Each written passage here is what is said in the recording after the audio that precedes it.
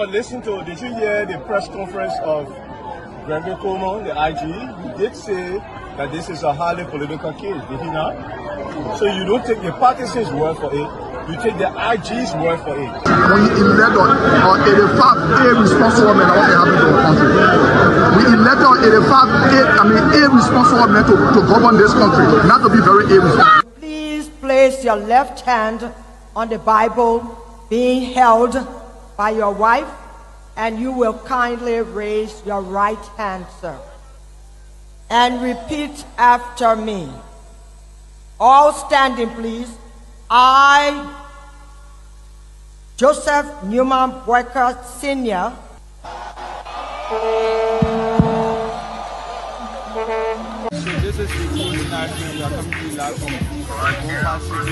No secret now that your friend and former boss will be a candidate in 2029. With all of that you experience, all of that you know, and everything that you see unfolding in the country now, will you support him? Will you be part of the process? Will you give him the support? Do you think he can be a better president? So why you want to bring political men in it or not? Oh, but political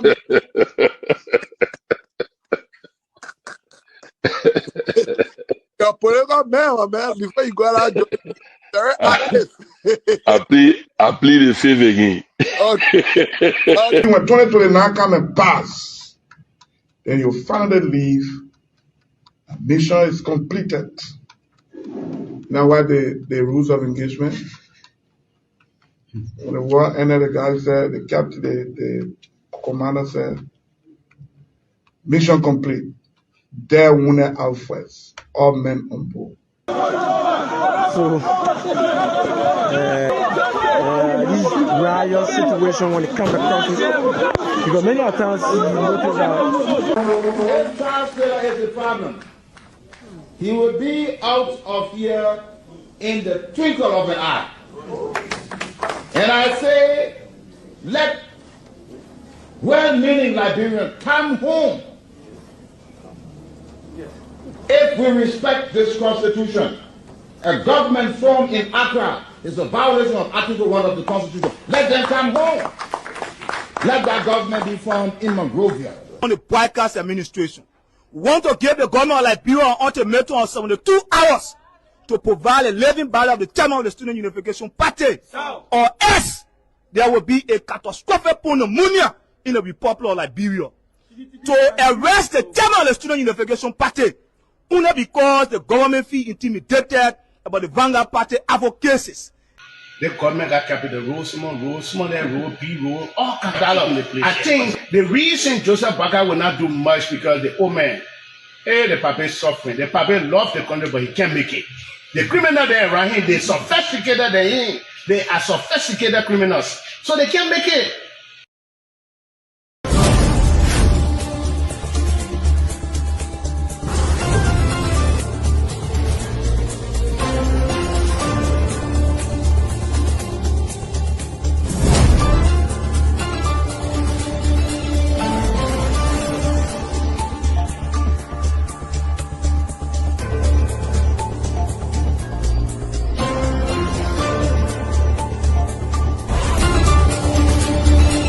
But listen to, did you hear the press conference of Seleke Kromah, the IG?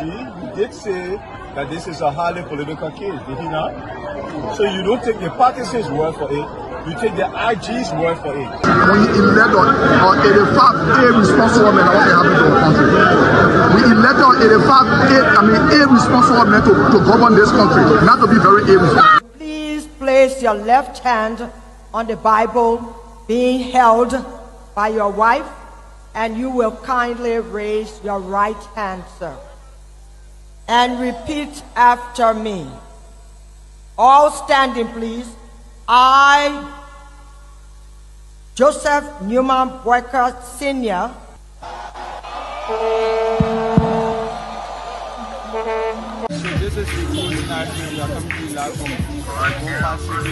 No secret now that your friend and former boss will be a candidate in 2029.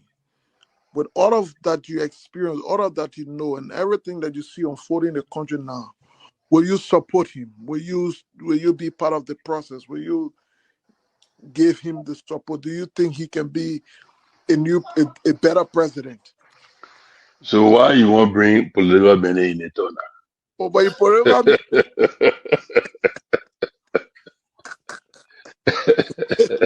you're a political man, my man. Before you go out, very active. I plead the fifth again. Okay. When 2029 come and pass, then you finally leave. Mission is completed. Now, what the rules of engagement? When the war ended, the guy said, the captain, the commander said, mission complete. There Wune Alfreds, all men on board. So this riot situation when it comes to country, because many times you notice that If Charles Taylor is the problem, he will be out of here in the twinkle of an eye. And I say, let well-meaning Liberians come home. If we respect this constitution, a government formed in Accra is a violation of Article 1 of the Constitution. Let them come home. Let that government be formed in Monrovia. On the broadcast administration, we want to give the government of Liberia an ultimatum of 72 hours to provide a living ballot of the chairman of the Student Unification Party, or else there will be a catastrophic pneumonia in the Republic of Liberia. To arrest the chairman of the Student Unification Party, only because the government feel intimidated about the Vanguard Party advocacies. The government got capital road, small, that road, big road, all kind of the place. I think the reason Joseph Baga will not do much because the old man, the papa is suffering. The papa loves the country, but he can't make it. The criminal there around him, they sophisticated than him. They are sophisticated criminals, so they can't make it. So folks, that's it. Welcome to the show 96.1. It's a frequency here on Truth 96.1. And my name is Myean the Torgbean. I'm here, pretty seated, to bring you the closing argument show. So those of you following, watching the live, I would appreciate if you can share the live, invite others to watch this live broadcast here. Welcome to this week edition. Today happens to be the first week of today happens to be the first day rather of this week. So I'd like to welcome all of you to this live broadcast here. And there are a lot of topics we have here tonight to be discussed. But to our listening audience, I will appreciate every one of you to invite people to come and tune into Truth FM or the closing argument page to watch this show on tonight. But if you are just joining us, keep sharing the show as we bring you more information as it relates to our country and other international news here. So we have a lot of international news, most especially this recent international news from America and that of one of the UN country, where we saw a lot of posts, a lot of social media footage have been coming out from there, and then people have been making their own contribution on it. So for the international news, let me see what I can bring you on some of the international news. Let me see what I can bring you on some of the international news. Well, invite others, guys. Invite others to share the show. Invite others. Yeah, you must share. I know. Invite others to monitor the show tonight. Okay, I think it's a bit okay now. So 20 minutes up to Okay, 20 minutes outside 9 o'clock. It's somewhat difficult to be setting up at the same time, sitting at control. So, but howbeit, please invite others to follow the show.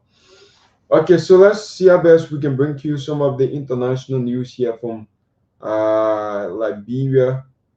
So the international news we've been following closely is the issue about the United States of America, and then the president of Venezuela, the country that was attacked by America a few days ago on Sunday, where when following this issue.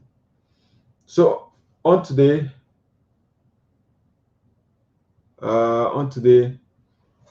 we saw the folks from the court in New York, where today the president and his wife were sent to court in New York, and then both of them said they were not guilty. So let me read this piece here. It says, Venezuela outside authority leaders said plead not guilty in a New York court over NASCAR tolerating charges, while his wife Celia also plead not guilty on trafficking charges. So with this issue, there are a lot of people been following this. So for those of you who are not following, the president of Venezuela, and also we saw his wife, both of them were at the court in New York, and then later on we saw they were transferred to another court by the way of helicopter.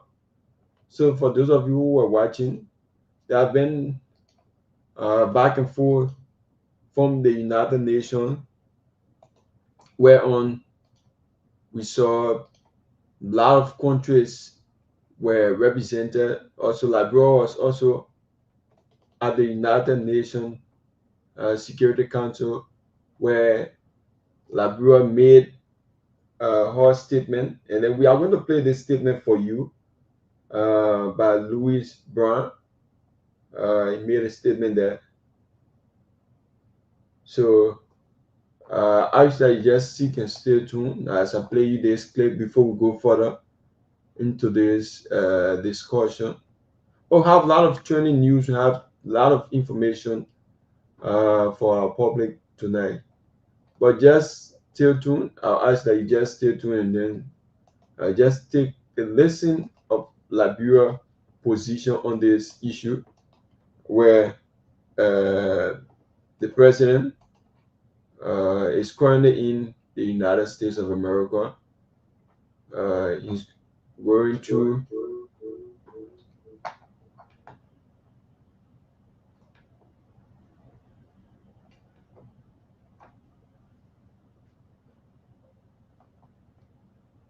so many trials. So I think it's okay now. So okay, so for those of you who are watching, just keep sharing this live.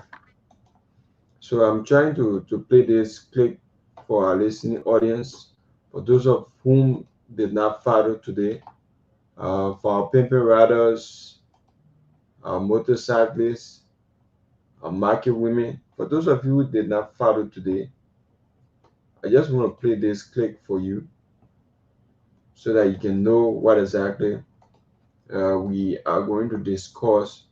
Because there are a lot of people who did not follow on today, so they can know. Because when you hear rumors that others said Liberia made a statement against the attack, while others said Liberia supported. So we are going to hear it ourselves to know what exactly went on before we go further with some of our local developments. So let's listen to this. Thank you, Mr. President. I have the honor to deliver this statement on behalf of the A3 members, namely the Democratic Republic of Congo, Somalia, and my own country, Liberia. We thank the presidency for promptly convening this important meeting. We congratulate Somalia on assuming the presidency of the Security Council this month and warmly welcome all new members. The A3 appreciates USG DiCarlo's comprehensive briefing and listened carefully to the remarks offered by civil society representatives. We also welcome the representative of Venezuela and the representatives of the region to this meeting.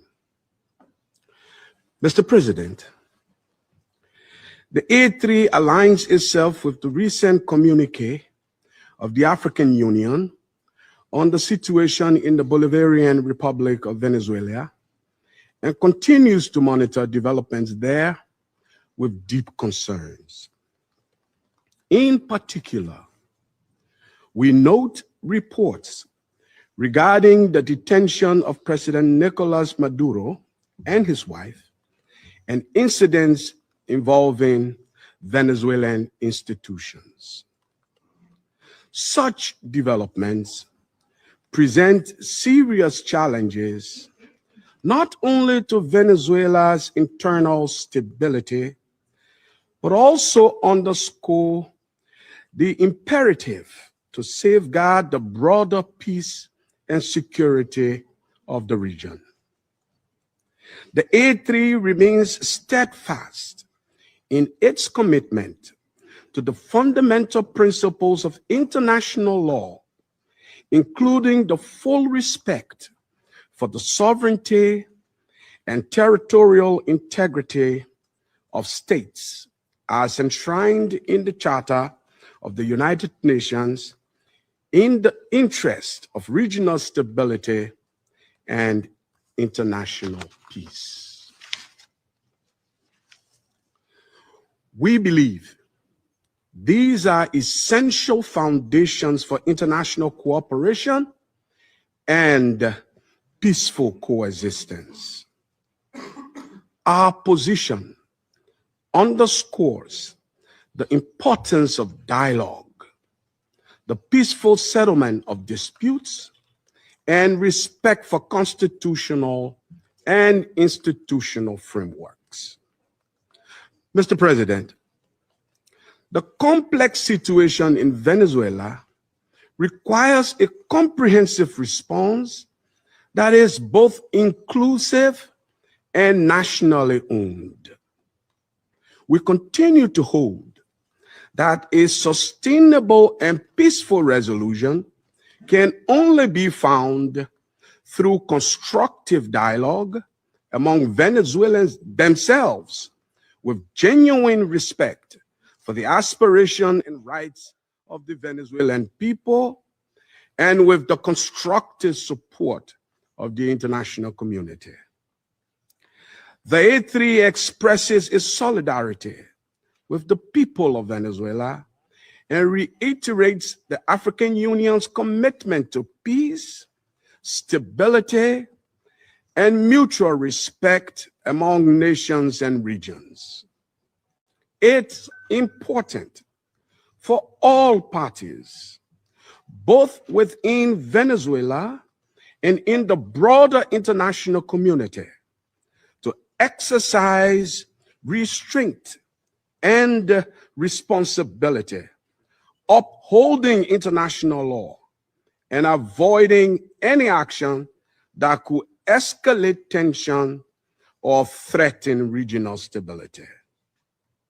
The A3 stands ready to support all efforts within this council and in cooperation with regional partners to facilitate a peaceful, inclusive, and lasting resolution to the situation in Venezuela.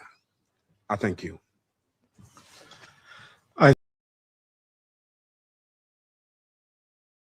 So you heard it yourself. So for those of whom that have been arguing back and forth that Liberia went against America, saying a statement against the world superpower, and what you have heard it yourself. For those of you who did not listen, but people making some statement, maybe around the tea shop or maybe on the road or whatever, but you have heard it yourself. So basically, we will take it step by step for us to lay the basis so you can understand what exactly the statement was. For our older folks and for those of whom that do not know what exactly are some of the points or the main area the ambassador was talking about. But basically, when he talked about the A3, which comprises of the African members of the Security Council, the 3 African members, which Liberia represent them at the United General Assembly, the UN Security Council, where one of the main points that Liberia did stress on is the issue of regional stability and then the international law, where they did emphasize that as a country, as United Nations members, they all should have a respect for each other, no matter your population, no matter your size, no matter what you believe in. But the issue is everyone, as long as you are considered a country, you should be respected. But with the issue of the president, there are so many charges being labored against him and his wife on human trafficking, drugs trafficking, criminal charges, and then list goes on and on. So with that, the president and his wife, they deny all of the charges. They said they are not guilty. So until then, we stay await the court to finish all of the entire process and then come up with some of the information. But for those of whom that have been following today, so basically there are not many Liberians who are following this because everyone think it's not Liberia, so because it's not ours, so we cannot follow this.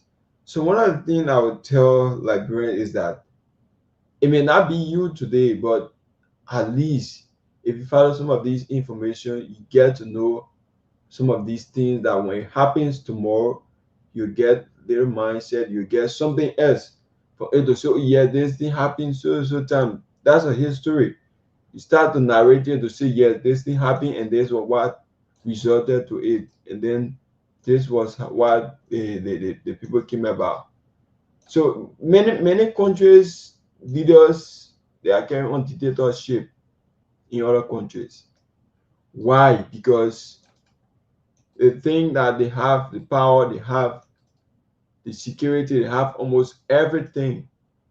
So because of that, the citizens, they are not being treated well, they are not being treated fairly. So wherever the government come out to say this, that's why the people live by. But if the people and citizens of Peninsula, if they have been going through difficulties or dictatorship, that which we cannot confirm, because the people of that era, they have been silent. Many people were saying it is because of this incident. That's why people are getting to know this country. But this country being existing, not too many people will do research to know the country, to know when it was founded, to know where this country is located and what have you. Not too many people.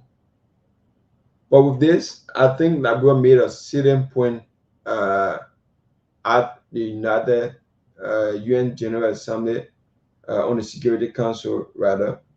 So with this, we can give a hand of applause to our country, representing the A3 group, which is the African members of the Security Council, which everyone applaud them for the level of work Liberia did today. And then let's move in to some of the training issue here from our end here.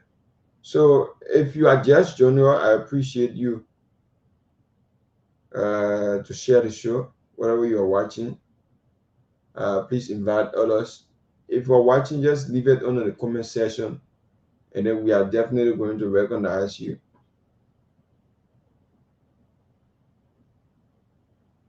We are going to recognize you on this show. So basically, we are going to discuss some of the local news from our end here.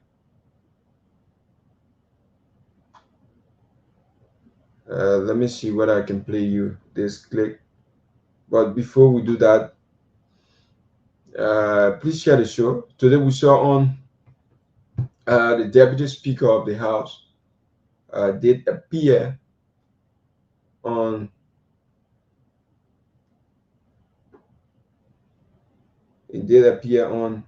the state radio, and then made a lot of statements where seditions, opposition members, both Unity Party, they were all they're making their own comments, making statements. But there are a lot of things that did say that Liberians would like to know, Liberians would like to understand what exactly going on within our country. So one of the things that I do observe is that if we are as Liberians start to prioritize partisan, prioritize party over country, is it good that we are pushing something positive for our country, or we are doing good things for our country? Well, if we look at our country, Mama Liberia, we say, yes, this is my party. It's not wrong to have a party as a politician or as a Liberian. It's not wrong. That's your constitutional right. But if you choosing a party, choose a party on a genuine reason. Choose a party based on what you think the party can do for the Liberian people, not what the party can do for you. Because if a party do something for you, if that party leaves, who suffers? The Liberian people. That's why you see Liberians are still suffering. Because some of them will come in and say, under my partisans. Some of them will come in and say, under my family member. That's why you see in our country, for people to really help people, it's kind of very difficult. Because that person will be thinking that if I'm helping another person, my own family member, I'm not even helping them. So what benefits me? What really I want proof? That I'll leave my own family members, leave my own relative, and then want to help someone else. What really I want proof? Is it because of name, because of title, because of praises? That's what people don't look at these things. But if you're helping a person, You are helping a person because of their nation. You don't know who that person became. That's why you see most of these politicians, lawmakers, or whosoever they call themselves, if they empower or if they have the hand, they don't pay attention or focus on the young people or people who are around them to empower them, to be able to help them, to give them some skills that today or tomorrow when they leave from power, or if the people who they help can be able to represent them out there, because they don't value human capital. They don't value people. They don't want. There are some politicians, there are some lawmakers. If you are smart around them, they don't take you good. They just want to use you and then leave you. There are a lot of politicians, a lot of government officials out there who are in that habit. Like, we know some of them. The only time some of them call you when they are in need of you. That's the time the place call to you. Oh, I want you to do this one for me. I want you to do it. After you're done, they will not pick up your call. They will not call you. Well, if something wrong, that's the time.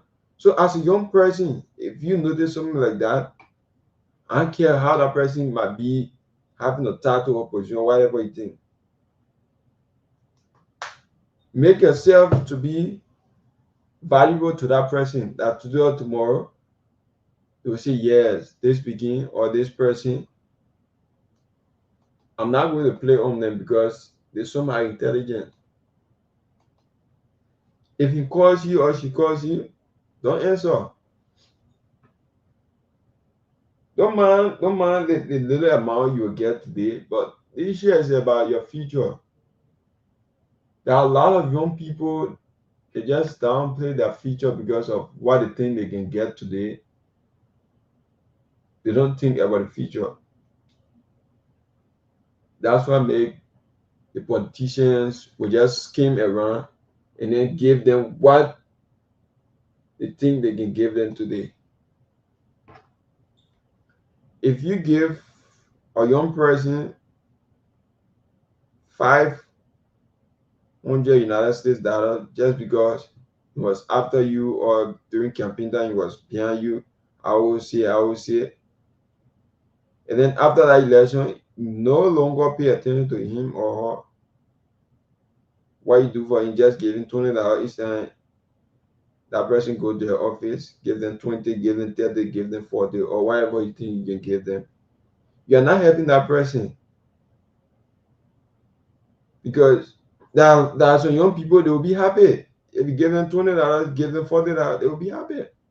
But as a smart young person, tell that person, the money you are giving me, you are not doing well for me. If you can be able to send me to school or empower me, I think it will be better. Because that 20, that 30 or that 40 you're giving that person, if you empower them, if they go to school or they learn trade or something, after a few months or a year, they can be able to do work out there and benefit something, get something for themselves, start to earn for themselves, and be able to sustain themselves and their family. But if you look at them and give them $20 today, if that person can have 20, I'm not $20 can really go for in like, bro. Some people use $20 a day. They can't even know how they use it. Then if you give that person $20, when the person come out of you, maybe at the end of the month or after 2 weeks, how much that $20 is going to do for a family? Most especially like, bro, most especially the kind of economy we have, where people see things very, very difficult. Money business very hard. That's how people say it. And myself, I'm a librarian. I'm here. I know what's going on. We are seeing it. That's why I always say, whether you are opposition, whether you are ruling, you are independent, everyone bear the penalty. Just like at a certain point in time, there are some people who don't feel certain things at a certain point in time. But if that time finish, your own time finish, your own finish. Another person time comes, you enjoy. That's how the entire game looked like. So if you see a farmer in Lofa or in Bone County, is there making his or her farm? You don't think about people who are in Morovia. You don't think whether people are existing in other countries. Because that person just think that what I think I can be out there for myself and my family, that's what I think I can do. Well, if you start to think about other people, start to think about other things that are not benefiting you, people will say you get pressure because like blood pressure, not small pressure. If you get pressure in like blood and then you don't have control, might likely result to something else. Like I can tell people for free, right now, we are getting closer to the political season. It's just like people will not come out officially, but we are getting closer. When in 2026, you start to see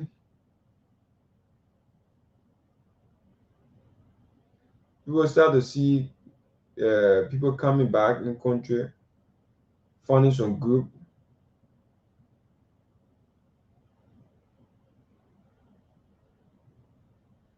funding some auxiliary and other stuff. So if you as a person seeing yourself, you're not moving anywhere, but just yet because people seeing this, people seeing that, and then you just want to jump into it. But politician will come, politician will go. Liberian people remains. The only time you see over 20 presidential candidates is when election starts to come around. But right now, the only 3 or 4 presidential candidates we are seeing hopeful, or the people we are seeing opposition is just 3 right now. It's the CDC, the United Party, the CDC, the CMC, and then we are seeing the ANC. That's the only 3 opposition parties we are seeing now. But if we get to 2028, approaching 2029, you start to see over 20. Some of them, you don't even know where they're coming from. But because NEC made everything open up, you should have this one, you should have the degree, you should pay this amount. So everyone will go and register. Just get a party, get few number of people, 50, 100, just get them. You can find your own party and run for presidency. We saw Appleton around here. Appleton is ambassador right now for Japan. No one knew where Appleton came from. Appleton just raised up a number. No media engagement, no campaign, nothing. We just saw that number for Appleton. And then Liberians were all surprised, most especially the folks from the opposition. They were all surprised. But we are in 2026. This is the time Liberians should know how to move about, because politicians will come around. Some of them will start to come this year and go. Next year, some of them will start to come and go. But never mind, Liberians. People can say on the election time you can eat your own money. That's the best time. Because after the election, you are not going to see them, to get a down from them. Some of them will come in a community, look at a group of people, and then get them 50,000, 100,000. But right now, you no longer see some of them. Everyone is on hustle right now. So the only thing you can do, Liberians will say, we'll wait for 2029. The young people themselves, they are grouping themselves, waiting for 2029, because Liberians are saying out there, the CDC government defeat us. So because of that, we did not re-elected them. And now we are seeing a unity party government, a rescue government. They're seeing Liberians. They are complaining. What we expected from this rescue government, we're going to 3 years now. We cannot see anything tangible. So because of that, waiting 2029 to see how 2029 result is going to be like. But we are still seeing the tailway. We are still seeing Mr. Kumis. We are still seeing Mr. Bedete around. But Liberians, they are going to decide if they prefer going the usual way or they prefer changing the way they used to go. Because one of the things I would say is that if you see Liberian people electing a government for 2 terms, is because number one, the first term is that Liberian people say, yeah, this person or this government did well. So let's see whether we can try them for the next term to see if they will double up in the next 6 years to see whether they can make it up or to do well than what they did in the 6 years. That's the time you see Liberians giving them power for the next 6 years. But it's very difficult in Liberia. Because if you say you serve for 6 years and you cannot make it up to the Liberian people, then it's a let's go. Because Liberians are not going, even in the district, it would just imagine in a district where you find people who maybe probably you say yes, you put people together to convince them. But in a country where you see you having district, you having a county, you having towns, villages, and what have you.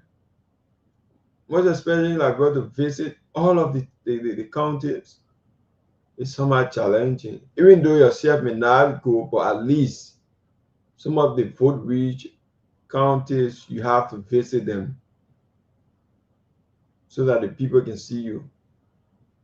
Like in other countries, you see the people like the people have some older leaders who cannot walk, but rather what they do, they face a statue and then put them in the street to campaign. Other countries are doing it, but we hope to see from now to 2029. We hope to see if the president of the Republic of Liberia is going to contest or he's going to leave the vice president or whoever in the hands of, but that is in the favor of the Liberian people. One of the things is that if you accede to the presidency, the kind of lifestyle you will encounter, you will not want to even leave power because the kind of security you have around, the kind of people, money coming in your account, and what have you, you will not want to leave it out. Even if you cannot make it, you still tell yourself, I can make it. Let's go. That's the kind of country we are in. That's a lot because if you can just leave some of them there or some government officials, they just want to be there until they say, yeah, the president died. That's the only time. But they don't want to leave power. They don't want another person to come and take over. Why? That's why you find it very, very difficult in a country like this. Because everyone wants self-praises. Like you want for someone to praise you, only you, only you. That which of course is wrong. At least let people praise others. Let people praise you to say, yes, this person is because of this person. I'm here today. It is because of this person that I can do this. But not wherein people will say a lot of negative things about you, and then you think you are doing good. You think all is well. It's on working environment. There are some people when they're in that environment, if they leave from there, people become happy. There are some people when they are there, you see no smile on people's faces in that environment. There are some people when they leave some area, you see people will be sad because the kind of work the person was doing. But now when you leave a place, everybody happy. You think it's because of good reason? Sometimes it is because of the kind of working environment you affiliate yourself with. But 4 minutes up to 10 o'clock. So at 10 o'clock, shortly we will open the line and then have some chat discussion with the public as it relates to this issue about 2029. How do Liberians see 2029? If they are going to elect this government, if they are going to elect the CBT administration, if they are going to take the tailing, which is the CMC, or to take another opportunity or take another way to AMC. Well, yet to see another political party that will make it up to the spotlight like the 4 parties we are seeing right now. So if you want to make your contribution, at 10 o'clock, the number will be announced wherein you can make your contribution. So there are some lawmakers within our country who they just want to be around government. They just want to be around government, to just be affiliated with government. Every government that comes, they want to be there. Then they know themselves. Many of them, they don't want to sit one place. When this government comes in, they render up praises to that government and say, yes, the government doing this, doing that. If that government leave power, they will maneuver that way, some kind of way, and then make friendship with the new government just because they don't want to be attacked or they don't want certain thing about them so that Liberian people can know. But they'll laugh them. The Liberian people know them. Some of them, if you see them, you say, yeah, this person is good. Not many of them. They are the same people who are taking your country money, using it. If you check up, some of them, their children are in the States, their children are in other countries, making money, going to schools, enjoying good life. For the poor people, the marketeers, their children are here going to school. To even find school fee is very difficult. Right now, schools are open and schools are requesting for maybe probably 2nd semester school fees. Where are you getting it from? Some people, when schools are about to open, they start to worry. That's the time that pressure starts to climb up. Worrying where they're getting money from. On their feet from morning to night. Where they did not place money, they're going to look for it. In a country, government schools are now turning to private schools.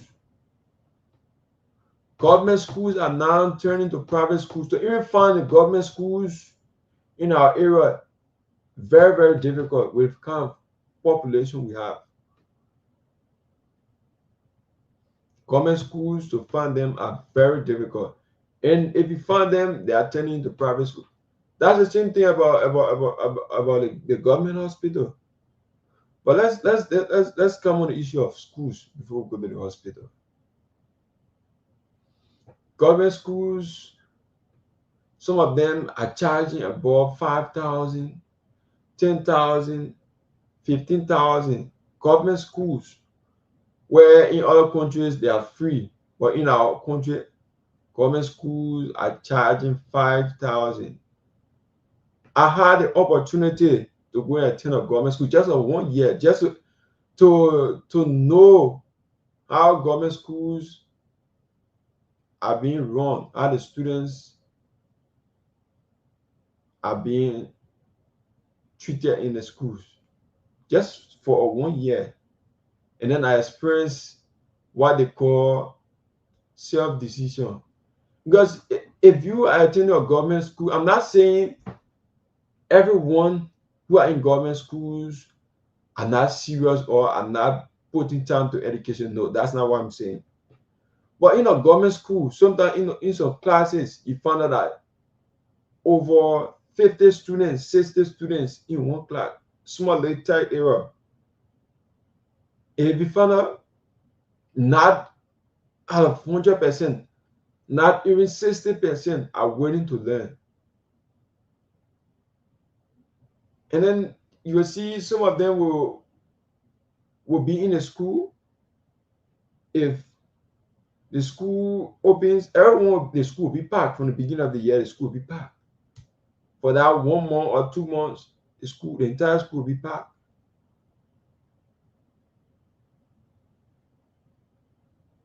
So I don't know if you getting something, just let me know. I think someone is in the comment section there.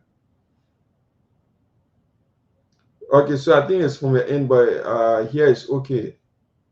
The background is okay. So like I was saying, government school, if you just go there, the school can be packed from the beginning of the year. But as time goes back, some of them will start to drop. They are not dropping totally. Some of them will say, yeah, we in a school there. But they are not going to school. The serial ones will be there, going to school, doing assignment quizzes and what have you. The ones who think that it's just a government school is government school that any hour you want to go to school, anytime you want to go to school, you go to school. When they hear that maybe probably today is the last day of review and then written test and next week, that's the time you see all of them will come. I'm not paying for test fee, so say I'm pay a test fee. You go and write a test. Some of the teachers, they don't pay attention to some of these things because it's government school. So everyone, some of the teachers say, I don't have my family member, I don't have anyone here. So why really I want proof to go after students or to put things in order? No. So all of them will just go and write tests. That's the time you see when the government schools are writing tests, go and sit on some of these campuses. There are a lot of them will come to school during test week. After test week, they lost. It's just like our ghosts who are writing tests. Because after test week, all of them will go home, go do their normal businesses.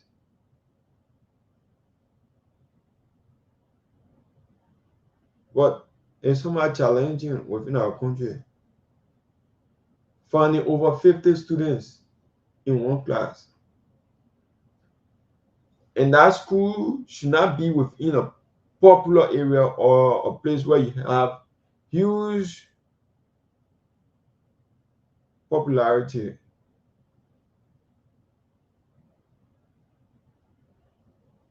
So you find out that you find maybe around 80 students in one classroom. And I'm not talking about in the rural part. That's one of the discouraging part there. In the rural part, sometimes you find in a high school, you find only 5 teachers from ABC to 12th grade. 5 teachers. How possible it is that from ABC to 12th grade, like In Lofa County, to be specific, around the Voyama area, there's a school there, somewhere around the Mandingo Bell. There's a school there that is named in the late, the founder of the Unity Party, BM Kesedi. That school is stopped to 9th grade. Only 2 teachers. From ABC to 9th grade, only 2 teachers. How possible it is from ABC to 9th grade, only 2 teachers? And that whole entire surrounding from there to get in the city itself is like about 30 minutes on back. But in that whole entire surrounding. And the place is not far from Guinea. For those of you who listening, who know where I'm talking about, you will know where exactly the school is here. Only 2 teachers, and then students within our surrounding villages, in our surrounding area, are going to that school. If you see the school, is deployable. And the 2 teachers are there, they are not even on payroll. And they combine 1st grade and 2nd grade within one classroom. 3rd grade and 4th grade in one classroom. So when I asked one of the teachers, I asked him that, how can you guys teach the 2 classes at the same time? And he said, I divide the blackboard into 2, and then I put 3rd grade note on the side, I put 7th grade note on the side. I said, how possible it is? They are not in the same class. One is in 4th grade, one is in 5th grade, or one is in 3rd grade, one is in 4th grade. They are not taking the same lesson, but they are within the same classroom sitting together within this kind of modern era.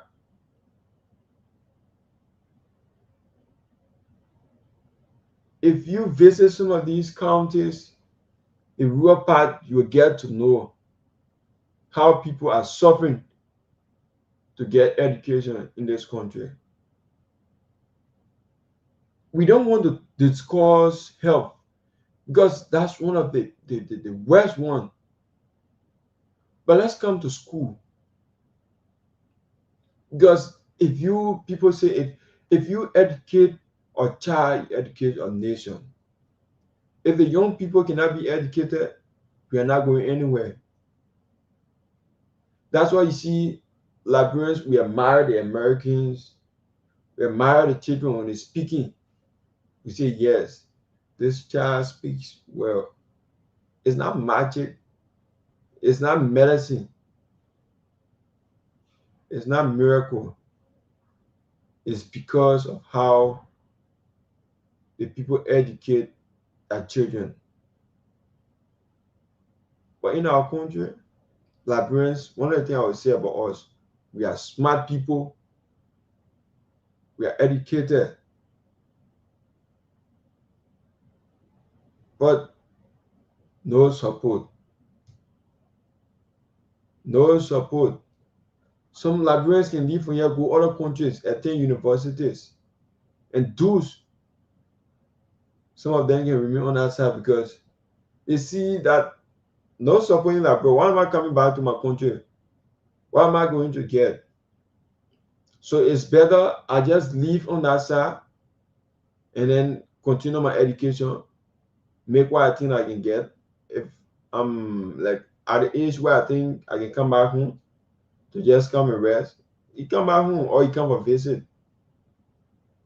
That's why you see, it's not like Liberia don't have engineers, Liberia don't have pilots, Liberia don't have captains, Liberia have all of these professions, but there are no support. No support. If you see some Liberians building some houses, you wonder where they got the idea from. You wonder how. It's right in our own country. There's some work we do. Some countries be like wondering how these people manage. We wonder where we are from different area of we are different people. But there are no support. If government come in, that government is going to do everything they can do, believe. But to prioritize the young people, that's why you see sometimes Liberian people get mad at the we administration because they thought they saw that youth in him to say, yes, this man is a young man. He came from down the line. He's a native man. Let's see what we can bring him to help the young people. But what they expected from him, they did not see it. And also the people that were around him, they all helped to carry him where he is today. And now we are seeing this government. There are some things in between we still following. But Liberian people, they are going to make that decision. That's why I can say, young people, we have the courage. We still have the time. We can still keep pushing. Because if you see a man in his late 50s or 40s, he already done what he think he can do for himself. But not someone who is maybe 18, 15, 10, from 10 in the range of 10, 20, 25, around there. These are people who I think the country needs to depend on. Even though the people who are in their 30s can still make a lot of positive impact in our country. But as time goes back, everyone time wait for no man. So there are a lot of things that I think this country needs to do. Because the education system, too many things that need to be corrected. None of the students still sit on the floor. In a real part, students carry their own chairs. They plat the chairs. They carry on campus. Some of them, they carry bricks. They sit on it across the long plane. Sometimes you see 4 or 5 persons, they put their books. Sometimes you see one book in their hand, they put it on a lap, and then read. All of them in our classroom. But some of them will leave from there and then become leaders tomorrow. Some of them will leave from there and become a featured people in the society. But if you live from that area and then you're not going to pay attention on where you came from, that's some of the things that suffer our country. Because you as a person, you know where you came from. You know what you passed through to be where you are. You're not paying attention to that. But you say with yourself that, oh, I suffer a lot. So it better I enjoy. I'm at a point where I think I can enjoy. Nothing I think needs to embarrass me or bother me. You are not going to think on where you came from. The people.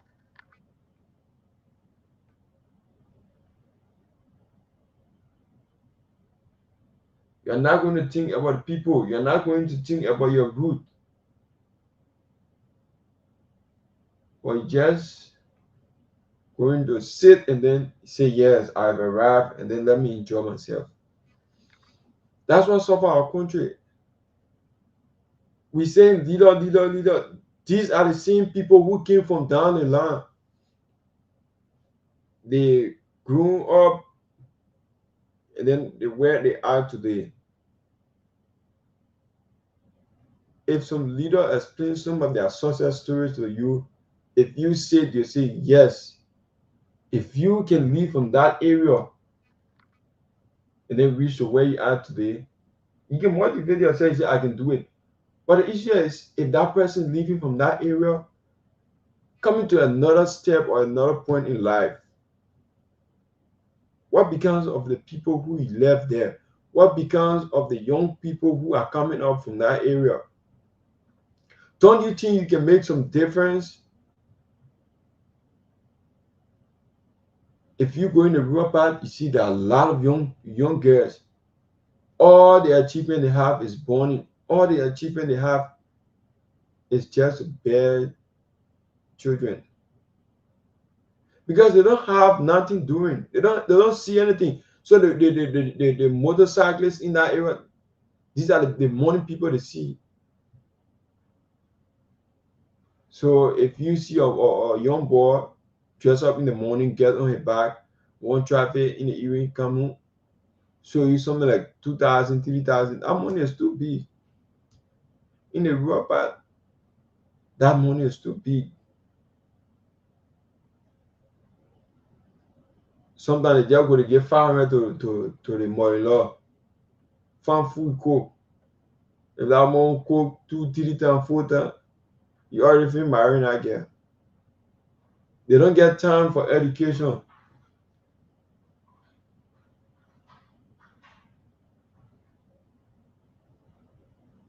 The parents are also the reason. The people are also the reason. Because if you say you want to stop this, if you say you want the country to get better, and then you yourself, you are not helping the government, you are not helping the people to put end to some of these things, you are not helping yourself. Well, how can you look at a child who is at the age of 15, 16, born within your own hand? You're not taking no step, no action, nothing. But just because you sit there and then that boy is giving a little amount, you think all is well, you think your family have someone good to be supporting you. It's not bad for you to have someone giving you money, but what's the intent of it? That's something you have to look at. If you just see a boy just giving money, and then he's around your children, starts to think, what is actually going on? There are too many things within our country. People don't see them. That's why I say if you take a visit in the rural part, that's the time you get to know people suffering in this country.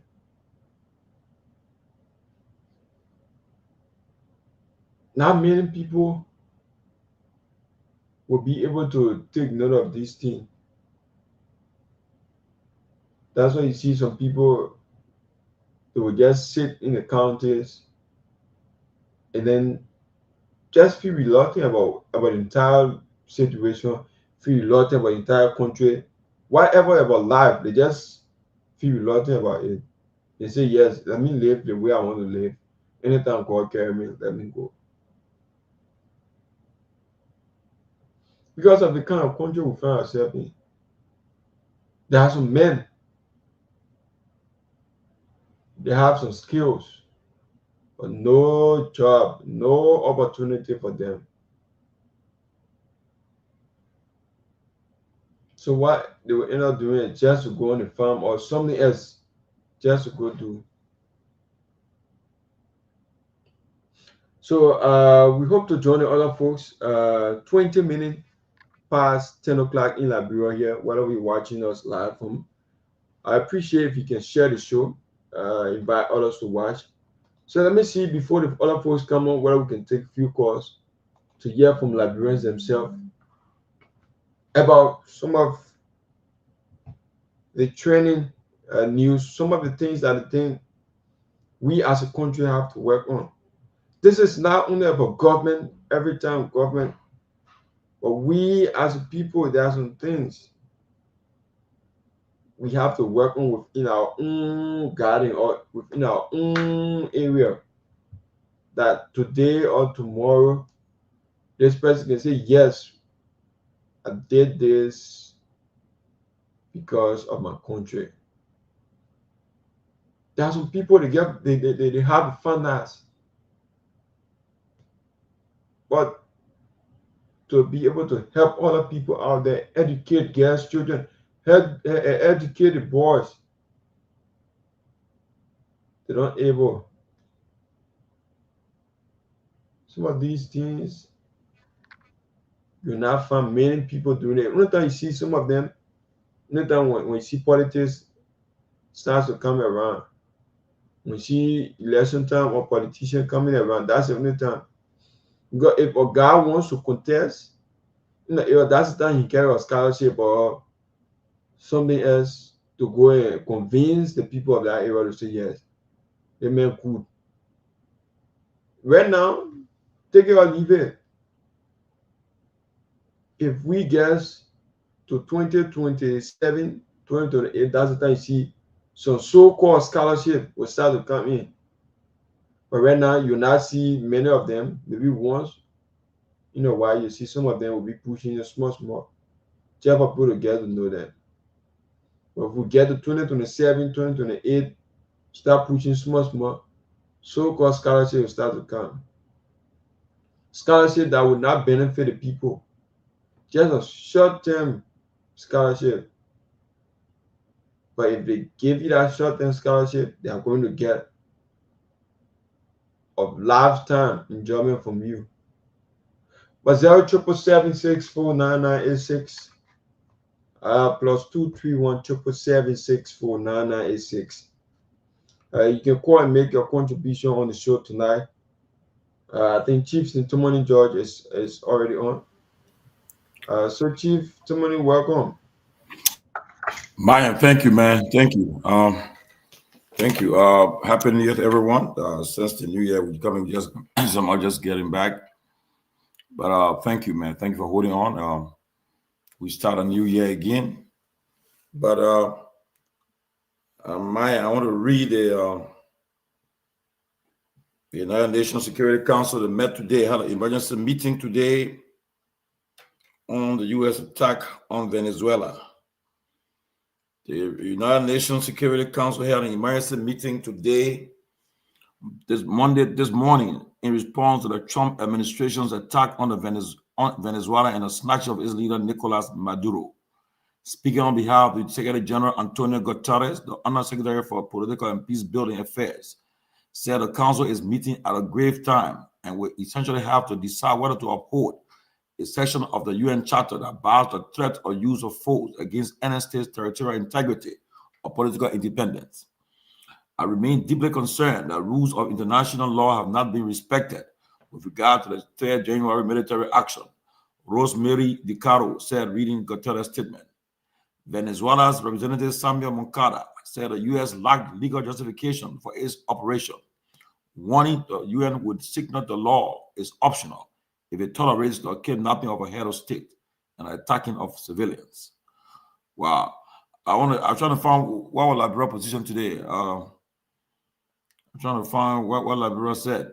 Liberia in a tight space now. Now you on the Security Council, that's some of the decisions you have to take. The discussion you have to be part of. Because if you can't be voting against the other member states and they support American interests, and then they will say, but the Security Council see that as a joke. So Liberia finds herself in a tight situation now. But hopefully I can get the Liberian position on the UN Security Council meeting today. I know I'm trying to get hold of it to know where Liberia stands. But The Liberia now, they have opportunity to be part of this August body, work body, and they have to be involved in discussions. But besides that, before we handle this UN Security Council and the Venezuela issue, Myean, what's the news that's trending in Liberia? What's the news trending in Liberia? Okay, so this issue about the former president, and also this issue about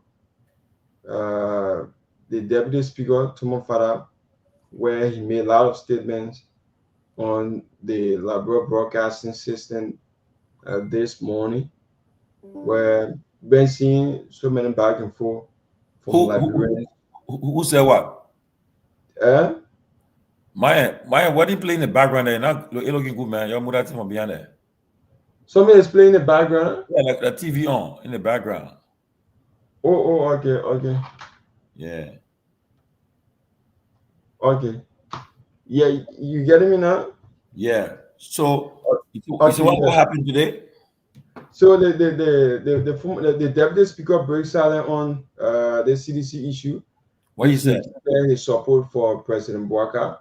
Okay. And then he made a statement that if the president, the president of the Republic of Liberia, if he comes in an election 5 times, he's going to support him.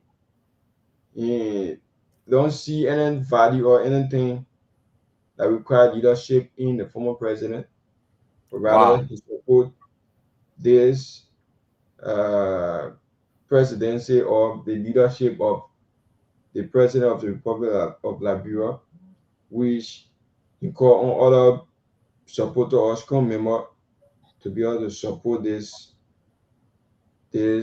rescue government, because they are doing some good work for Liberian people. He even made a statement that he was the only lawmaker during that term when he was in CDC to carry CDC in Lofa County, also the former president, to be able to propagate the message of the former president back then, where he never saw any sedition to do that.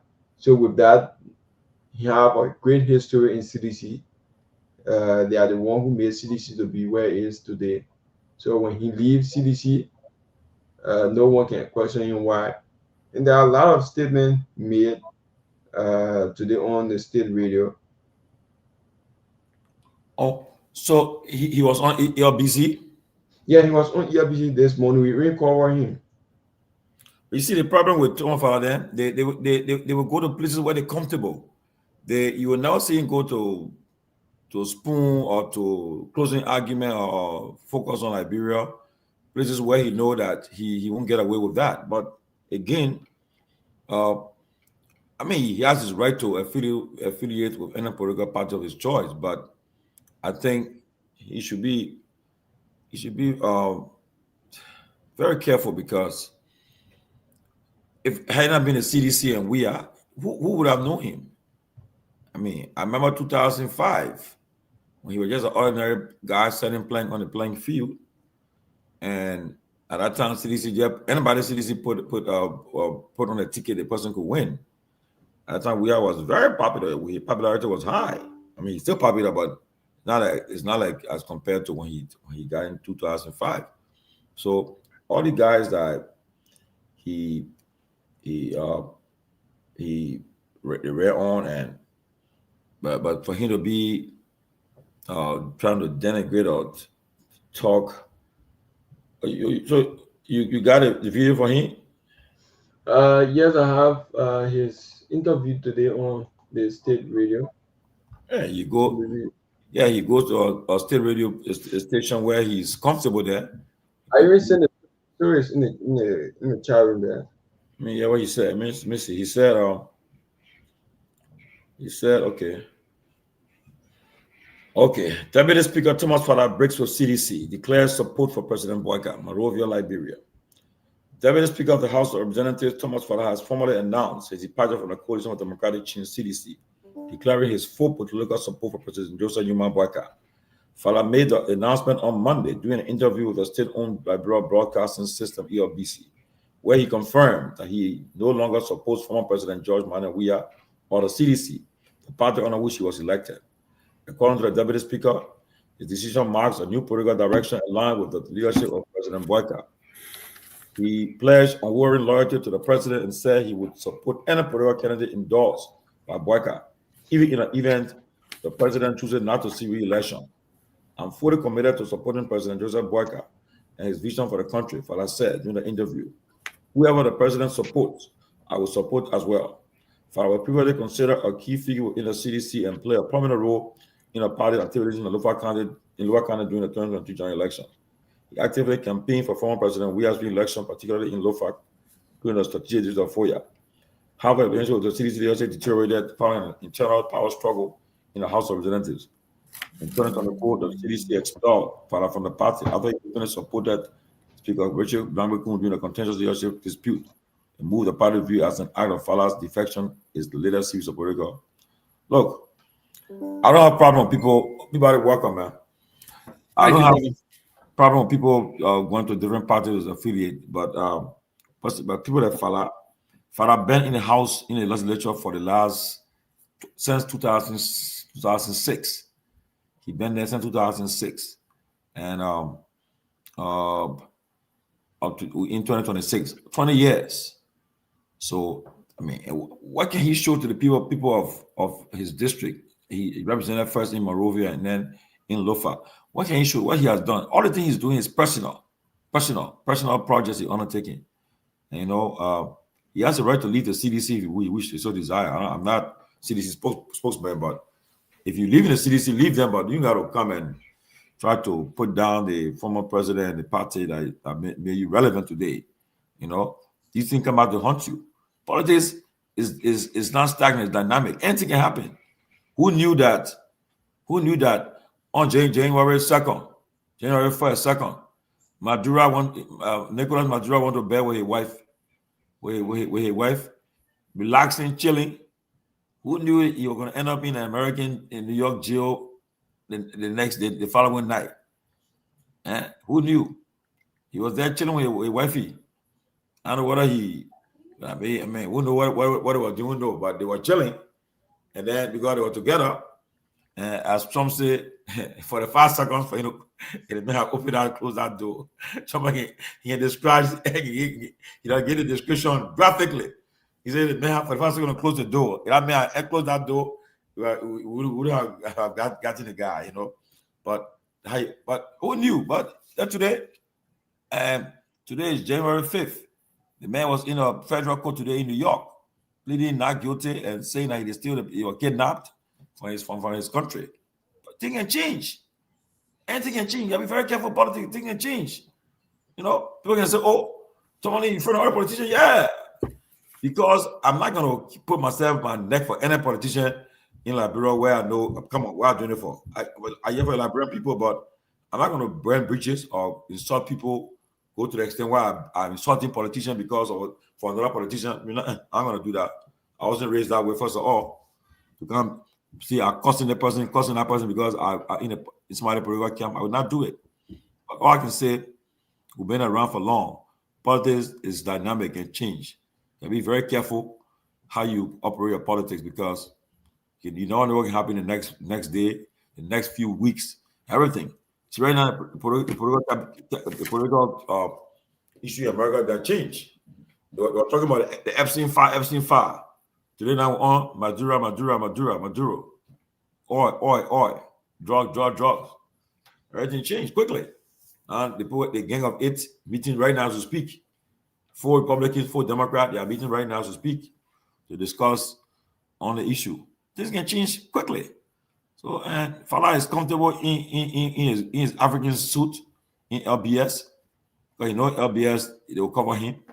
They will give him coverage. They won't ask the tough questions. You get away with anything he says, but that's how he is, you know. But again, it is right, but I think you gotta be mindful how you try to put down his former party. Yep, that's just the kind of politics we have in that country. When people are very greedy, and that's what they do. They go and undermine the other group and do something else. if we should delve into FOIA. They got, man, better 20 years. Okay.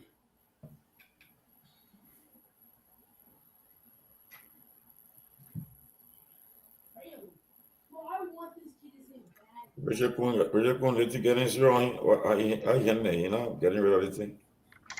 Why they? Myean trying to put the video on?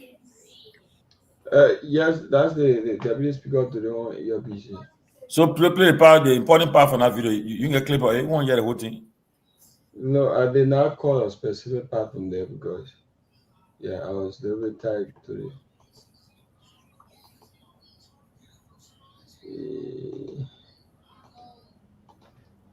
Yes, but I sent you the entire story. I did the entire story. I sent it. Yeah, sorry.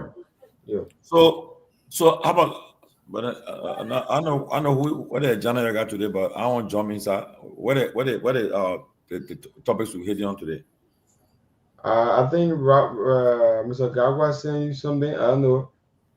He had to come on, but we can start from that era. Yeah, what the first one? We also saw today that bro made her case today at the UN Security Council. You got a clip for it? Yeah, I have a clip. Okay, play that. Let's start with that first. Play that. I even did a story, and then I'm saying the story first. I mean, what Liberia said today, because Liberia is in a tough position now, though. You Security Council member, you got to take part in major decision, major discussion. So, wherever the council condemning America for the action today, Liberia got to be on our list to condemn America too. That's the issue that people been hearing, Liberia, that Liberia is not going to condemn the issue against this attack. So I seen the story. Let me play the video. Yeah, play it. Yes. So see, there are a lot of talks here from Liberia. Yeah. Why you playing it? See, Liberia used the words that you were very measured. See, the word were measured. See, Liberia urgent restraint, dialogue on the Venezuela. Liberia has reaffirmed a strong commitment to international law, regional stability, and peaceful conflict resolution during the United Nations Security Council meeting, calling for restraint and inclusive dialogue amid growing concern over developments in Venezuela. Delivering the statement on behalf of Liberia and the A3 group. See, they push Liberia in front. So you're go talk. You see, the African country push. They say Liberia Permanent Representative Ambassador Louis G. Brown thanked the council presidency for swiftly convening the meeting and congratulated Somalia on assuming the rotating presidency of the Security Council for the month. Ambassador Brown, the issue now. They talk about the issue here. He said, he further welcomed the participation of Venezuela delegation and representative from the wider region, addressing the situation in the Bolivian Republic of Venezuela. Liberia aligned itself. But I said the thing. I said on chat room. See, Liberia playing a game. Liberia aligned itself with the African Union. Communicate. You see, expressing deep concern over reports of political developments, including alleged detention involving President Nicolas Maduro and incidents affecting Venezuela's state institutions. These developments pose serious challenges to Venezuela's internal stability and raise broader concern for regional peace and security. Liberia emphasized that the A3 remains firmly committed to the core principle of the United Nations Charter, particular respect for the state sovereignty, territorial integrity, and non-interference in internal affairs, describing the principle as essential international cooperation and peaceful coexistence. You see, Liberia, they call for inclusive, nationally owned process, shaped by constructive dialogue among Venezuelans themselves, so rather by being implored. The Liberia position was clear. They were very measured. See? They reaffirmed. Yeah, play that guy. Play the guy playing. Thank you, Mr. President. I have the honor to deliver this statement on behalf of the A3 members, namely the Democratic Republic of Congo, Somalia, and my own country, Liberia. We thank the presidency for promptly convening this important meeting. We congratulate Somalia on assuming the presidency of the Security Council this month and warmly welcome all new members. The A3 appreciates USG DiCarlo's comprehensive briefing and listened carefully to the remarks offered by civil society representatives. We also welcome the representative of Venezuela and the representatives of the region to this meeting. Mr. President, the A3 aligns itself with the recent communique of the African Union on the situation in the Bolivarian Republic of Venezuela and continues to monitor developments there with deep concerns. In particular, we note reports regarding the detention of President Nicolas Maduro and his wife and incidents involving Venezuelan institutions. Such developments present serious challenges not only to Venezuela's internal stability, but also underscore the imperative to safeguard the broader peace and security of the region. The A3 remains steadfast in its commitment to the fundamental principles of international law, including the full respect for the sovereignty and territorial integrity of states as enshrined in the Charter of the United Nations in the interest of regional stability and international peace. We believe these are essential foundations for international cooperation and peaceful coexistence. Our position underscores the importance of dialogue, the peaceful settlement of disputes, and respect for constitutional and institutional frameworks. Mr. President, the complex situation in Venezuela requires a comprehensive response that is both inclusive and nationally owned. We continue to hold that a sustainable and peaceful resolution can only be found through constructive dialogue among Venezuelans themselves, with genuine respect for the aspiration and rights of the Venezuelan people, and with the constructive support of the international community. The A3 expresses its solidarity with the people of Venezuela and reiterates the African Union's commitment to peace, stability, and mutual respect among nations and regions. It's important for all parties, both within Venezuela and in the broader international community, to exercise restraint and responsibility, upholding international law and avoiding any action that could escalate tension or threaten regional stability. The A3 stands ready to support all efforts within this council and in cooperation with regional partners to facilitate a peaceful, inclusive, and lasting resolution to the situation in Venezuela. I thank you. So you see, look, that's a smart move Liberia made. People, and that's diplomacy. So Liberia did not take a position unilateral, like on a solo position. No, Liberia position was they are part of the larger African Union. The three countries that the African countries on the Security Council, they said they support the decision of the African Union and the position it took. So a smart move Liberia made to say, oh, didn't Liberia go and say they take standing alone to say, yeah, we condemn it? No. So Liberia acting on the umbrella of the African Union, which is a smart diplomatic move. You're not going to accuse them of, I mean, in other words, they are saying they stand with the people of Venezuela. So you can't say Liberia's stand. Liberia say they part of the African Union and the position they took. So they call themselves the A3, the three countries on the Security Council from Africa that are there. So the Democratic Republic of Congo, I think, another country, yeah, and Liberia. So the smart move they made. I mean, I think, but you see somebody ran away today and say, hey, politics.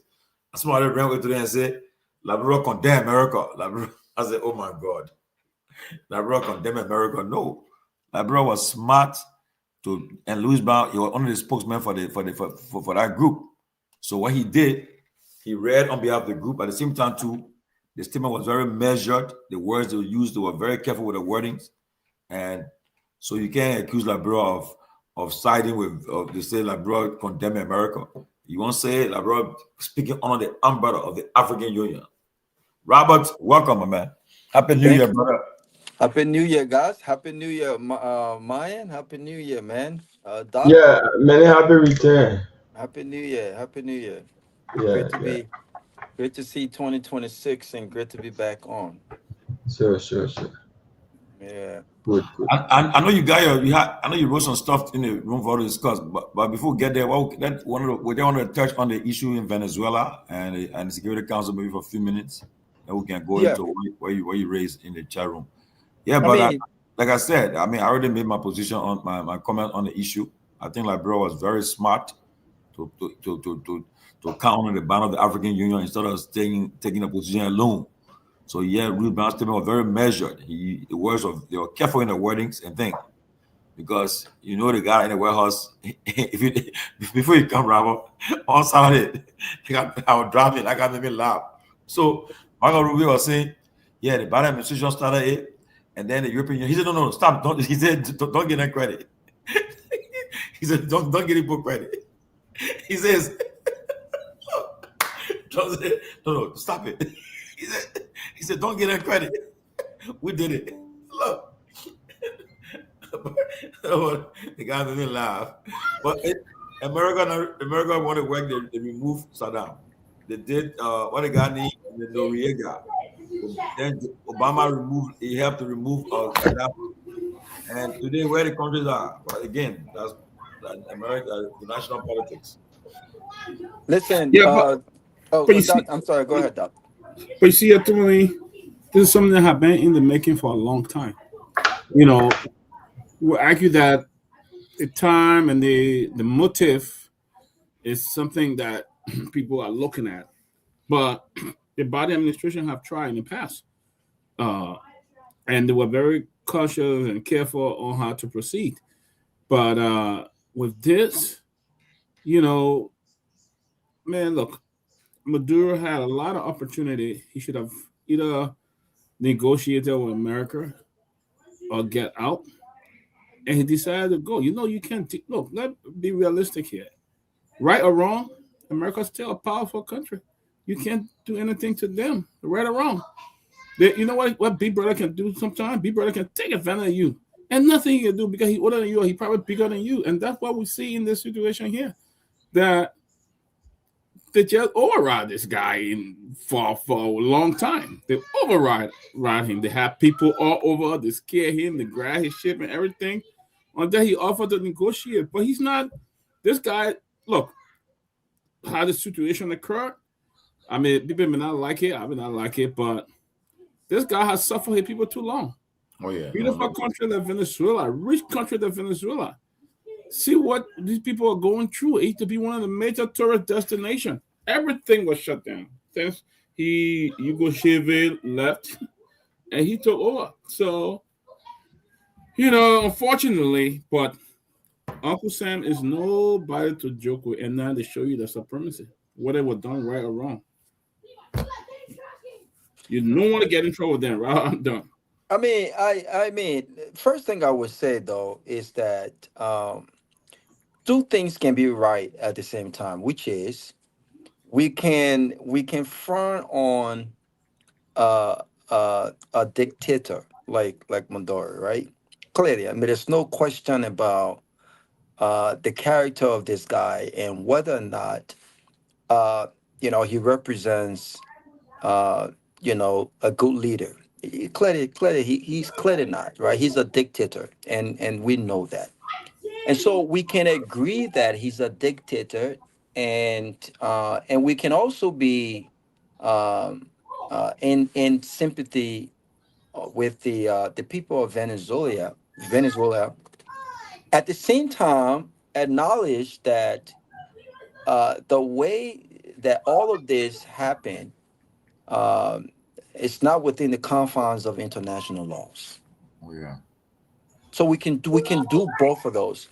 And the reason why the Biden administration was very cautious is because they wanted to make sure that anything that was done, any process that will capture or bring to prosecution Maduro was within the confines of international law.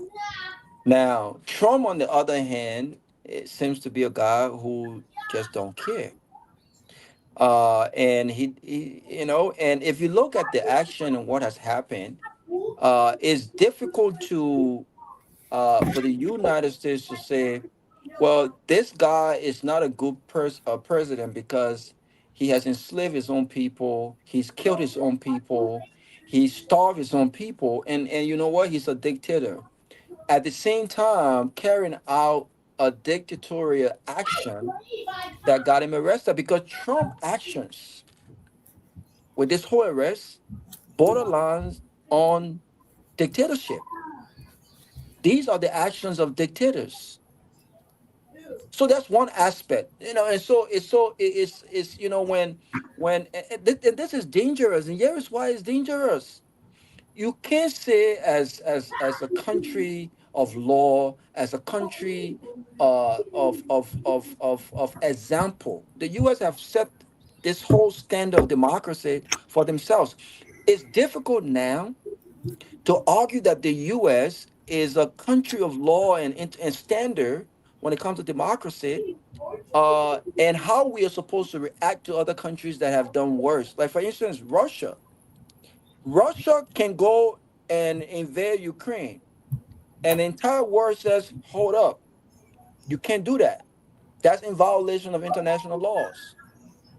The U.S. says, no, we have to support Ukraine because Russia is taking advantage of the weak military powers of Ukraine. So we have to support them.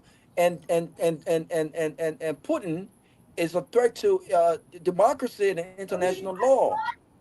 But the U.S. can go into Venezuela and do similar thing as Russia, and then everyone says, well, hold up, they're doing a good thing because this guy is a dictator. We can't have our cake in America and eat it at the same time. And so what the United States has done, I think from one perspective, it's a good thing to get a dictator out.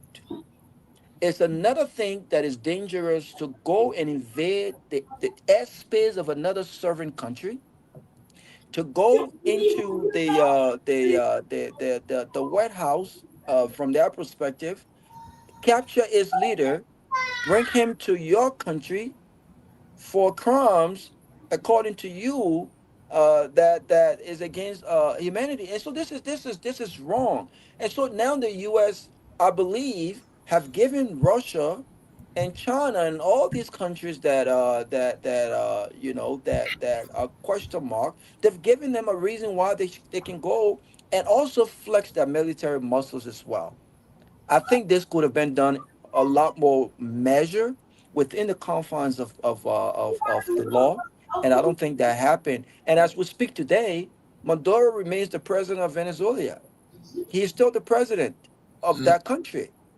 No, but Robert, few minutes ago, Delcy Rodriguez was sworn as the president of his number two, the vice president, Delcy Rodriguez. She just Yeah. took the other office a few minutes ago as now they call her the interim president. Right, Now, because the law of Venezuela demands that in the absence of the president, the elected president, uh, outside of medical or whatever, in this case where he's captured by a foreign country, he is incapacitated to carry out his duty. But so the Constitution allowed them to have a temporary president in person of the number two in charge, but it still does not mean that she is the president. She is acting as president, yeah, but but Maduro, it remains the legitimate president of no, Venezuela. no, but listen now. You see, this lady she was very smart. What she did on Saturday, the minute they took, she came out and said she's still recognized as president, and she's the vice president for the country, right? So, and then the Supreme Court of Venezuela reaffirmed the support in the constitutional order that said that the vice president was stepping. So the woman was quick, and mind you, Trump, he wasn't willing to deal with the woman. But when the woman spoke and said, as far as we're concerned, we have a legitimate, our country still exists. I will be acting president until further notice. So today now she was swinging. But now I think Trump administration that the tone have changed a little now. They are saying now that if she willing to work with them, to work with her. But here's the thing now. Her tone now changed to 24 hours. She opened it up now because Trump said, "Oh, if the council are going to do another one, we'll do it." But I think I want to get thread. I don't think you'll do because that the first one he did was very expensive.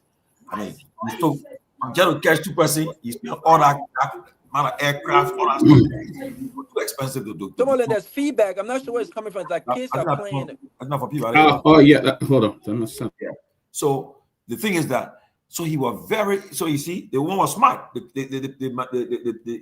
defense minister, the interior minister, Supreme Court, the radical states the law. We're still in charge. So just today she was showing out. So the president now of Venezuela, the interim president is Delcy. They call her Delcy Rodriguez.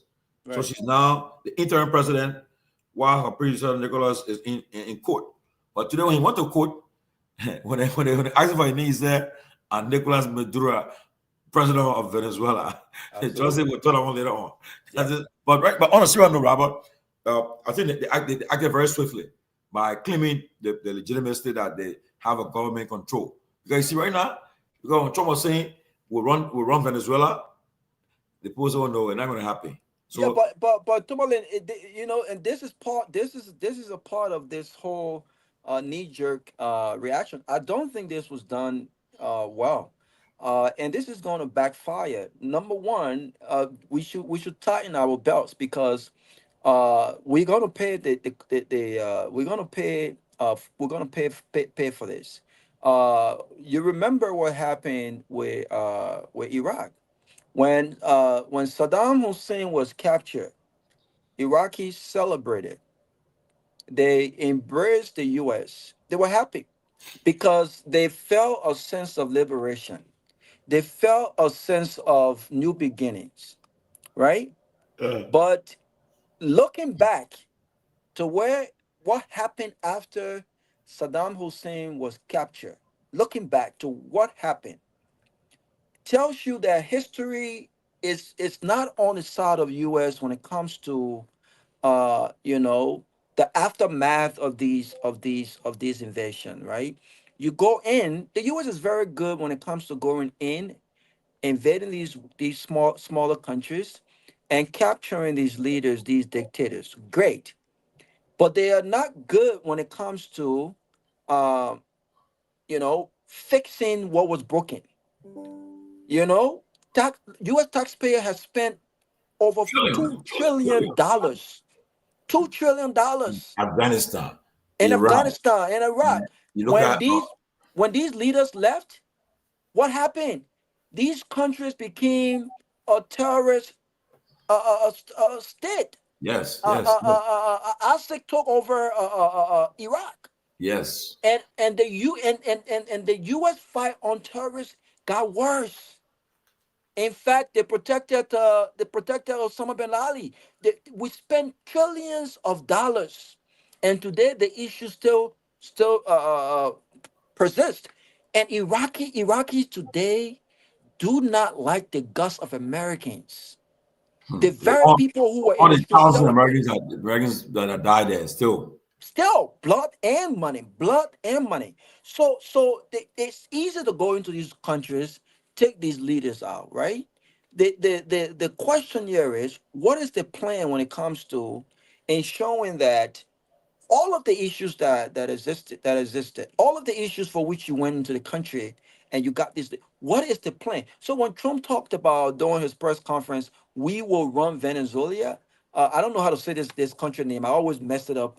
But when he talked about running Venezuela, I'm like, Venezuela. Venezuela. Yeah, I don't know how to really say it good. But how do you do that? You can't do that because this is a democratic.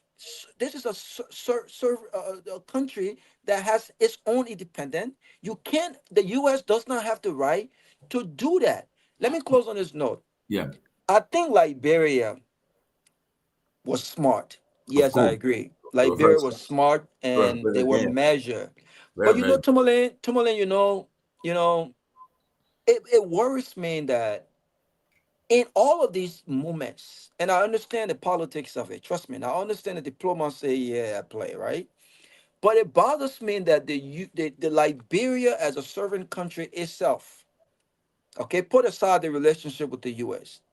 When it comes to these key issues that are Peabody, Liberia has not been able to really stand on its own feet with a position statement to say, based on what we stand for, based on our own foreign policy prescription, based on the fact that we are a country that respects the rule of law, based on the fact that we've been through civil crisis before, we've been through coup d'état, we understand the consequences of these coup d'état, and we are still experiencing our own consequences of our protracted civil war. Yeah, this is how we feel when these things happen, and that bothers me. How long do we? There's one thing for us to say, you know what, the U.S. is a very, very close ally. It's another thing for us to recognize and support our close ally in moments that they deserve support. But it's another thing to say, as a country, we do not support the unilateral invasion of a country, another sovereign country, going in there, capturing its president, entering its airspace, killing possibly civilians, only on grounds that you feel that this guy have been indicted on crimes that he has to answer in the U.S. You know, we don't support that. And I will close. This is what Ghana does best. Ghana has a relationship with the U.S. The U.S. have invested in Ghana more than Liberia, even in 2025. But what did Ghana did? Ghana issued a statement. It was very, very, very precise and to the point, ordering the immediate release of Mandora based on the fact that the U.S. violated international laws. And people are watching. People are watching. Smaller countries are watching, and they're thinking, Ghana issued a statement yes, already. yes, they've called for the release of Maduro based on the fact, not because he's a bad guy. He's a bad guy. I don't think this guy should be But there, right? Robert, He's a bad guy. So how long will Liberia hide behind the African Union? Labrador's How long? Labrador a big boy now. They are talking like big boy. So Ghana, we understand level Ghana when it comes to diplomatically right now. So Labrador got to play that role in the Security Council. So you can't expect them to take side right away. No, it got to be So let's be frank. Look, Labrador found itself in a position where at least they can hire under the cover of the United Security Council, because the council took a decision today. They condemned the action. So Liberia part of the Security Council, so they took that decision. No, but the council, but you see, the position does not reflect the council's position. No, but Each of the member had to give their position based on Liberia's position. Liberia's position contradicts from the Security Council position. The Security Council said we condemn this action. Liberia position is we respect the rule of law and we're willing to do anything in that framework. They didn't give no statement of condemnation. Liberia call for restraint. Call for restraint and So call for restraint and condemnation are two different things. Let me ask you, Robert, are you telling me you want Liberia to be the one to come and say look, you see, look, what you understand? The guy that's in the warehouse right now, he's not a regular guy. Look, the guy, you see how the guy can operate. And mind you, he monitoring everybody that's talking against his action. Okay? And what he said they asked, and Marco Rubio knows better. He knows better. When they asked him why you guys didn't consult and Congress, then Trump said because it will leak it. I mean, you don't that the law says before you take that kind of action, you could call the speaker or the gang of 8. Say, look, we're about to act, okay? And you act on it. But he said it will leak. They will leak the information. The people will, yeah, come on now. Who will put American lives in danger? But you see, so the guy that's there right now, trust me, he monitors everybody. But you said something very profound. What America did, they have emboldened Russia, China, they have emboldened them to say, okay, China can say right now, okay, Taiwan, I will come take what Taiwan, take it back. Russia can go to now Ukraine. Ukraine put a resistance. Now Russia have not level Russia. They would have taken Ukraine, but Ukraine have put a resistance to them. But North Korea can say, okay, we'll do this one. They can do anything right now. So you are emboldening these guys to act. So how can you condemn if China decided to take what Taiwan tomorrow? What you say? So you just did it to Venezuela. So what are you talking about? But so no, I would defend Liberia. Liberia position, I think, if in a position, Robert, you will not be kind of act in isolation. You want to be a tough guy. Don't let fool you. They can't tough guy there for that now. It's over true. Okay, we'll come and take action on them small. So what do you think? What do you think about Liberia? Do you not think that Liberia? It's not about being a tough guy though, but in a very soft and diplomatic tone. It's almost like having a big brother. Yeah, we know the big brother got money. I know my lunch and my dinner is with that big brother, right? But even if I'm not going to publicly chastise my big brother when he does wrong, right? I can do that behind the scenes. Liberia is not doing neither. They're not doing any of that. So do you think if Liberia says, listen, we support the U.S., but we don't support the invasion of a sovereign country by another country? Do you think that weakens Liberia's relationship with the U.S.? Well, it does not. But Hanson, my son, considering what the United States had just made to Liberia, Liberia is operating. Liberia is functioning. One second. My son is just. Yeah, so Tomalin, I think that again, I'm back. Yeah, go ahead. Considering Liberia's role with America recently, what America had offered them, money, Liberia have come like the darling girl of the United States. They are giving us money. We have been qualified for the MCC program and all of that. Liberia don't understand China because look, this government don't joke. You criticize them, they come right after you for something. They will do it. They won't play. You remember, I think a couple of years ago when President Trump was in power, there are some people who voted against America, the United Nations, and those countries were earmarked. Trump promised to put sanctions and deny them visa if voting against him. But look, let me get my little man quiet. He's sitting down back here in the basement and just yelling all over the place. Okay. I'll come right back. Okay. Yeah, but one of my disappointment, Tomalin, before you come in, with this whole Maduro's thing is that I know there's also interest with relates to oil and from the U.S. But I'm here thinking, right? If you're sitting on $300 to $400 billion worth of oil, and you have the support of the Chinese and the Russians, both countries that are not allies of the United States, and you are meeting with these people a day before you got captured. And this whole capture thing, this is not the first time. It's been in the air. You mean to tell me this guy could not invest in his own security? I mean, listening to Trump talking about he didn't even make it to his bunker. He had a bunker, but the bunker was weak. Robert, you said that, Robert. You listen to the Joint Chief of Staff when you were chairman when you were talking. But man, these guys, they plan nothing for months and months, right? And besides that, they say 10:46 p.m., they enter the people airspace.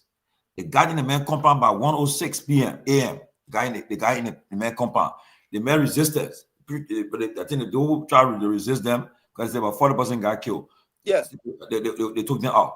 So now tell me, my man, you saw, if you listen to the kind of sophisticated weapons, they put out over 100 jets in the air. What, my man, how are you? Yeah, but you gotta invest.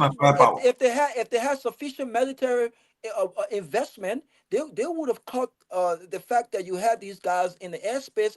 Why you think the U.S. cannot just go to Russia and just go and pick up Putin? If they could do that, they would do that. Why you think that they won't go to China to go pick up oh boy? Why you think they won't go to these other countries? Listen, it's a monkey, not a tree, right? What I'm saying is, if you are a small country and you know you're doing things to piss the U.S. off, and you know that they have the power to enter your airspace and do these things, we've seen it happen before, right? Yeah, you would think that if you get that kind of investment, you will invest in security. The man didn't invest in security. $400 billion worth of oil? That's small thing? No, but honestly, I think, I mean, the firepower was too much for them. I mean, the people are coming from the ocean. They have people from the ocean. They have people, the people were surrounded. They have firepower. The man said, just in case anything happened, we have people to just come right away and take over. I mean, they had a strategy, they planned. I mean, that the greatness of America, that is superiority of America. That making them the greatest country on the earth, the highest, get the best military in the world. Trust me. No, but America, you can't try to Liberia. Will resist. I beg you, man. You resist. You try, will resist. The people don't even go to your country. George Bush was in DC when he said, he said, I think it's time for Tiller to go. And over the next 40 hours, Tiller had a press conference that he was willing to go into exile, pending the U.S. truth on ground. Listen, the U.S. won, they can enter Liberia and then and pick up anyone. They can do that. But they can't ask our president to step aside. The president, they can't do it. If they did, if listen, and this is my fear. My fear is the legislature will condemn them. And who legislature? The one where you have a speaker. Wait, which legislature will condemn them? The same legislature where the speaker green card was provoked. The same one who allegedly got married twice to gain U.S. citizenship. Is that the speaker that will lead a condemnation or rejection of such a powerful country? Venezuela they're richer. I think they're richer than Liberia. Oh, if yeah. they could not we got 30 million citizens. If they could not invest in security, 4 million barrels a day, but I think it dropped to 1 million because they've been having problems in the country. But I don't agree with this. I agree with the fact that this guy has no place in a decent world in any democratic political dispensation. I agree with that. I think that the people of Venezuela have suffered, and there's a need for change. But again, it has to be done within the confines of international laws. And I think over the years, I think the U.S. have proved that they have bullied other countries. But again, they put themselves, I think, in a very peculiar space to criticize countries that are worse than have taken worse actions than they have, like the Russians and the Chinese. And this is not good. But I think that it was time for this guy to go. But it could have been done within the laws, and I don't think that it was done within the laws. Now let's see what happens.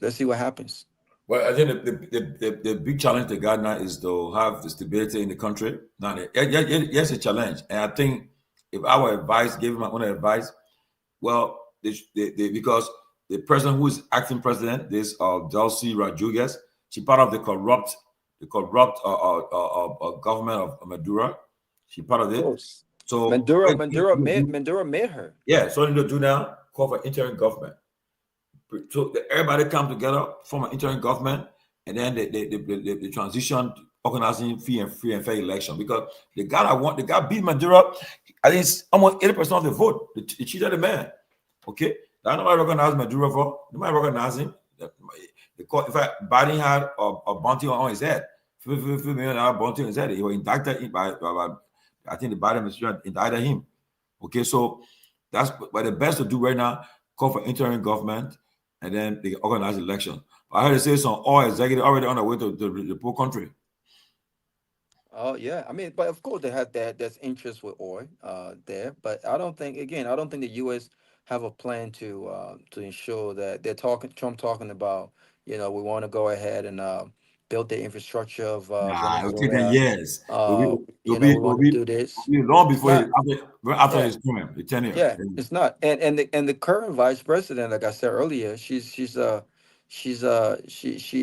came into she's a very very loyal ally to the president that's currently in New York, and I don't think that she's going to succumb to the U.S. demands, and so if they want a new beginning, they will have to really put forth the money, taxpayer money, to ensure that happens. As long as she's in there, I mean, you listen to the defense minister.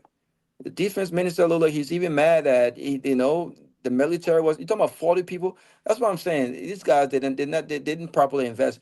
And if you have the support of the Chinese and the Russians, I'm thinking, why wouldn't these guys protect you? The Russians have the power to protect this guy.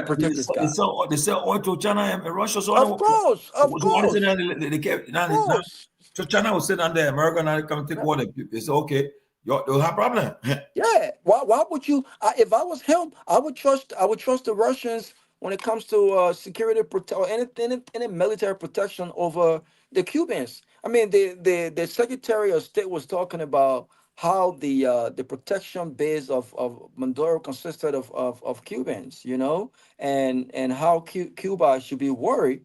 The Cubans, you got Russia support. You're importing oil to this country, and you've established such a relationship with them, and that's going to piss the U.S. off. And you mean to tell me these guys going to protect this man?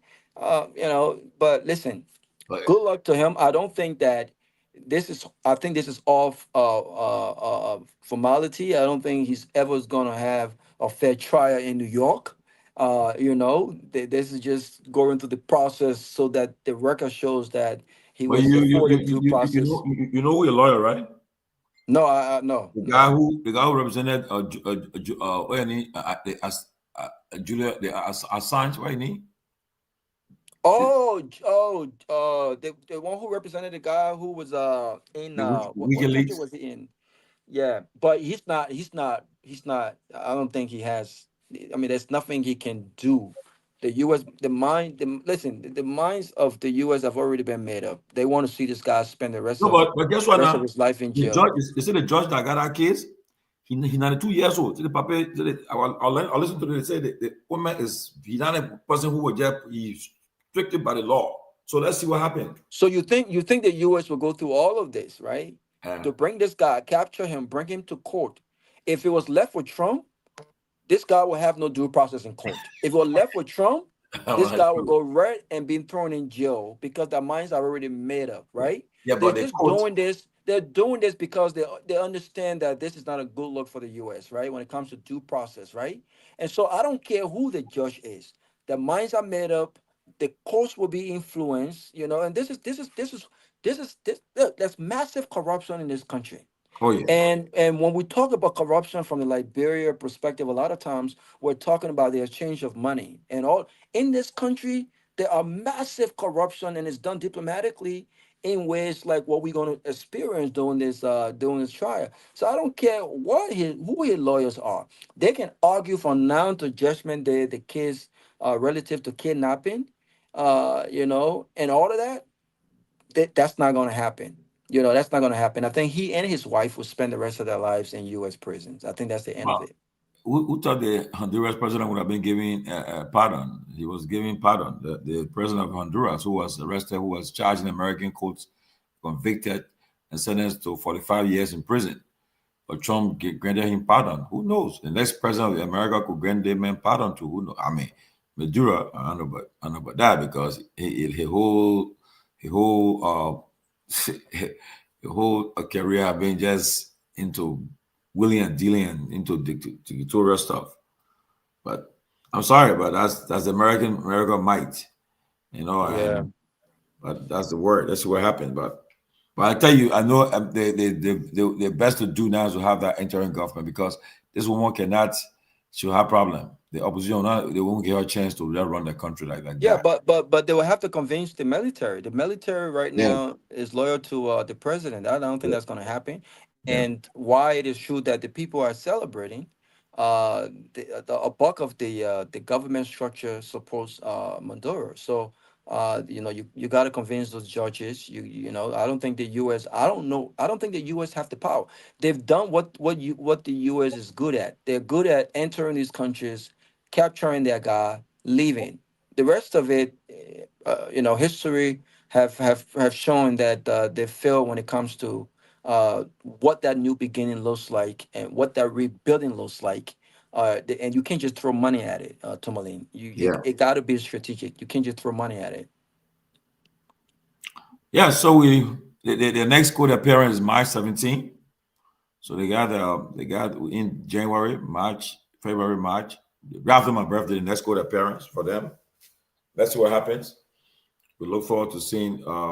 But also, I guess Liberia just got to be very cautious how they trend, how they trend, because Trump is not the kind of guy who. But Liberia can be cautious. Tomalin, Liberia they already issued the most cautious statement.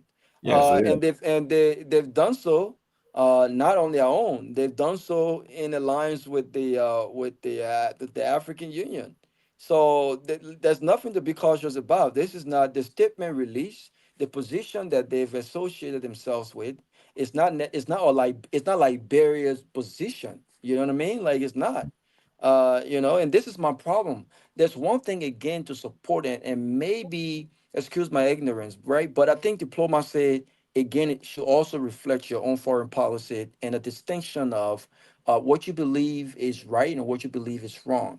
Now, you can argue that diplomatically all day, right? But the position is very, very clear. And it is my opinion, again, if Liberia, remember the position that Liberia holds is strong on peace. And I believe, if I was president of Liberia, I believe, again, I'm not going to come out and say all of these things, but the position has to be very clear. We can support our friends, we can support our allies, but we got to be clear in these instances where things that are done, you know, does not reflect our own principles and our own core values. You can't go into other people's country, my brother. You see what happened now? People's airspaces, take the president, and bring him here. You can't do that. Problem America will face, Robert. Venezuela authorities have been ordered to find and arrest anyone involved in supporting the military operation that led to the arrest of Nicolas Maduro. And where are you going to get them? Australian emergency decree issued Saturday but published Monday ordered police to immediately begin the national search and capture of everyone involved in the promotion or support for the armed attack by the United States. So you see, now, the thing, they are saying they put up resistance. Now, the last thing Trump want to do now, which Congress, he won't get support from Congress to say he won't go after the guy. But then you put boots on the ground, the guys are resisting. They say now, those who help to get our president, we're coming after them. So you get American troops on the ground, you're gonna decide you may get American casualties because you on the people terrain. So the last thing they want to do, they really got to tread very carefully, because the thing you're avoiding to put American troops in harm's way. You want to get in a conflict or armed conflict with Venezuelan troops on the ground. They know that terrain more than you, so you won't do that. So what the people are doing now, they are resisting, saying that go after. They're trying to hold legitimacy to say, yeah, we control our country. We got a country on our hand.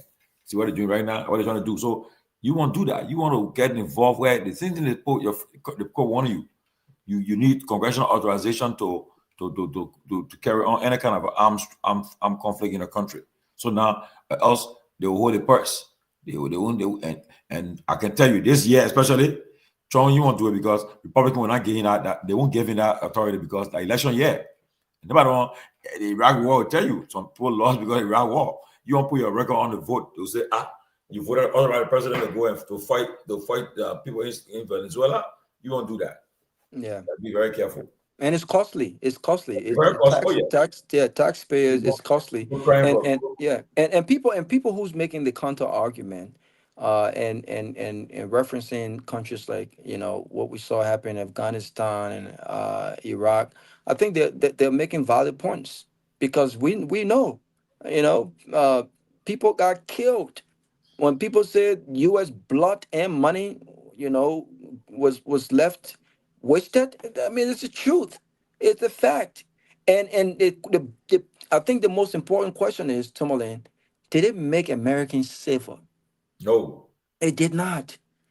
So you would think that you will have a different. This is the reason why. And from the Republican perspective, Democrats are weak when they are attempting to approach these things more diplomatically than militarily. No, I don't think it's a place of weakness, because history has shown us what we've done, where our weaknesses are, and it's not enough to just go into these countries, destabilize these countries, right? Throw millions of dollars into military contractors, because that's exactly what's going to happen. That's what happened in Iraq, right? Because they had killed so many American troops to the point where they have military contractors in those countries waste that money, and the security issues still exist in these countries. Same thing with Libya. Look at what happened in Libya. Even though there's the people been saying, well, President Obama didn't get the approval of Congress to go and get. No, that was not the same thing. That was not the same thing because the U.S. did not. The U.S. did not unilaterally lead any military war to capture Gaddafi. Gaddafi was on NATO, and France led it. But my regret with Obama is that I think he shouldn't have supported it because Gaddafi was coming to terms, working along with the American people, trying to talk to them. They were paying. In fact, they were paying for the Lockery bomb, the airline that got a bomb. They were paying for it, paying the families for it. Those who took part in that bomb, that stuff that it did. Yeah, but you also got to understand, unlike what we see happen in Venezuela, I can't say this name right, but unlike what we see happen in this country, Venezuela, it didn't happen in Libya. Remember, the transitional council, where the interim government that was formed consisted of rebel groups. These rebel groups were not Americans. They were Libyans. They had a civil war in Libya. And that civil war was led by a liberation to remove Gaddafi. They had enough of Gaddafi. What the U.S. did was they supported them militarily. They gave these rebel groups arms in an effort to liberate themselves. And so it wasn't the same thing. And Obama has since expressed regret, right? Because he didn't think that the U.S. had a plan. He didn't think that these rebel to really ensure that after Gaddafi that there was some sort of stability in the country. Same thing happened in Iraq. But the UN, the United Nations, the UN had approved. No, but I disagree with Elvis. Elvis, I disagree with you. The UN, our NATO decision on Gaddafi. No, it was the UN. The UN, no, NATO, the UN, there was resolution. No, you're mixing up because the Iraq invasion was UN resolution.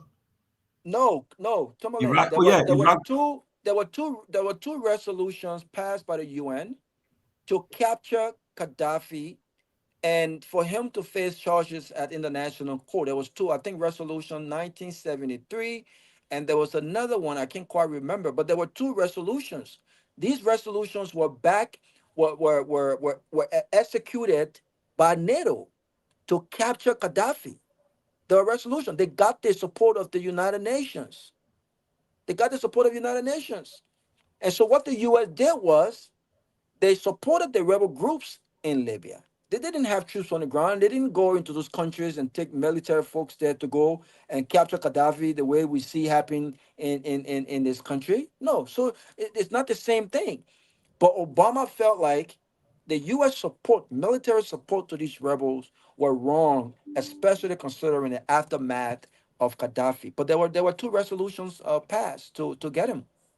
But let me see. I'm trying to find it because Yeah, there were two resolutions. There was two resolutions passed to get him. and yeah, but see, you see what I'm saying? The United Nations did not explicitly vote to remove Muammar Gaddafi as Libya's leader and military force. Okay, but its resolution in 2011 authorized international. Oh yeah, okay. Yes, they authorized. It was public record. International actions Tomalin. that ultimately led If to. the U.S. if the UN had not passed the resolution, Obama would not have supported the rebel groups militarily. Okay. They But then wouldn't have done it that. confused me. They're saying, yeah, okay, I'm sorry, Mark, Yeah. Elvis, I'm sorry. But it's saying that they say the UN did not vote to remove Gaddafi, right? But they authorized international action that ultimately led to his ousting and death. They sanctioned and referred to the ICC on February 26, 2011. The councils unanimously passed resolution 1970, which imposed arms embargo, freezes assets, travel ban on Gaddafi inner circle. Then the suspension from the Human Rights Council, March 21. Then authorization of all necessary measures, no fly zone on March 17. The kind of data. Oh, but then they didn't want to remove Gaddafi, man. Yeah, they did, but the transitional council, the transitional council, the interim government, they ultimately, I mean, we saw that on video. They ultimately captured Gaddafi with, of course, with help, military help from the U.S. government. They captured him, and they ultimately decided what became of him, and they decided to kill him. It was best in the interest of Libya liberation to unalive him, and they did that.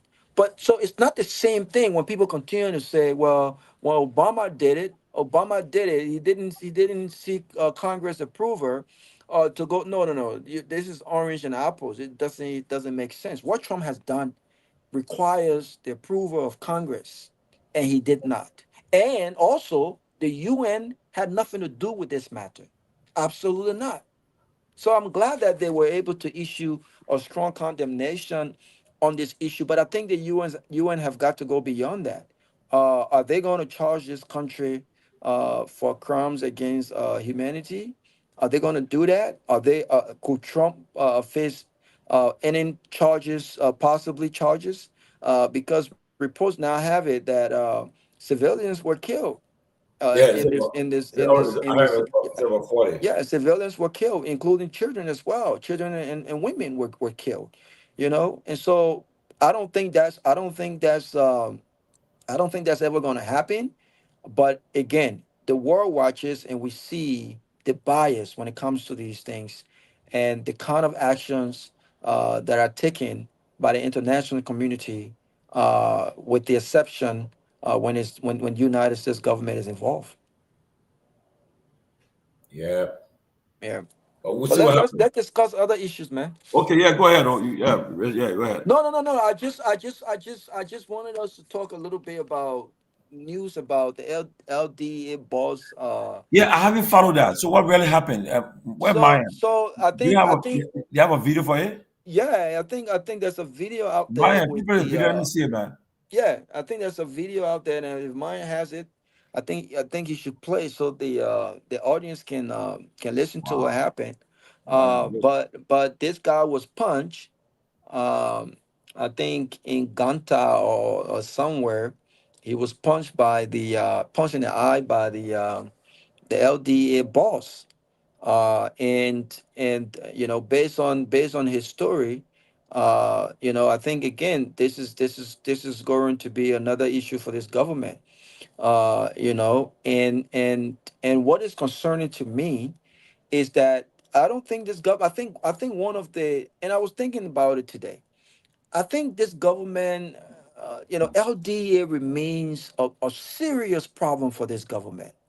I mean, there's not been a time where in this administration last 2 years where uh, internal fights, lack of leadership, and people can say, well, this guy has been doing a good job, and we haven't really heard no power struggle and none of this stuff. But if you're doing a good job and you are disciplined, you shouldn't be punching people like that. You shouldn't be punching people like that. I really don't see that video, man. He And really I wants. and I yeah, it's on Focus Africa. It's out there. I think it's like 8 minutes long when he explained what happened. He explained what happened, how he got punched, and how he had an issue with the cousin of the LD boss, and things like that, and how he was afraid for his life because he was the only LD officer in the car, and he was asked, I think, for a napkin or something like that, and he said, "Well, your cousin told me to bring the napkin, uh, you know, um, while they were eating and drinking during one of their stops, and he just went and just punched him in the eye." Oh. Yeah, in the car. So he said he was the only one in the car, in the tinted car that was But LD boss. the video didn't see him punching the man, right? No, And there's so, there's no video that has surfaced so but then I were against the with man the was. action. Huh? So you won't believe you believe that he punched the man, punched the guy? I mean, there are witnesses there to show it, but why would this guy lie about it? Why would he lie about it, Tomalin? But I'm just being devil advocate, but I really want to. I thought they had a video where they see the man punching the man, but I just. Yeah, but it doesn't even matter what someone did to you. You see, this is the problem in Liberia. It doesn't matter what someone did to you. If you're not trying to if you're not self-defensing, if you're not defending yourself, right, against any physical threat, you shouldn't be punching anyone in the face because they offended you in any other way. I mean, this is nonsense. I think one of the things he explained was that why did he have on a t-shirt when they were out there and the LDA boss had on his uniform. And he explained in the car that when alcohol is involved, because it's not professional to have on your uniform and you're in the midst of alcohol, and that's what they were doing. They were drinking, and so he always take his shirt off, or he always travel with a white T-shirt, just in case his picture is taken when he's involved with alcohol. And so according to him, he believed that he had no idea that his bosses might have had an issue with the fact that he took off his T-shirt while they were drinking, and his boss had on his uniform, and he said, "Well, this is something that I do. I take off my uniform because it's not professional for my uniform to be on while I'm drinking." But I'm sure more facts is going to come out. I'm sure eventually we're going to have him on to speak on this and expand on this. But if this turned out to be true, again, I think this government has another problem on its hand to really get a hold of the LDA. There seems to be a lack of serious leadership with the LDA, and I'm wondering whether or not this president have given up on LDA when it comes to his ambition to really fight drugs, because again, you can't fight drugs No, but Robert, when is there's this, a the same deficit. guy who everybody praising has doing good job? He's the one This is the that. same guy. This is the same guy who said that he will seize people homes and cars where drugs are found. That one part, I think he crossed the line. He has no No, authority. but you see, but Tomali, you see, He these has are no comments. authority. But He has no listen now, authority. Yeah. Tomali, no, it's not in the spur of the moment. He No, but he meant has what no he said. authority. Yeah, What but made then him if you don't don't give have a authority? third, but people who understand, people listen. When you are in a space like that, Tomalin, you got to be careful what you say, and what you say, you have to do your due diligence, right? whether he did a due diligence or he didn't do a due diligence, or to come in the public and make such a confident statement, right, that contradicts the law that is on the book. You should know the law on the book in your position. So for him to have said that the way he said it so aggressively, come to find out that you can't even do that, I think speaks to his character. The people are very good at hiding who they are, but like they always say, your true character will show. It comes out eventually. So what you It say comes about this? out. You So want what I character? am saying You is, yeah. maybe he's been masking. Maybe he's been masking. You know, this persona of a guy who, you know, who's a good guy and you know who understands what he's doing, and he's trying to get away from this noise, the LDA. Great, but he's done just that from his comments, and then this new allegations of abuse. And so I think if it does turn out to be true, I think the president will have to act here now, Yeah, and but you know. so what we need to do, we need to make sure we get both sides of the story, because we can't just run with the story and say the man punched this guy. His word against his man's word. So if you have witnesses to prove that he did it, but I think Yeah, he said people were in the car. He said so. people were in the car, So and now, I think there are recording of the LDA's boss calling him and begging him to not come public before he came public. So oh man, eventually, because he did call him, according to him, to beg him not to come public because this is not a good look for him, and that he could possibly lose his job, and he still came public. So I think so that how eventually, do you, where's this guy? How can I get in touch with this guy? I think his name is Myean or something. He's out there. We can get his information. Yeah, He's out there. I'll get to talk to him. Yeah. Yeah, he's out there. So what is the next one? The family of the speaker made a statement. Today? No, they made a statement, I think, over the weekend. The family of the speaker made a statement over the weekend, confirming that Speaker Kong, they are brothers and sisters of both Cecilia and Speaker Kong. And they were asking her to resist tarnishing the name of the Kong. The Kong, I think the Blama Kong family or something like that. Yeah. And I watched the video thinking, I'm like, this is embarrassing. This is really embarrassing. And like I said the last time, Tomalin, I think eventually this speaker will have to either recuse himself and focus on clearing his name, because I think he should be given due process. I think everyone should. The opposition, those who are the civil society, they are all, I mean, honest, look, in some serious country, for true, the pressure will be on this guy right now, on the government. They will ask, the president will ask the man, say, you are distracting off on the agenda. You have to step aside.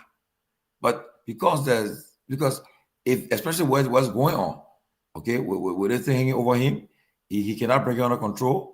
Because by right now, if both parties are serious to go to court, maybe you go to court now and say, well, this lady is defaming and either engaging in defamation of my character. He can sue her. If that's the case, the laws is a proper recourse. But but you can't sue her now, because what are you suing her on? Lying on your name? Yeah. But you will have to prove that she lied.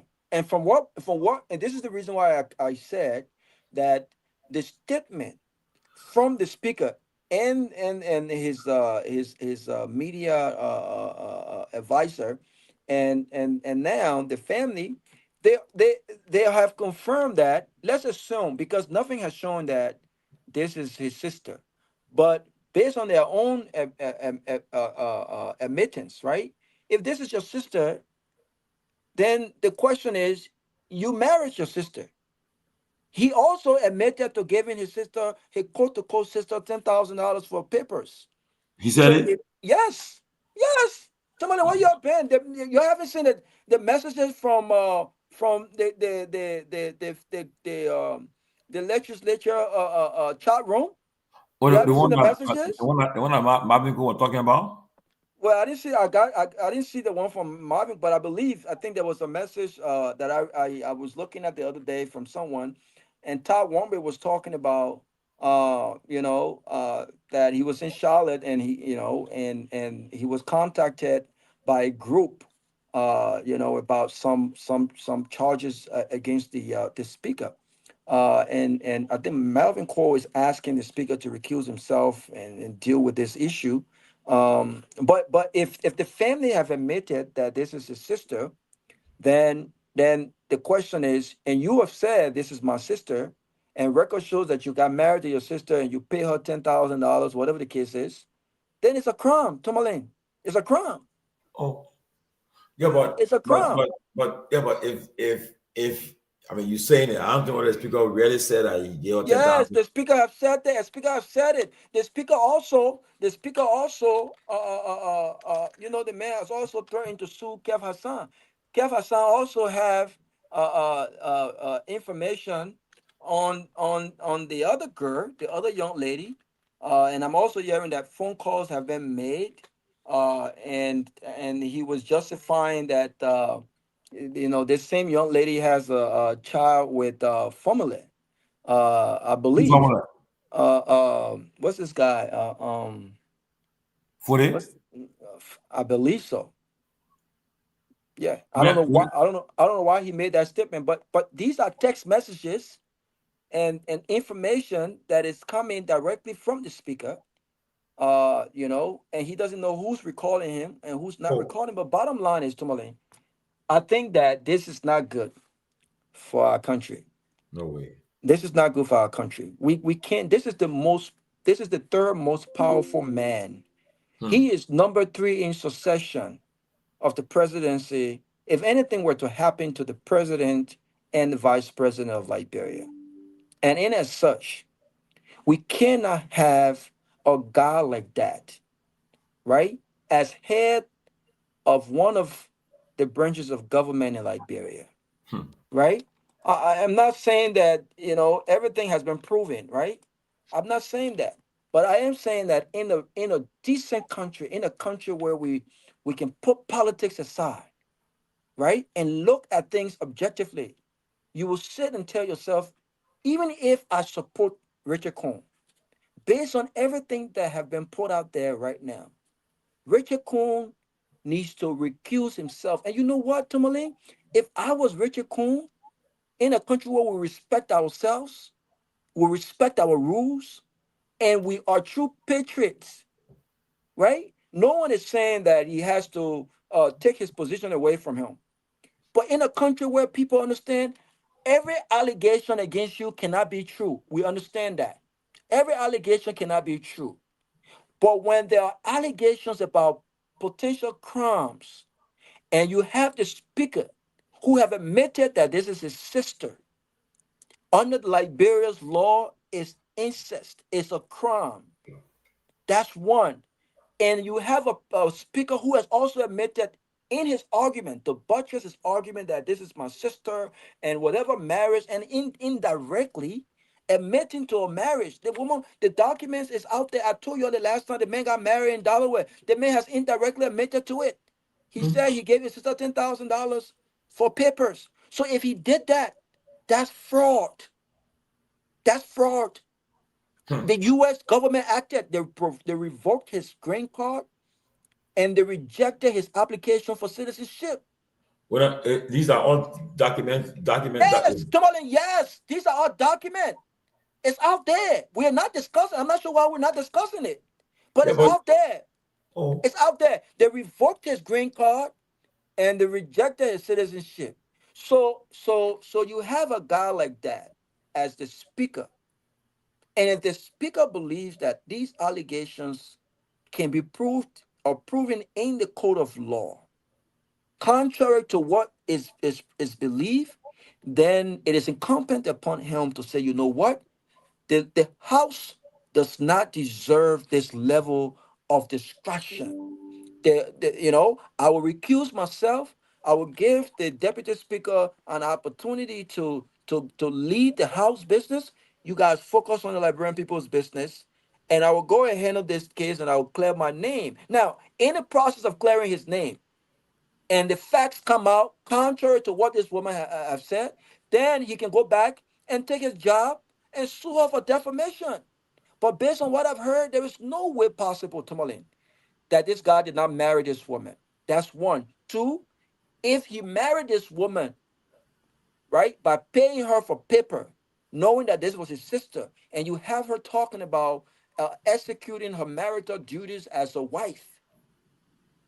I mean, you're having a brother and sister sleeping together. I mean, this is not good. This is not good. But is she saying that they slept together? If the woman got to tell you, said, yes, I had sex with my husband. She said the accent. But she know very well that not her biological brother and brother never had sex. You know that won't go. No, but Tomalin, they asked the woman, and the woman said, I perform my marital duty. Remember, she has consistently said, Richard Coon is not my brother. Both of my parents are living. Richard Coon have said this is his sister. I'm saying, even if that argument suffice, that this is his sister, it wasn't a smart thing to publicly admit to, because you open a Pandora box of crimes under Liberia's law. If I was Richard Coon, I would have dealt with this behind closed doors. I would have ensured that whatever grievances that this person, have, we deal with this behind closed doors, because the position he finds himself in right now, Richard Coon is no longer a representative, Tomalin. Richard Coon is Speaker of the House of Representatives. He is the guy who governs both upper and lower house, during, for instance, the president's State of the Union address. He's no small. This is the number 3 most powerful man in the country.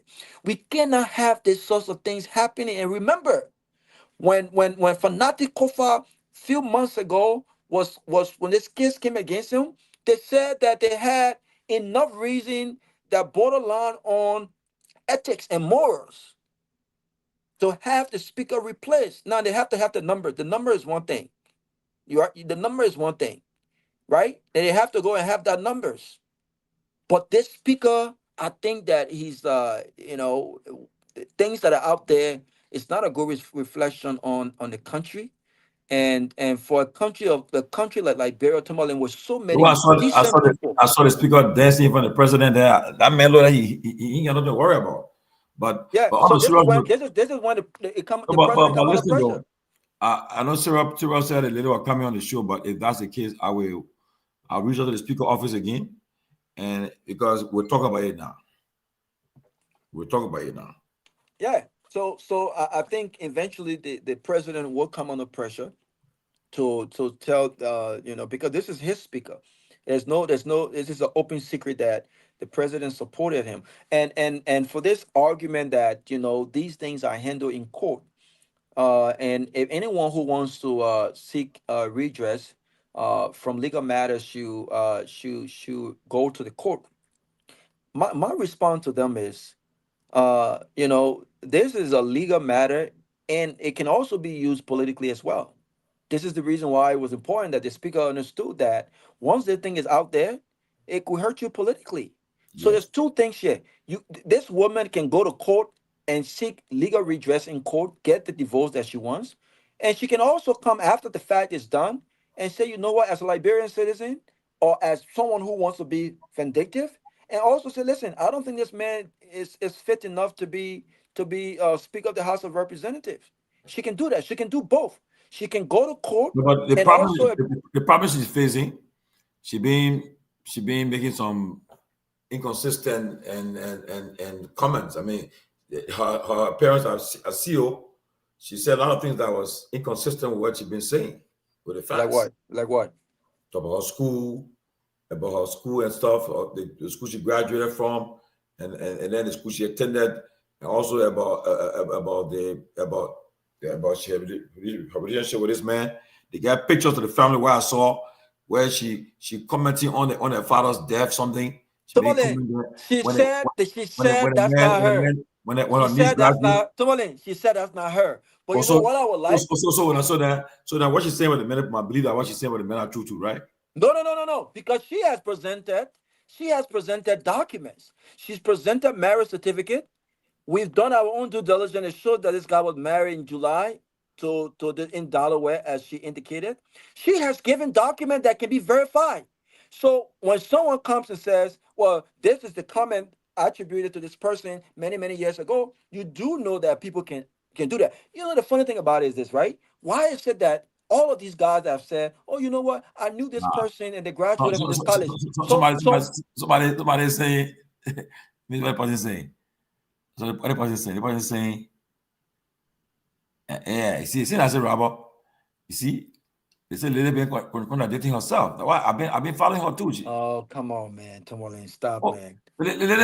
She said one thing, then she gave the rest story. Okay, so let's assume that she said one thing and she did different thing to Tomalin, right? Let's assume that this is the case.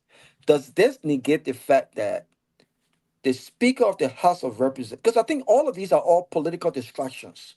If we focus on the core issues here, Tomalin, and the issue that I think deserves the attention of all well-meaning, decent Liberian citizens, including politicians, is that there are grave allegations against the number 3 most powerful man in the country.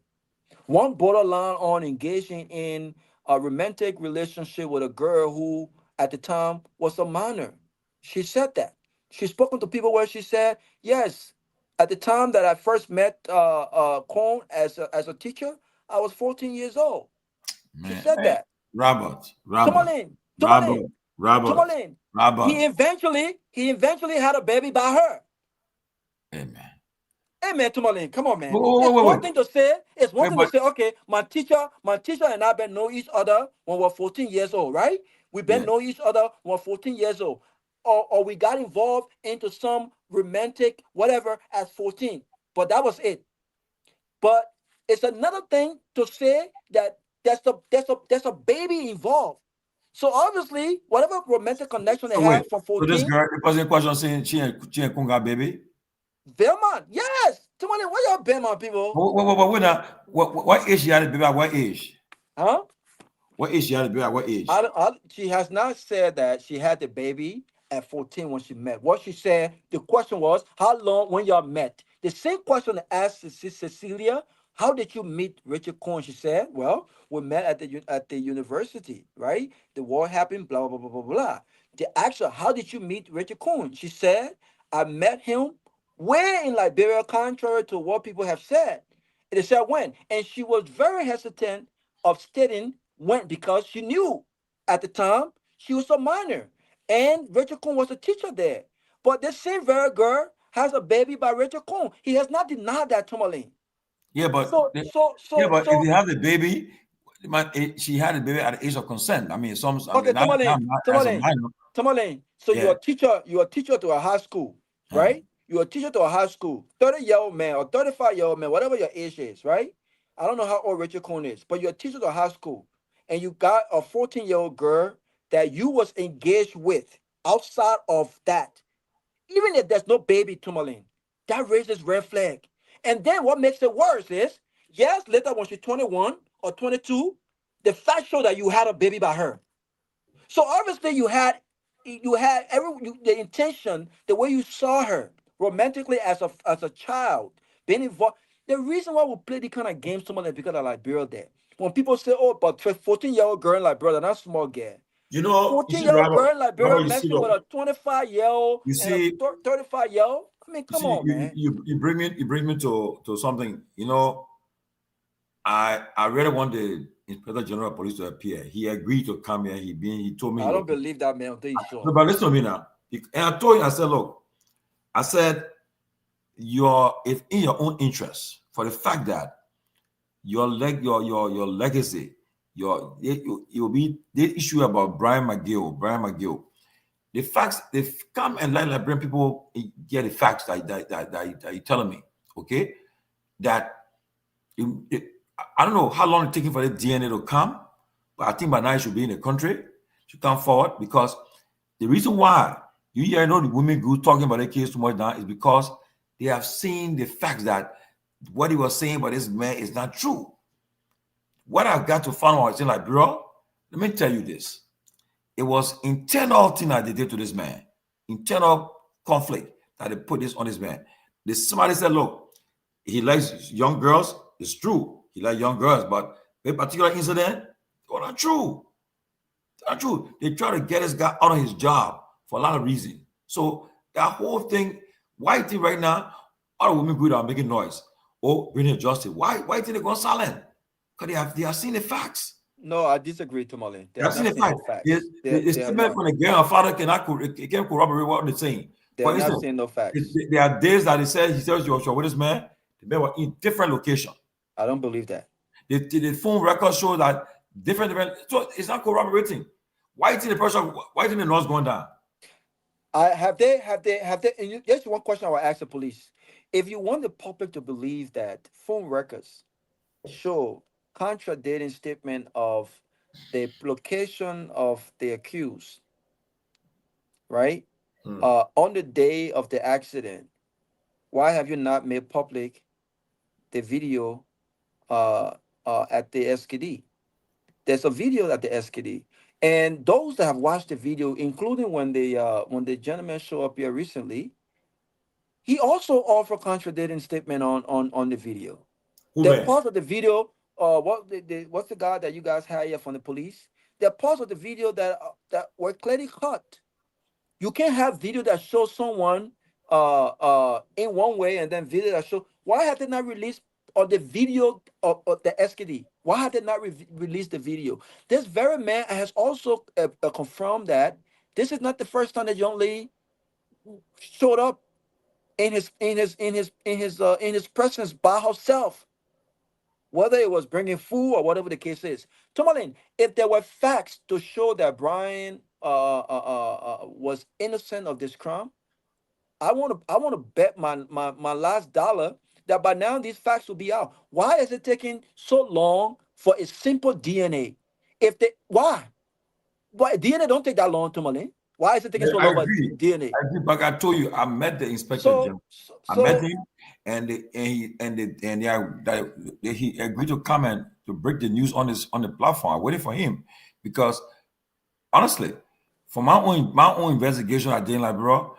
I mean, I stand by what I said that if they don't have enough evidence to arrest this man, I arrest this man because there are people that sentiments and politics involved. Because everything the police and the people that are investigating their case, they are people I respect.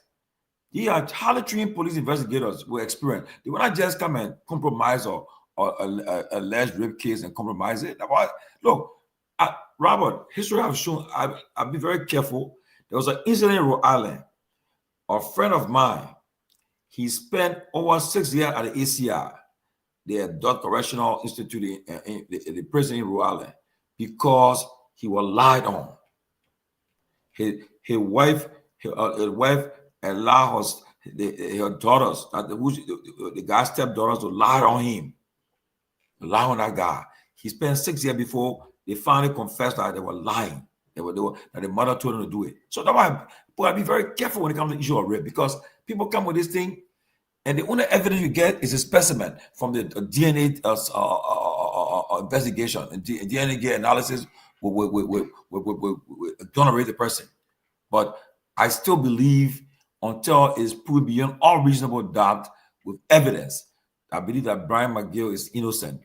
I get the public sentiments, and from what I gather too, well, with people in his ministry, I try to oust him out because where he sits at that program, the position he sits in was a program that very, very having access to a lot of resources and so forth. So you think that position he says in has got more power than the position of the minister of youth and sport? That's a deputy minister who will want to hurt him because of that kind of job. Yeah, look, I can understand if it was the minister of property. He's not. If you guys got to investigate too.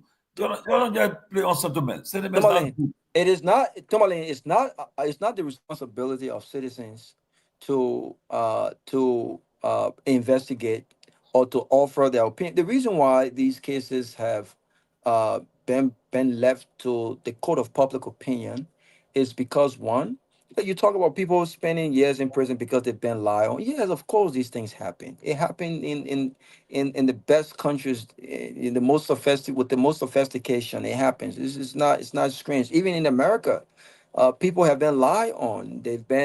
People were arrested for rape. Cities have been sued. We have these many cases here. But during those days when these things happened to Tomalin, there were no sophistication to prove otherwise, right? There was none whatsoever. And what these countries have done, they have invested in the sophistication to curtail the number of folks who are locked up for many years because someone made up a story, right? In our country, we have failed to do the bare minimum. The bare minimum. You do not need to go to Ghana for DNA when there are allegations of rape. Number one. Number two, if you do choose to go to Ghana for DNA, then you got to expedite the process. You got to expedite the process. The reason why these kids have gone dead is because politicians understands that in Liberia, the hairline are only 2 weeks. The noise lasts for 2 weeks. Yeah. And after 2 weeks, another noise happen again. Everybody's attention goes to that noise. And one after the other noise with the whole Cecilia and Richard Coon, I can guarantee you another noise coming soon again. Just watch and see.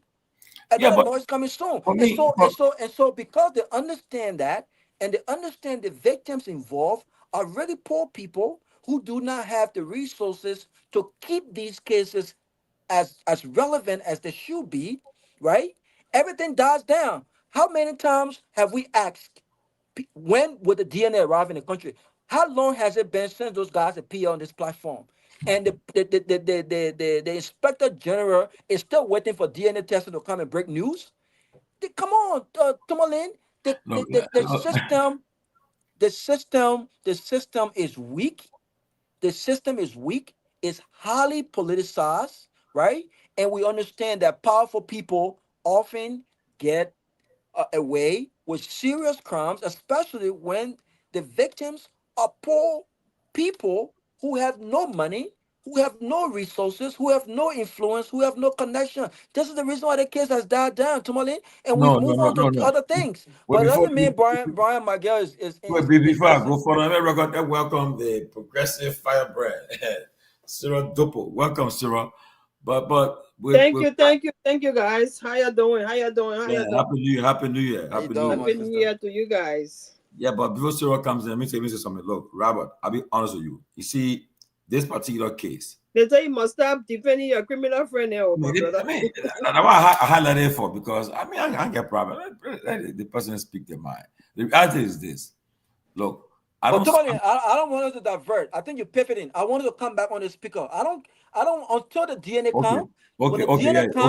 Then the inspector general come. But if the inspector general is listening, but how long will it take for the DNA to come? Hey, wait now. But how long will it take for the inspector general to come? No, but I'm making my duty. When the DNA come, they will come. But if the inspector general is watching Tomalin, the inspector general, I think this inspector general has failed. This inspector general has made himself a political, an executive mansion police inspector rather than the police inspector of the Republic of Liberia. And I'm shocked because I always had high hopes for Gregory Coleman. I don't know this guy personally. Now I don't even want to know him. There's many actions. There's many decisions Gregory Coleman has taken. You want to know who Inspector General again? No, I don't care to know the Inspector General because I don't care what happens, sir. This Inspector General takes command from the executive mansion, even if these commands contradict his profession. This is the truth. This is showing. I know, right? The Inspector General said in this case, the victim identified the rapist, right?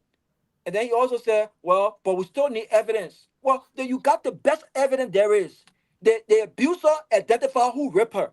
Thank you. 5-point-something million people in the country. Why did they put on somebody else? Why didn't go confusion? Why didn't go for the defense? Because she put out the minister? Then you say you need evidence. Because she accuses men. So Tomalin, man. No, the problem not. That'd be fair.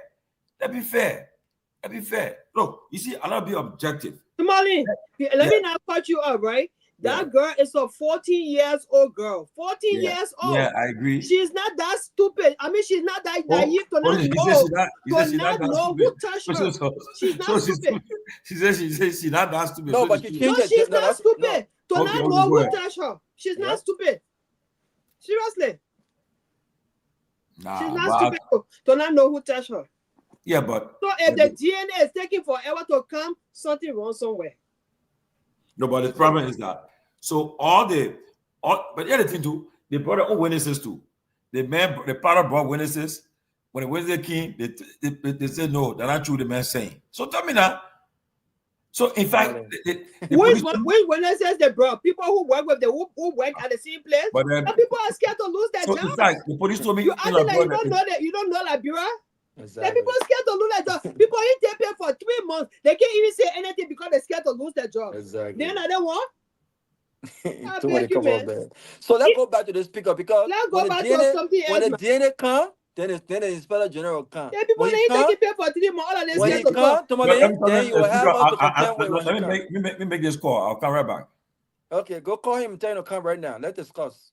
So, go ahead, my sister. You muted. The thing is, this girl is 14 years old. And not to say she's 9 years old. Even 9 years old, you can still remember somebody when they touch you.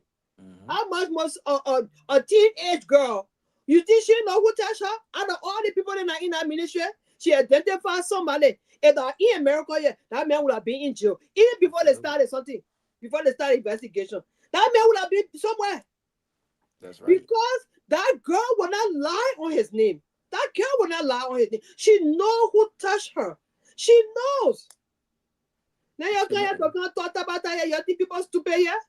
People, the people brought somebody and the people said all that. The people they're trying to protect their jobs. That's right. But in our country, the people, the 3 months, the people keep their pay, they can't talk, they're scared. Because they rather be there and then get paid than to can't lose the job. So they will shut up and be, giving people snippets, little information to carry it, but they themselves will not come out to say it. That's how the situation is in our country. People are afraid in the rescue government to talk because they feel that these guys will go after them and take their job. And we have seen them do it. We have seen them do it a lot of times. Yep. But you just witnessed Senator Darius Dillon was on the show when I asked him about these news that folks have not been paid months leading up to the Christmas holiday, including for the holiday. And he said, even me as a senator, I have not gotten paid for 4 months. Right after he said that, the what's his name? Josiah came up and said people have gotten paid. Oh, so the senator lying too? Yeah. Can you imagine that? Yeah. So imagine a little guy who ain't got nobody to to fight for him. He come out and say something like that. They'll go after him. They can't go after Darius Dillon because Darius Dillon is a senator. That's right. He ain't lying. Yep. So I don't believe anything Gregor Coleman says, and it's unfortunate because I thought he did an excellent work when he was appointed the last year of Ellen's term. I thought he did an excellent job. I thought he brought some calm. He's a very calm, collected guy, based on everything that I've known about him. He doesn't have any drama as far as I know. Even now, he doesn't have any drama. And so I had high expectations of him. And I was even advocating for the George Weah administration at the time to keep him because I don't think that everyone who works in the previous administration has to go because the new administration has come in, especially in these critical institutions. People who've been there, I'm like, these security apparatus, they should be apolitical, and that's the problem we have in our country. We have turned our security sector. These are institutions. Everything is political, my brother. These are institutions that should be protected. The professionals that are there shouldn't care about the politics. Shouldn't care about the next election. Unfortunately, that's not what's happening. But I think Gregor Coleman has. I think he's really belittled himself. And I think he's made himself to be a regime inspector general, and it's unfortunate. the way he handled this case. I think the contradictions. I mean, some of the things he said just did not make sense at all. The I'm most telling you. important evidence in this case is who this victim identified. Thank You you. got 5 point something million people in the Yes. country, and Yes. you got hundreds of people that work at the Ministry of Youth and Sports, including people in higher positions. Right. If she, Right. if the motives were to go after someone for money or whatever politically, why she won't go for the very top? Why Thank she come you. for the Thank deputy? you. Thank You you. know, and then you Yeah. say you still need evidence. Well, you got the best evidence. The victim have identified, and she's been consistent. She didn't say one Yeah. day, oh, it was Mhm. John. The next day, it was Peter. Or the Yeah. next following day, oh no, I made mistake. Then you will Right. say this She little didn't very change nothing. She has been very consistent. consistent. Then you say Very, you're very waiting for consistent. DNA. But what are your thoughts on this? I wanna go back to Richard Cohn because Okay. it has Okay. disturbed me, based on what I've been hearing, right? Mm-hmm. And maybe the strategy here Mm-hmm. is to push this narrative that there is no way this person can be my wife when indeed she's my sister. So get other family members out, continue to pound this idea that we're related, we're biologically related, and there's no way that I can be her husband when we are biologically related. And so they've pushed this narrative, not understanding how embarrassing this is. Mm-hmm. Because just by admitting that this is your sister, it raises question about what happened in the US in Delaware. Mm-hmm. Under what premise did you get married?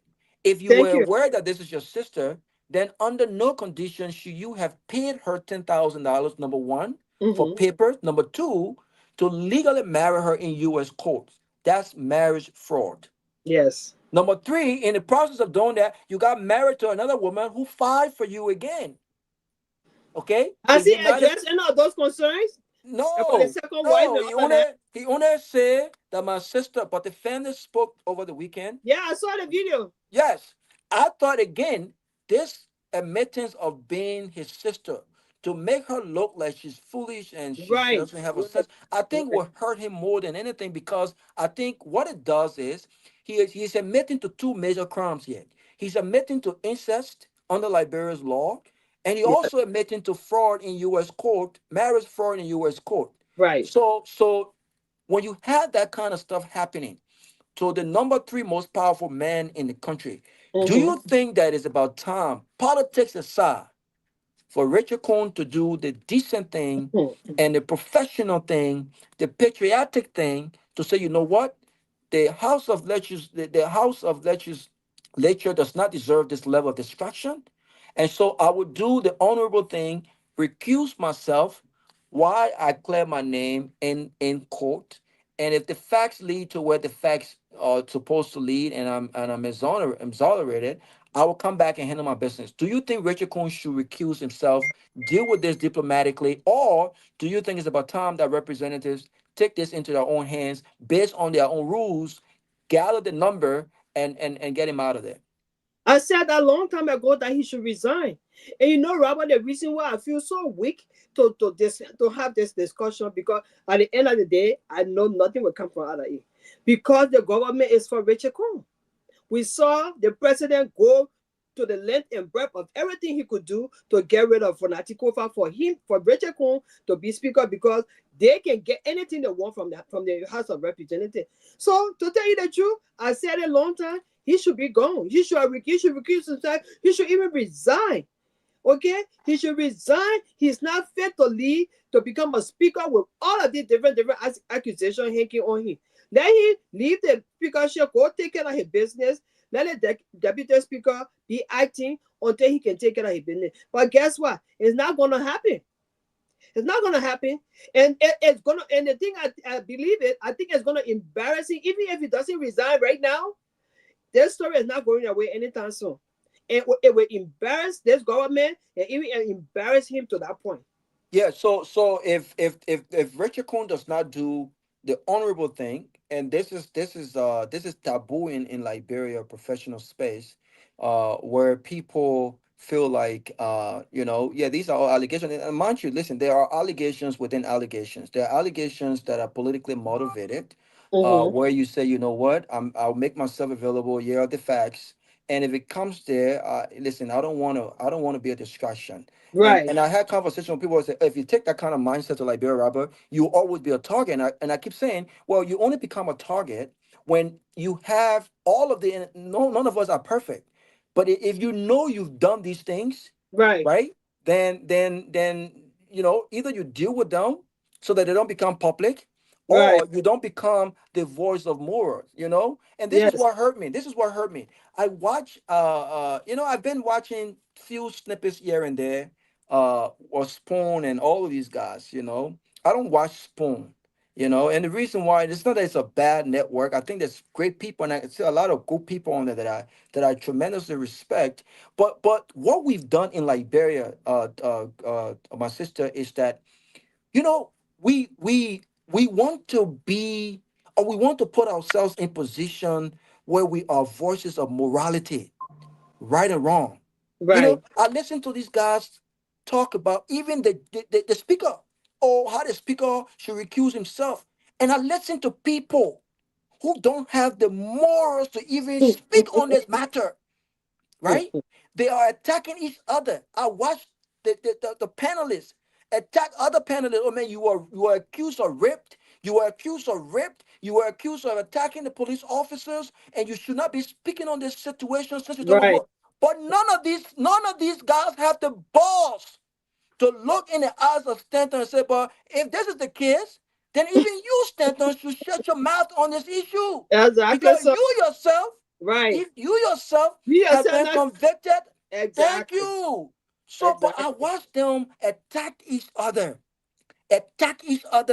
criminal records and allegations and this. Oh, this person was a rapist, so keep quiet on this issue of morality. Or you had two wives. Oh, so you keep quiet on this issue. So everyone else should keep quiet on this issue because they do not have the moral compounds to talk about them.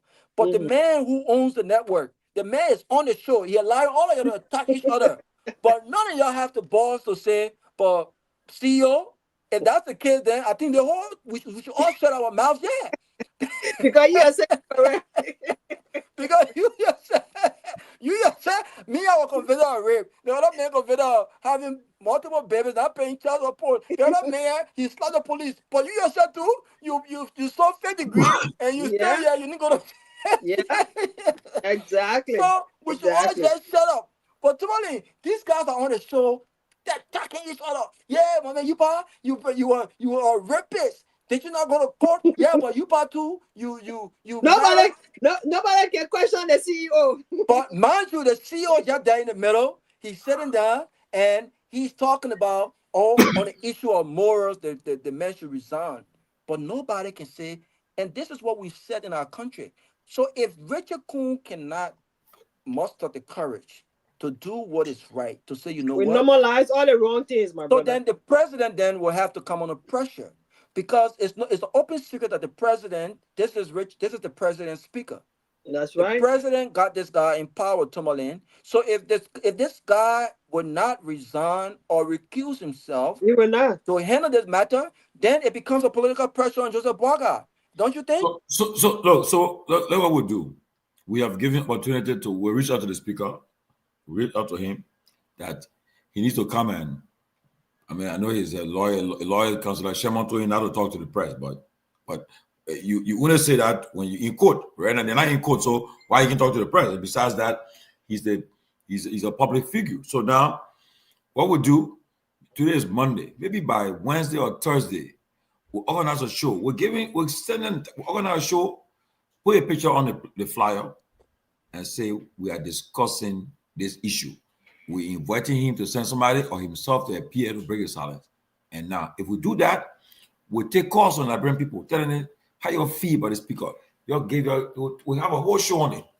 So maybe when they see a picture all over the place and they call and they talk about it, maybe he will because when our public officials, one of the problems, and somebody will tell me, because we fail to hold it accountable in a sense that, for instance, if Robert Garguah is accused of something, will he Robert Garguah because he feels that I'm supposed to go there?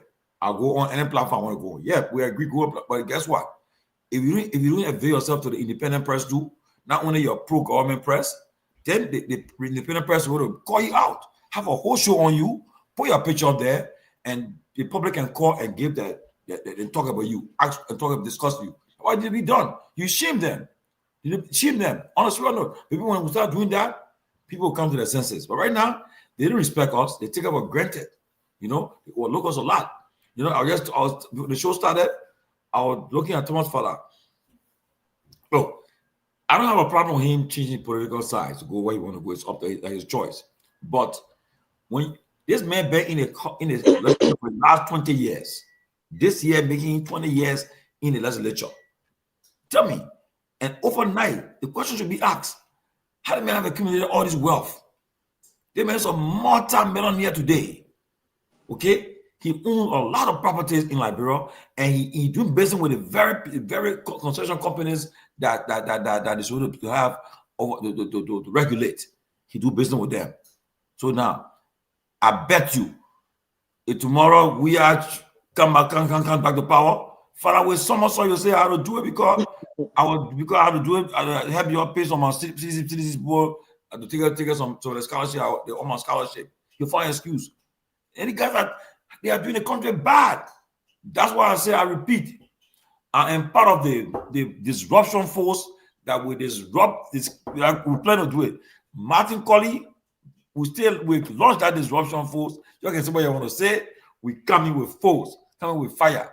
We're coming. That people power movement, they want to see what we do was small. The one we do this year, you all say, what?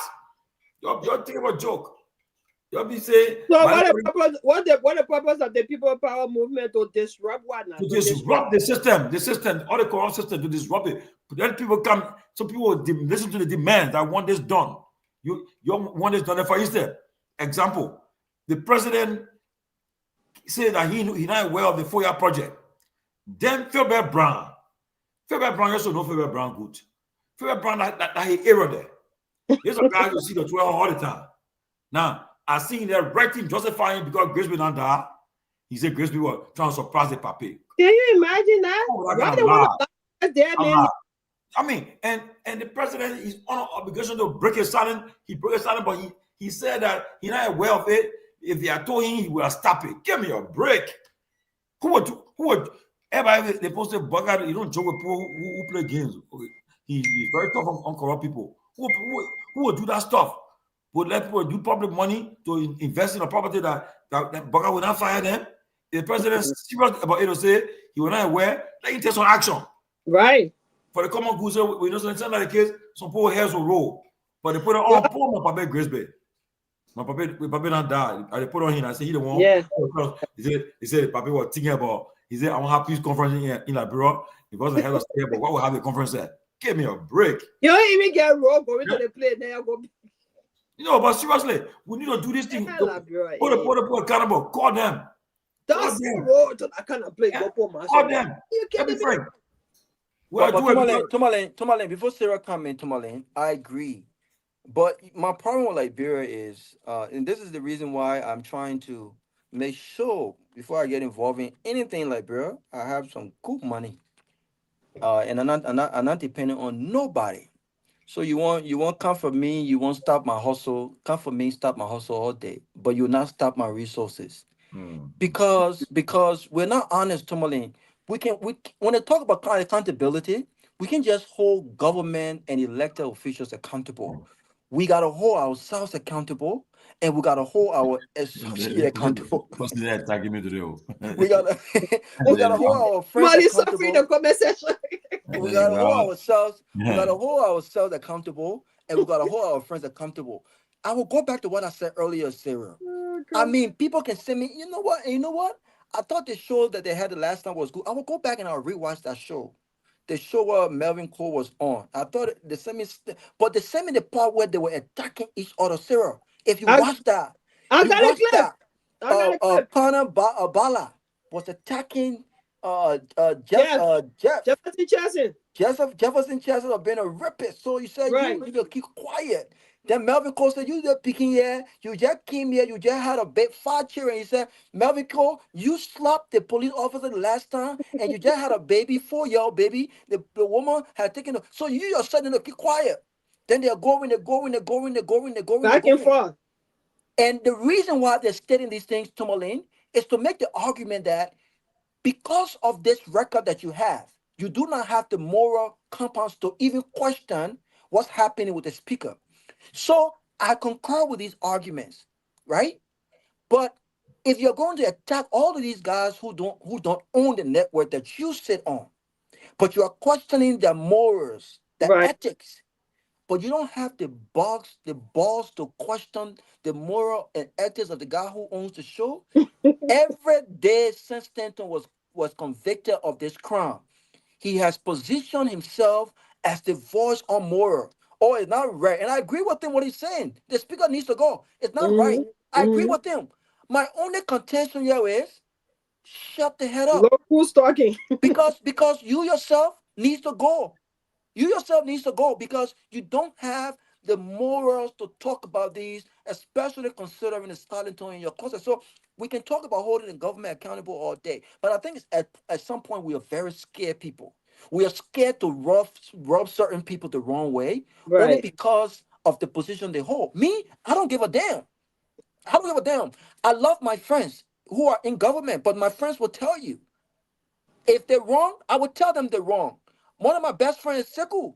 Have you ever heard Sekou involving any corruption? Sekou knows the conversation we heard. You can, they say all day. I don't care about all of that.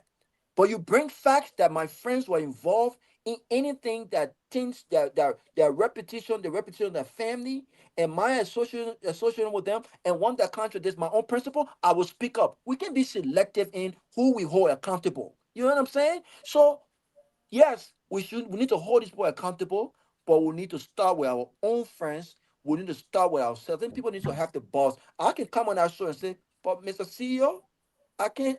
If everyone is telling everyone to keep quiet on this issue based on their own record, then you yourself should keep quiet. I think we should talk about something different. Let's just don't talk about the whole moral business because you are not the guy to talk about this whole morality issue. You are a convicted felon. You saw 50 degrees. But who would tell him that? I guess only me would tell him that, and I would never appear on Spoon to tell him that.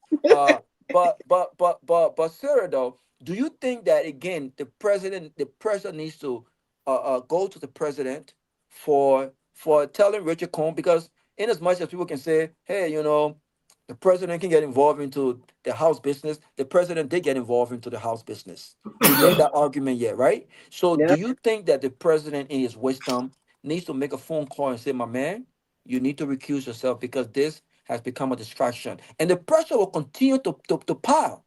So he got to do something. I think he needs to do that, but like I said, he's not going to do it.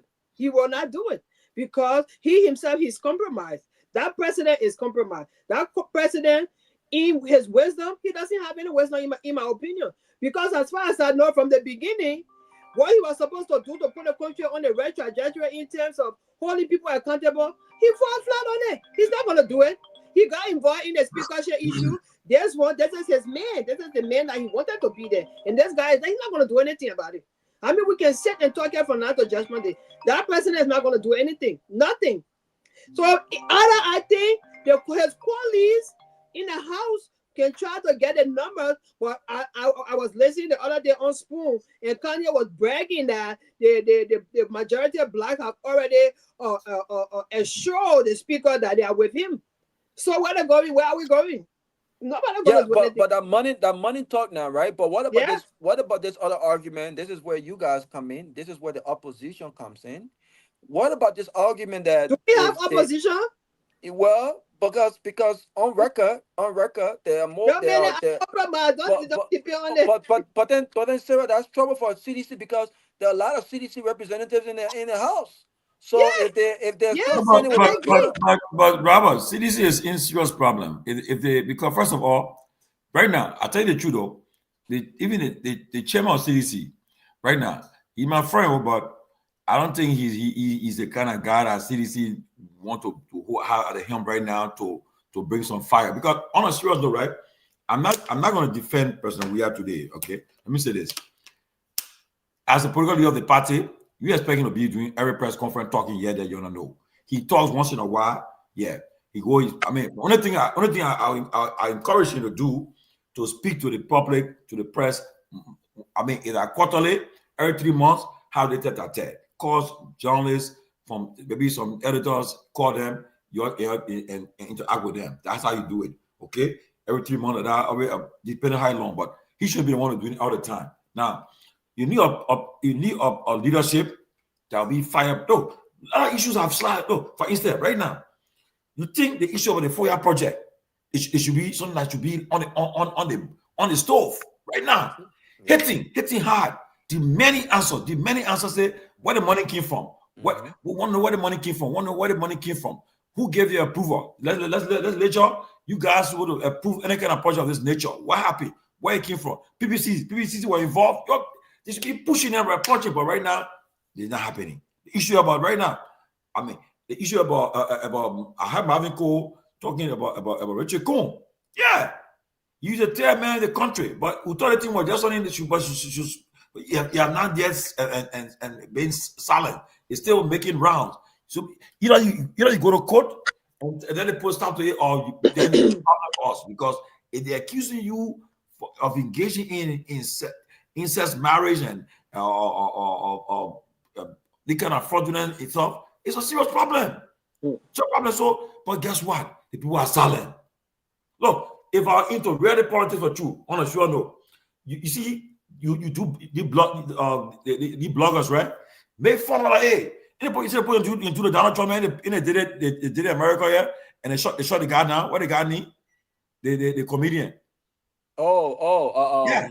Yeah, I know. The guy making fun. How you do it? That you get on the skin, you piss them off. Making the bloggers thing as soon as you put your computer on, you go on Facebook, they get something and marking Tomalin John. I've been marked. Say, oh, they got Tomalin John doing engaging in. You make fun of it. Like Tomalin John engaging in, they gotta stop. Make fun of it. Make jiggles of it. People, it starts going viral. Then it will provoke them, because most of them they didn't care. Look, I won't call me, but one of the journalists was telling me, the guy said the person on the way to Lofa for the holiday. He told us, say, you can talk to your thoughts to me. I don't care. I told you, I don't really care. You know, and the person has seen that. Look, and I'm surprised, because the way John Weah got from day one, when Weah got inaugurated, the attack started on him right away. They started hitting from day one, he got inaugurated. But Boga getting free pass. Boga getting free pass.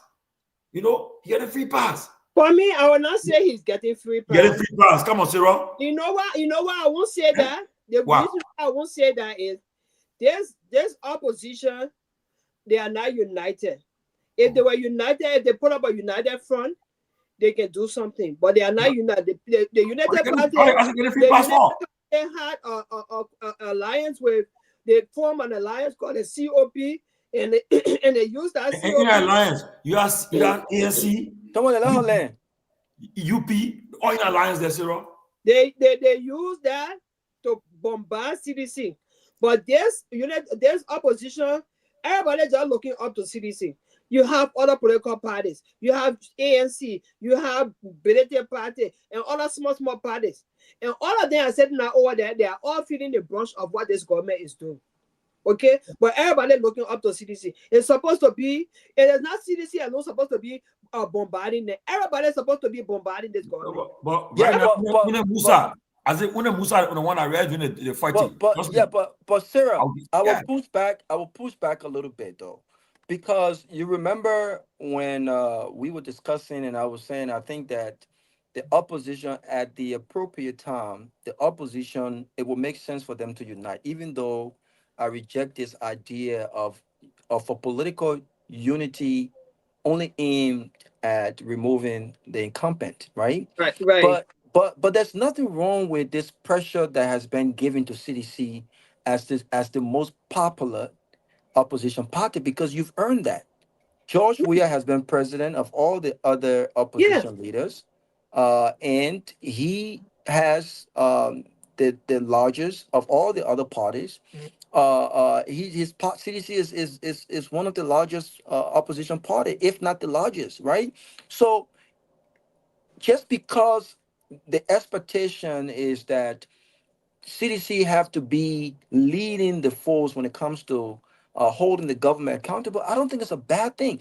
But what troubles me, and I've talked to people behind closed doors, I won't disclose all of what I've talked to them about. But what bothers me is the CDC cannot depend on a propaganda machine that consists of all of the opposition party to show effective propaganda, to show effective communication, to show that the CDC can stand on its own to respond to this government on issues after issues. For instance, like what you saw Samuel Tuer do. Samuel Tuer did that during his recent interview, right?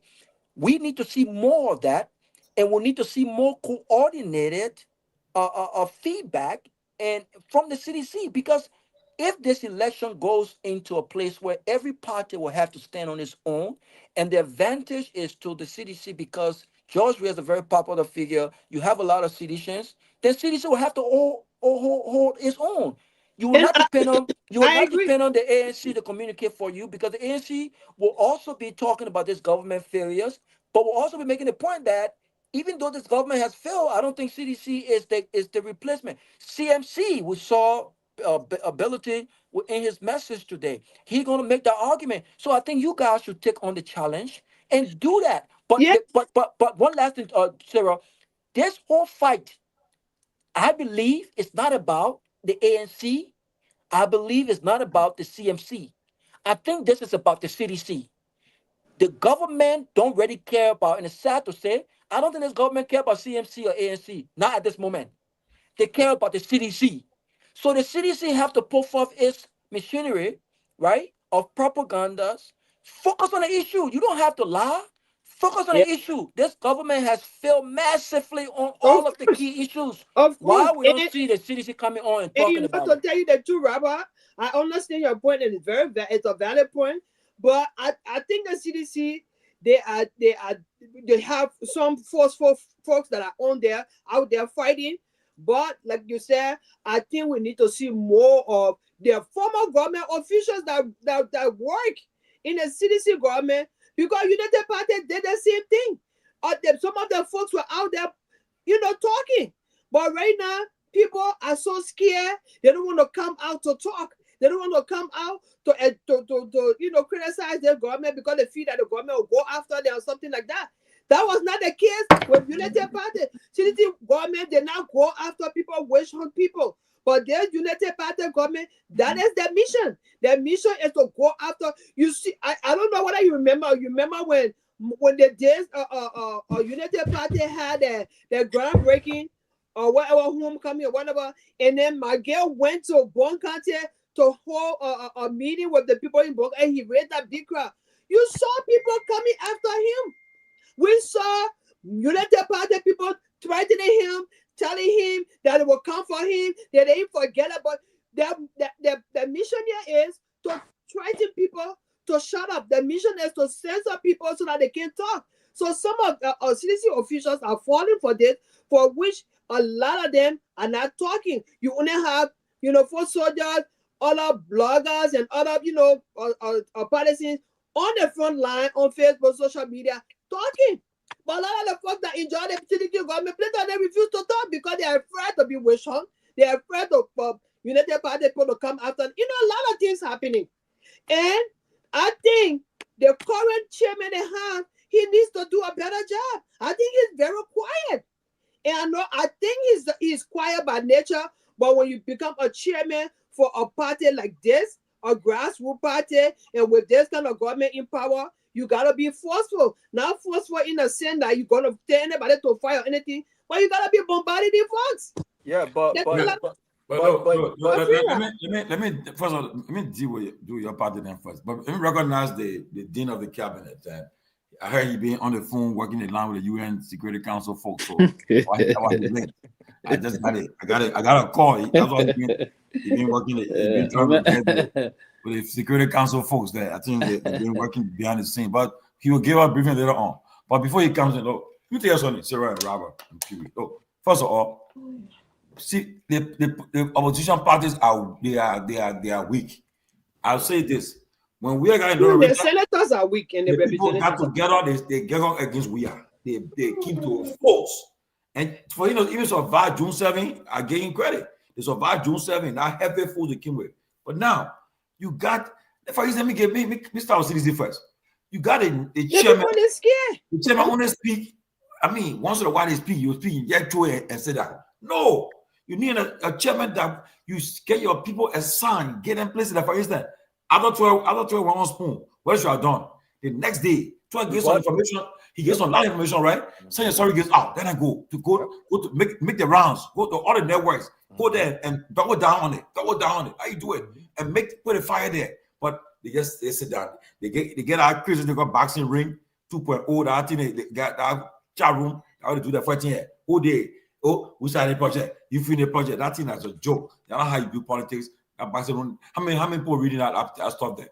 People listen to it all to your program all over the country. Now we see how they proceeding.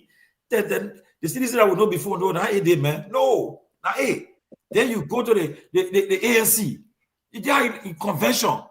How you take your chairman? He on another platform. Your panelists there. That's why who take you serious there. When you honor, then you should be a guest.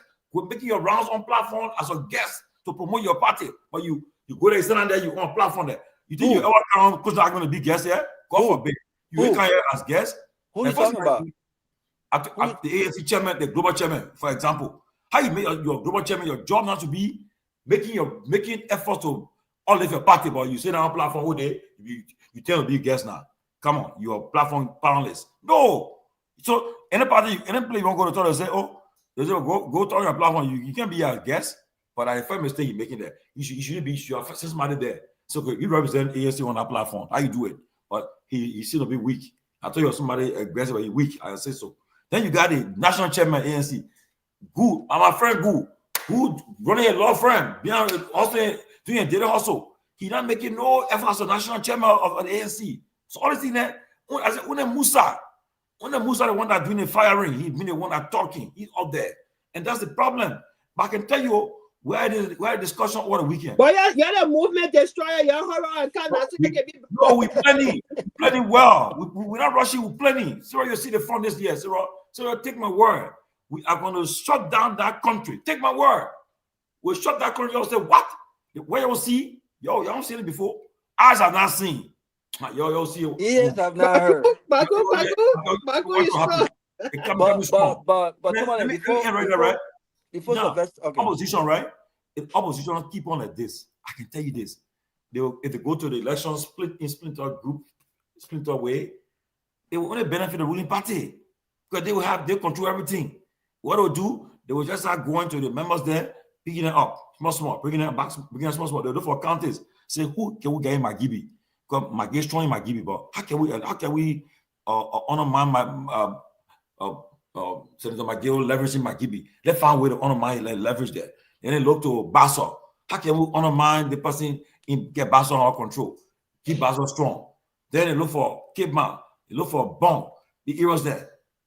And they start catching up. Trust me. They bought Rosalie today. One way. You know that well, okay. There's some key things he say in a piece there. And take it, watch it. And for instance, one of the candidates that are running against Yombly if she runs for re-election, he called me the other day.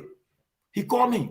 He said, Mr. George, I won't come on your show, but I'll come there sometime this year. But right now, I'm working for the government, but I don't want to compromise my job right now. But I come in. He said, but I'll come on your show and I will make a case why I should be Basso next senator. That's a strong guy.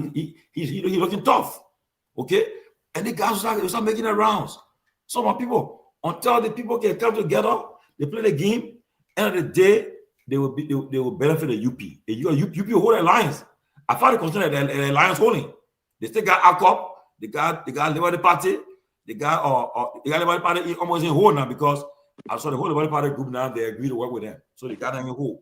And they got people from the MPP, the divided MPP, and so forth. They got CDC go to now, joining them too. You see? Because Sajida carry on a group, not talking about how you call it Fala. Fala carry on a group there too. Fala guy, boy, CDC now. That guy only on a group. He carry them behind too. Well, let me tell you, I don't care what Fala does. But I said at the end of the day, Sarah, I know he cannot take the OCDC, but He can, and he was CDC will still have people in Lofa to vote for them. He cannot. He cannot control the whole of Lofa. He can't. But the will Lofa heavily. You know that one. Yeah. No, the previous election they did. But the last election it was because of the work of Molu, Koji, Fina, Sir Joseph, and Fala. That caused UP. I think UP got the vote in the 60s of what they got. You Tomalin, see? Yeah, before Sylvester come in, you just said something that I thought I think buttress the issue that we have. And we can all agree or disagree in many ways. You just said that a guy called you, but he can't speak right now because he don't want to jeopardize his job. But later on, he will come tell how he's the best one for Bassa. But you said he's strong. The man's strong. The man's strong. But the man's strong. The man got money. He got money. Please wait. Go ahead. You said the man's strong. The man's strong. But the very man that's strong is showing weakness. You can't be strong and weak at the same time, Sylvester. And for me, strength for me is showing in moments that are inconvenient, that are inconvenience. Moments that affect you. Any man or any woman who knows that the people of Bassa, the people of Lofa, the people of Liberia is going through circumstances or they're in a political situation that is not good for them, but refuses to speak in the name of protecting his or her job. I cannot describe that individual as strong. Strong means I will come here and I will tell you some of the things that are not going right in Bassa. And those things that are not going right in Bassa is a poor reflection of the pro tem. She's senior senator of Grand Bassa County. Senior senator of Grand Bassa County. If you're not willing to speak truth to power where it even affects your ability to win an election, shut up. Just shut up. That's not strong. That's weakness. That's the problem we're having.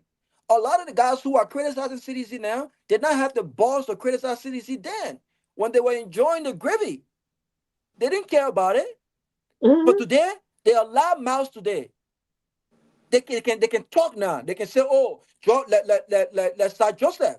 Oh, my life was in. Well, I feared my life, so I'm happy now that this president. I no longer fear my life. But the very man who feared his life campaigned and voted for the re-election of CDC. So what would have happened had CDC won the election? His life would still be in danger. So I think that's cowards. I think it shows weakness in as much as they don't want to admit to it. If you see something that is wrong, speak up against it. This is why people that we're not surviving Liberia. Because I don't care what position I'm in. If something is happening that is not right, I will speak up internally. We'll fix it internally. I will exhaust every power in me to help fix these things internally. If they refuse to fix these things internally and it violates my own principles, I will resign and I will expose. That's the right thing to do. We need to encourage more of these men and more of these women who are not just speaking up only when they are no longer have a seat at the dining table. When they're whining and dining, oh, there's no issue. As soon as the wine and dine stop, oh, there's an issue. Shut up. We don't believe you. Because if you truly had an issue, you would have spoken out in the interest of your country and in the interest of your people, you would have spoken out. Sylvester, come in, man. Yes, Sylvester coming. He will give us a briefing on the Security Council meeting today, and also what happening with the latest from the U.S. State Department. But I want to ask Sylvester this question before you give a briefing. Sylvester, I want to ask you the question real quick. Don't matter to me. I got no briefing. Okay, so let me ask you this question. You are Somebody, let me ask some serious question here, man. You are familiar with the diplomatic space. One, do you think that what the U.S. did, do you agree with it? And do you agree? What is your take on Liberia's position? Do you think Liberia have shown diplomatic weakness for not having a position that reflects its own foreign policy? Though I don't think we have a defined foreign policy. Maybe this is the reason why we are, standing with the statement of the African Union and the three alliance at the UN General Security Council. What do you think it is? And if you were president, what would be your take as a government on what has happened? What would be your position? A very good question. But today I've been a little, and then I will say this, and you'll come back and help me. Then I will continue. I've been completely incommunicado today. I haven't been following a lot of issues, so I put myself. So I didn't follow the Liberia position. I haven't seen it. I've been completely off today. Really been engaged with my wife, and we went to do one or two. So I just got back, but I didn't get to read the African Union position. What did they condemn it? The African Union, no, the African Union did not condemn it. What they said was to summarize what they said, basically, they respect international laws and they have called for restraint to this issue. So that's the African Union position, which Liberia echoes. Contrary to this position that was taken by the African Union that Liberia echoes, they also call for restraint as well. Now, the UN Security Council have issued a very strong condemnation of what happened. So it's different. Yes, so it's different. It's different position. Yeah, go ahead. Yeah, and so did Liberia also take side with the UN Security Council statement? No, they issued their statement. I think it was the Liberia, Somalia, and I think another country. So they issued their statement saying basically, we re-echo the position of African Union. And that position, the African Union calls for restraint, exercising restraint for the respect of international laws. The Security Council was very clear in condemning the action. So it's one thing to say, I call for restraint and I respect the rule of law, but it's another thing to say, I condemn the action of invading another country and so they how specifically condemn. Condemn. No. Yeah, well, that's a very good question also. But in the global rule of order in terms of international diplomacy or international security, basically, and you find sometimes some certain country will be a little delicate as to a measure as to how they want to push that statement because of their fear of them being arm twisted. So a lot of things will happen at this critical time. Remember, this is the undisputed most powerful country on earth.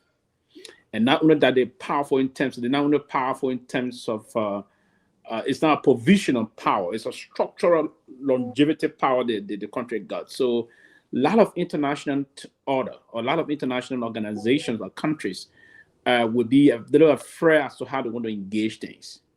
From the Security Council came out right there and condemned it. But the reason they cannot take no action because this country got veto power. They will veto anything outrightly, right? So the Security Council couldn't move and take any hard decision. But back to the AU decision. First and foremost, Nicolas Maduro was referred to as, he was not recognized by many countries across the world after he stole the elections, last day election. He was never recognized. And that's the debate now unfolding here as to if today, that's why he pushed on today, he was emphasizing that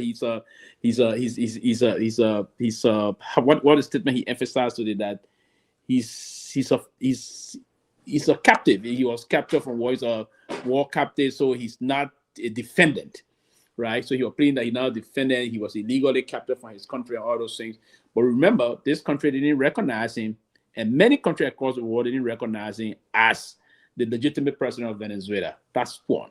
But another important aspect, Raul, you see, if Liberia is pushing, and that's one of the things the African bloc, the AU had to come out because they took a unanimous vote, they took that vote there. It's understandable for Liberia to come out and say exercise restraint. Now, they just took seat as member of the Security Council also. Are they taking the line of the Security Council, or because the Security Council will be divided? They got a lot of countries. They got countries that will go by. Now, currently, you see Russia, China, and that of Colombia push for this meeting to be held today for the Security Council for the move into take decision. But the war is a very complicated and convoluted area, right? In terms of international politics. It is a very serious situation, and we all, it's kind of a thing that will move on.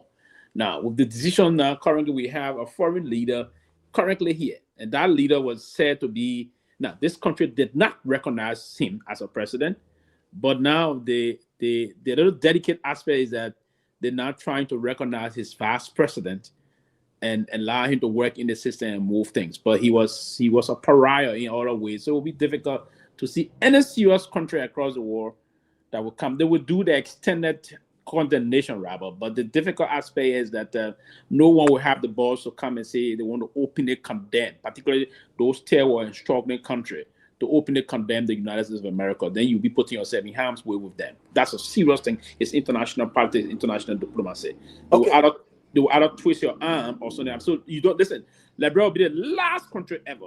Let's agree that all the country came and condemned. Liberia will never condemn. Now, Liberia will never condemn. One is that, never. We are even waiting at the mercy to see if the compact will come through. Then we can't condemn, right? Okay, Tomo, I want you to respond to this real quick. Let me read this. We'll be subservient in this line. Let me read this press release by the Ghanaian government. The foreign minister issued this press release today is the 5th, yesterday. Ghana alarm and Ghana alarm and deplores military invasion of Venezuela, the United States of America, and its subsequent adoption of President Nicolas Maduro and his wife. The government of the Republic of Ghana is alarmed at the unilateral and unauthorized invasion of the Bolivarian Republic of Venezuela by the United States of America and the subsequent adoption of President Nicolas Maduro and his wife in the early hours of Saturday, the 3rd January 2026. Ghana expressed strong reservations against unilateral use of force and strongly deplores such acts as that violate the Charter of the United Nations and international laws, as well as the sovereignty, territorial integrity, and political independence of states. The Ghanaian government is keenly following the situation in Venezuela with great concern and notes that such assaults on international laws, attempts at the occupation of foreign territories, and apparent external control of oil resources have extremely adverse implications on international stability and the global order. Ghana also notes with deep concern statements by the U.S. President Donald Trump that the U.S. will run Venezuela until such time as we can do a safe, proper, and judicious transition, and that U.S. large oil companies will be asked to go in. These declarations are remnants of the remnants of colonial and imperialist era. They are dangerous precedent for global order. Such colonial ambitions should have no place in the post-Second World War era. To allow this to put the international community at great risk and undermine the sovereignty of every country, Ghana, therefore, reaffirms its commitment to the principle of self-determination and holds the firm view that only the Venezuelan people should freely determine their political and democratic future. Ghana calls for the immediate de-escalation and, I thought this was important, the release of President Maduro and his wife. The government of Ghana shall maintain and defend its long-held principle position against invasion, occupation, colonialism, apartheid, disregard for sovereignty, and all forms of violation of international law. Sylvester, I thought that was a statement from a country that have benefited from this very country. The United States has invested in Ghana over the years. But this is a small country too. This is a country that is small. This is a country that its military cannot be compared to the U.S. But this is also a country who has a clear, defined foreign policy and firm beliefs. And so I want to ask you, why can Ghana issue that statement based on their own beliefs, based on a defined foreign policy? But Liberia can issue a statement of such and still be a close ally to the United States, Sylvester? Can I In response to that question, can I ask a quick question? Did Ghana was Ghana draft from the MCC scorecard benefits? No. Because I read something that said that so I don't know whether it was true or not. That I heard that they dropped Ghana from the MCC scorecard. They were supposed to get it, they're not getting it again. Something like that. I'm not sure. No. Yeah, I don't think Ghana have been qualified for a while, but America still provide a lot of support to Ghana. More money than Liberia. 2025, they invested more money than Liberia. So what is wrong with Liberia having a defined for? So first, let me ask you this question. Do you think the reason why Liberia cannot issue a statement like this, outside of being fearful of what the U.S. provides, is that we don't have a defined foreign policy? No, so Liberia is an ally. Go ahead, I'll come in. Go ahead. You know, Liberia is an ally of the United States of America. Ghana is a sovereign nation. They can say what they want to say. Liberia can say, you know what, this is our partner. We will just be very mute about what's going on. You know, Liberia stands to get a lot of help from America. Ghana did not even, President have not even met Donald Trump in the U.S. President Muhammad have not even met Donald Trump. Secondly, Liberia has a great, currently the government is looking at Liberia, they're looking at investing in Liberia in the healthcare sector. I don't know how many millions should go to the Ministry of Health and all of that. There's no one you want to kind of jump, but because this government is an eye for an eye, they will, you try to reject them in some areas, they will go after you. And Liberia benefits a lot for America than to sit back and be worried about a man who was very brutal to his own citizen, who stole several elections, who killed most of his people. That Bureau guy stand to benefit and to sit there and back that kind of man, you know. Yeah, absolutely, Peabody, and I do agree with you also. But yeah, is it we do still have the international rule-based order.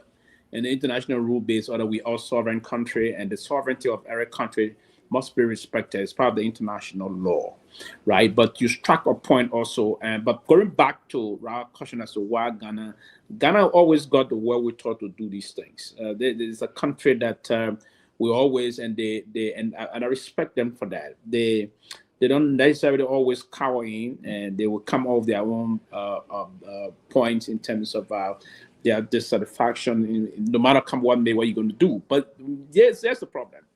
The Ghanaian got some foreign policy leverage. And rather, that's the key issue there. If you don't have any major foreign policy leverage, you are doomed to just be a kind of a subservient nation. In international diplomacy, what you bring to the table, if we say, oh, we're going to the table to discuss something, if I'm going to discuss with you what we need to do, I'm coming with nothing. They agree all about to come and meet to say we're having a social gathering. We're going to be meeting somewhere in Delaware or somewhere in Atlanta or anywhere here, or we're going to meet in London. Then I come back in that gallery and say, gentlemen, I think I'll make it a go. But if I'll make it a go, say I got to tip to buy my plane ticket.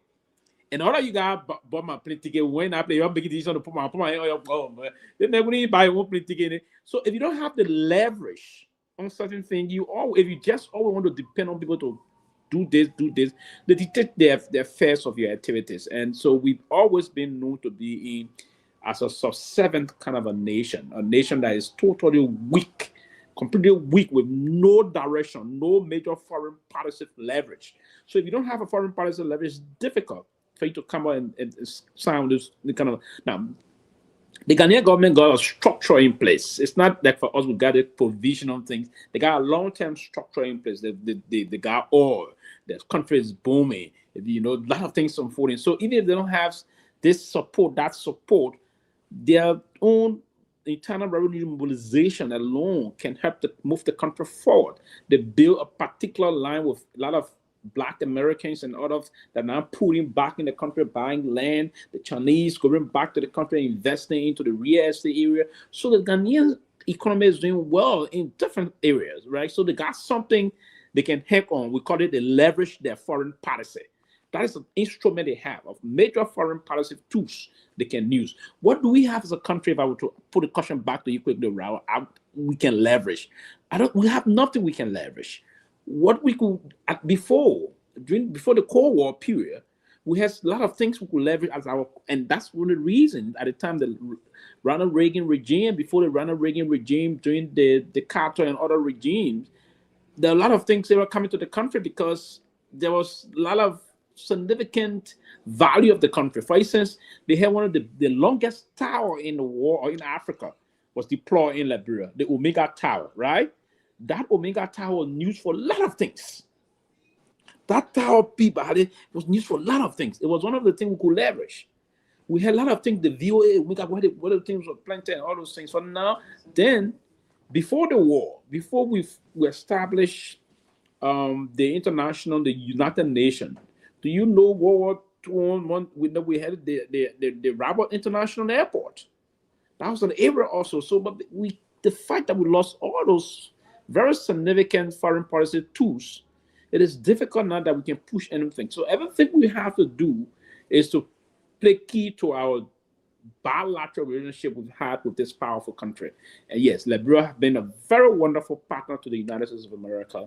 And because of that, yeah, you're gonna leverage that to always be a friend to your ally. It's my friend. Enemy to my ally is my enemy. So that's the doctrine. The doctrine of friend to my ally is my friend, and enemy to my ally is definitely my enemy. So today, Venezuela is our enemy. It's Liberia's enemy because the Venezuelan leader, Nicolas Maduro, is not only considered a pariah, but he was considered a wanted man by the United States government.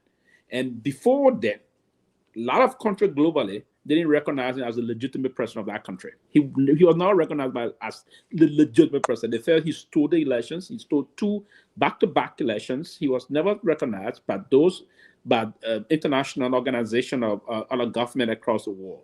Never.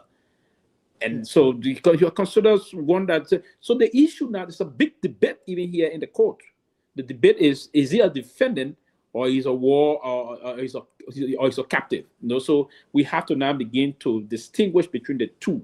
But part of the reason is that we needed to see if we can have one foreign policy leverage we will have. We're thinking about it. Probably when the day we will cover oil in our country in abundance, then we can start leveraging that as a major tool for people to start coming to you. You see, you saw what the president said yesterday, on Saturday. He said that we'll go the oil. That's a major thing, the oil. Ghana too. See, Ghana is brave now because Ghana got oil, right? Serious. So that's the issue.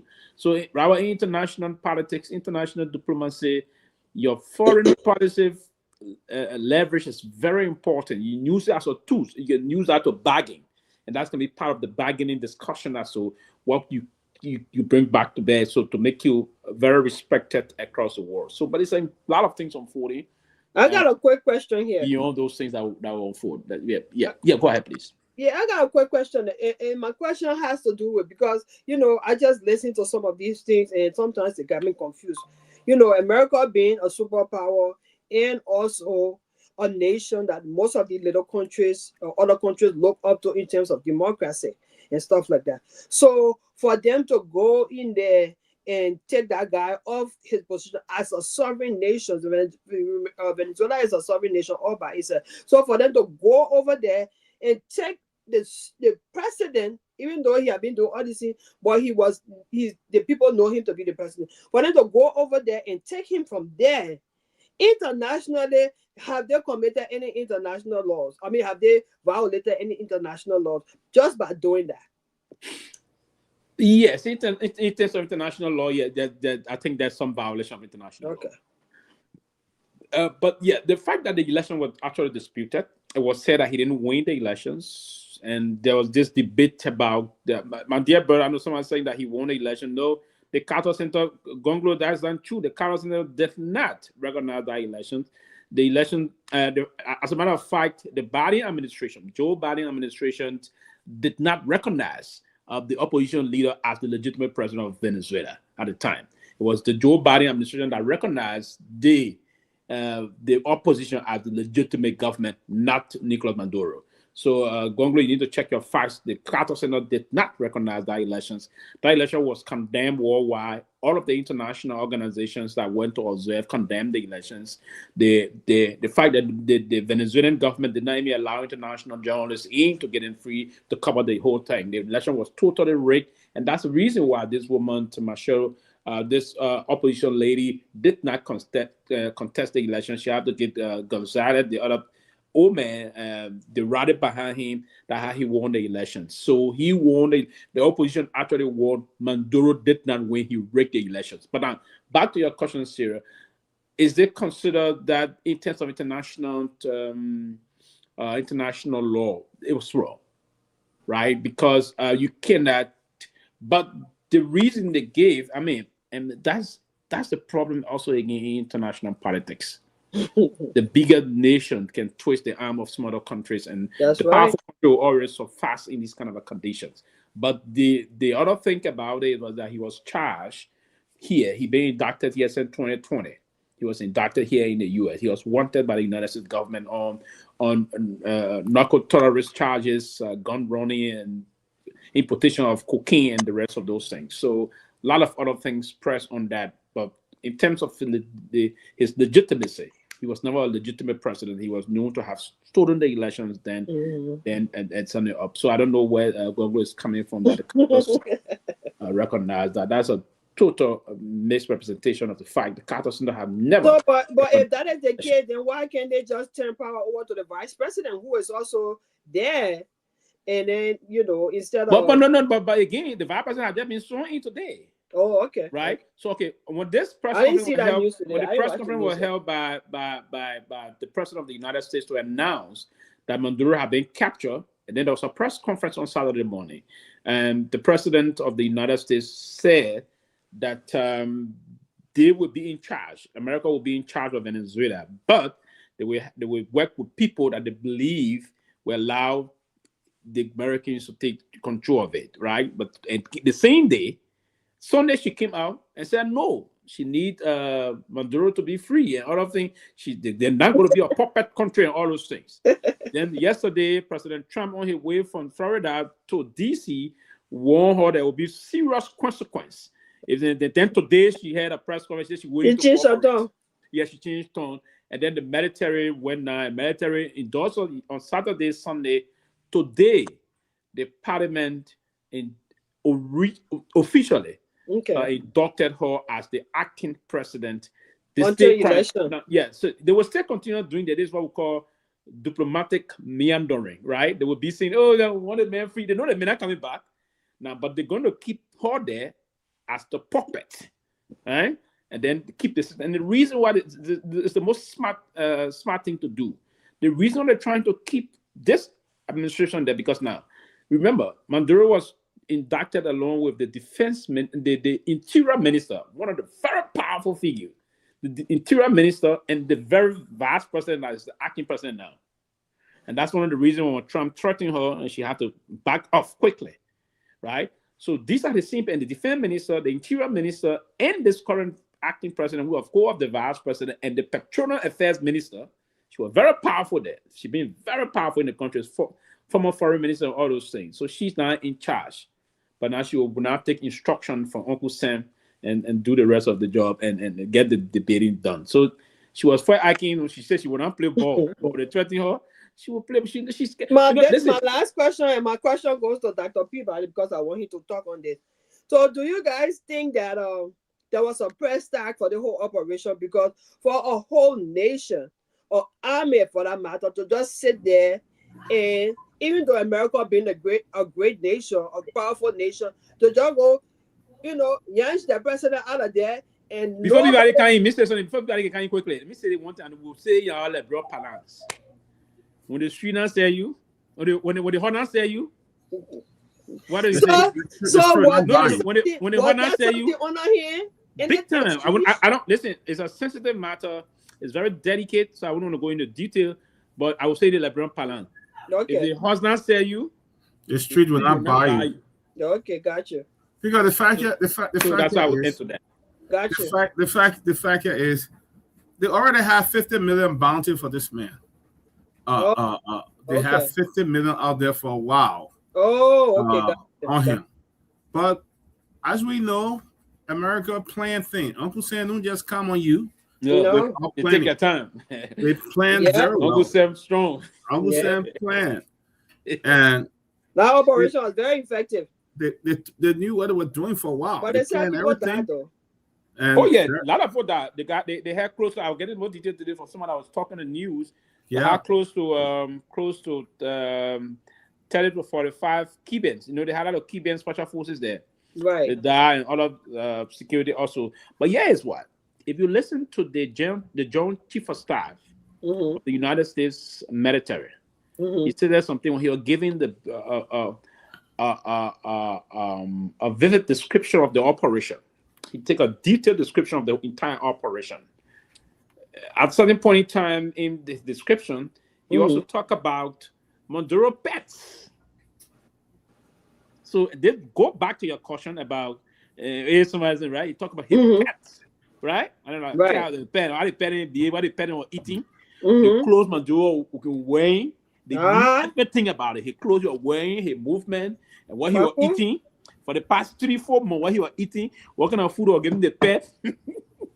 You see, so listen, it was one of the most surgical, and you see, and that's one of the reasons why sometimes quickly, when I see leader of this country boast about the power of the military of this country, I can sit down and say, hey, the country's military is very powerful. That's right.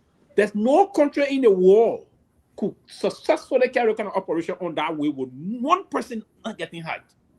So it put the power. That power will say so, the Bremen say, but it was a surgical mission that went very clean. Imagine. How do you? Right, quickly. I mean, anyone know where you're coming. Listen to the Joint Chief of Staff. Last night again, I play it back, just playing it. The guy saying they disabled the entire university in Carrasca. They call all the layoff off. Oh, yes. The new cyber security to cut the electricity off. Yeah. At the time they were growing, they used it up. Then they disable all of their what they call the thing that can protect the air defense system. They disable the entire air defense system. That's how they couldn't find out who was in the airspace. You see how powerful they did that? So such a corporation. Go ahead, Raul. And they did that without affecting the electricity of the mansion where old boy was. Yes. So they didn't want to create red flags. So everything was normal over there. And some people were also reporting that it was flickering. So people thought that there were some electrical problem going on and all that stuff like that. So Sylvester, I can't dispute how powerful this country is. But I want to go back to this Ghana comment thing, and I really like this part where they said we shall maintain and defend its long-held principal position against invasion, occupation, colonialism, apartheid, disregard for sovereignty, and all forms of violations of international law. And so what this says about Ghana is these are their core beliefs, Dr. Peabody. And their core beliefs cannot be compromised based on who is the actor in this case. And I'm sure that Ghana respects the U.S. relationship.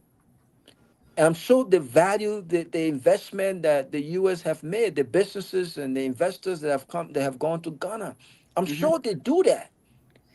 I get a bit jealous, right? I get a bit jealous when I see our neighboring country, right, governing based on core values. This is just my contention. Yeah. You can be afraid, right? Being afraid is one thing. Right. Right? Being afraid is one thing, but there are certain things that when it happens and it touches or it affects our core values or what we believe, it's almost like being a Christian.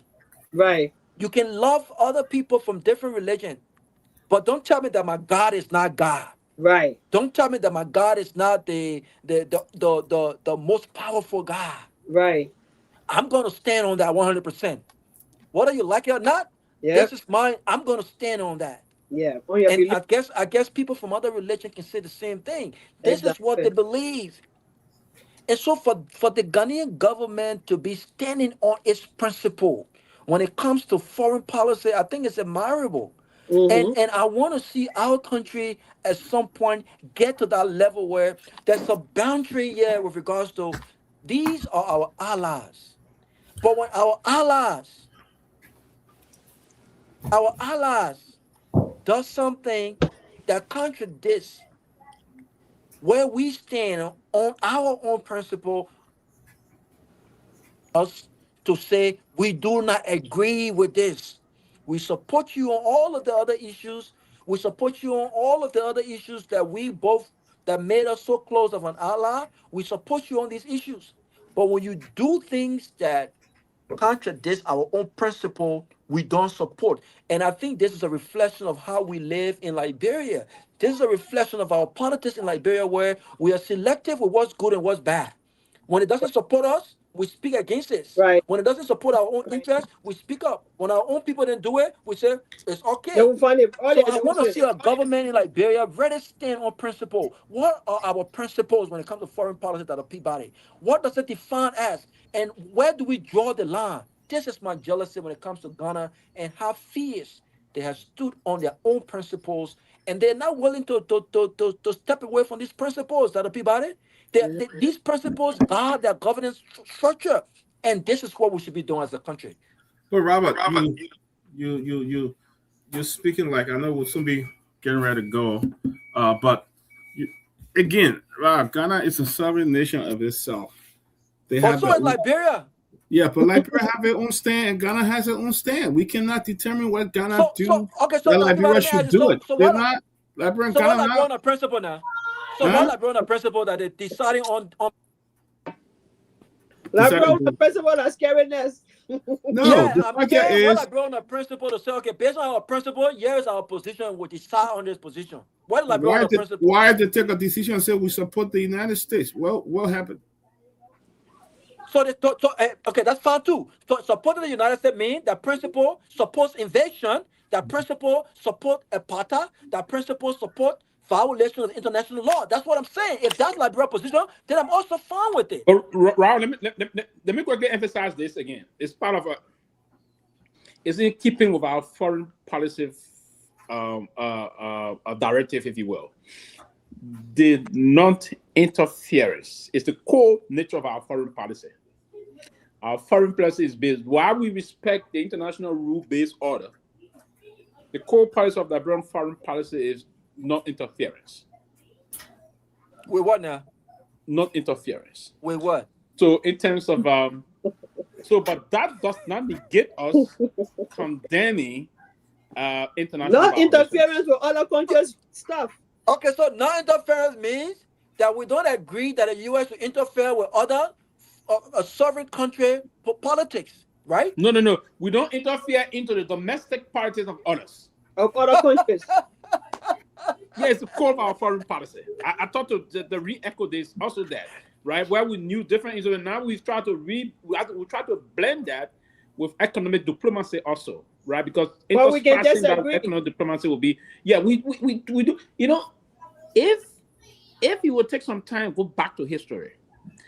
Part of the problem of our leaders, do you know the reason why President Myean Torgbean was actually executed? Go back to history, Robert. Then you start getting to understand the nature of our foreign policy.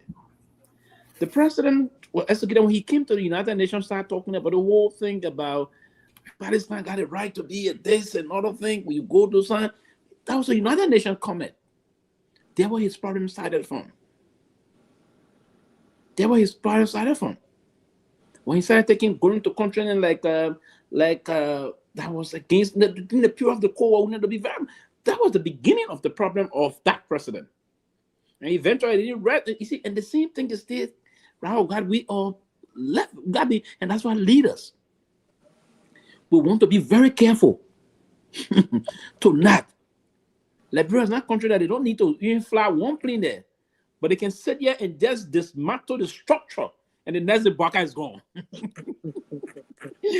You see powerful men being collected and brought in. But they can do the same thing in Ghana. But they can do the same thing in Ghana. Yes, why the Ghanaian system is a little bit it's possible, but the Ghanaians is a little different because the Ghanaians are a little tied to the UK and other things to do that. For us, we're so tied to this country. Without this country, ever think about Liberia is the United States of America. And imagine the very Maroon doctrine this president introduced or do this attack, because the Maroon doctrine talk about the system. If you went through the Maroon doctrine, it's a system of ensuring that for America to be safe, the neighboring side of the area, anyone that is not safe area has got a threat to come here. So if that country will go post threat, we can go there and do this. So if you saw the Noriega situation that unfolded at the time, it was part of the issue of the Maroon doctrine, all those things. The Noriega thing that happened when they got him in 1989, brought him here, went trial, he went to jail. His were in Florida, and now this case. So all those things I want to have to be mindful. We've had two leaders of our country that opened a challenge. That's a three. Opened a challenge. Uncle, our uncle. And they were nowhere. And I'll give a classic example quickly. Within our Talbot, we saw it when it happened. He got killed mysteriously. It was not Samuel Doe that killed that man.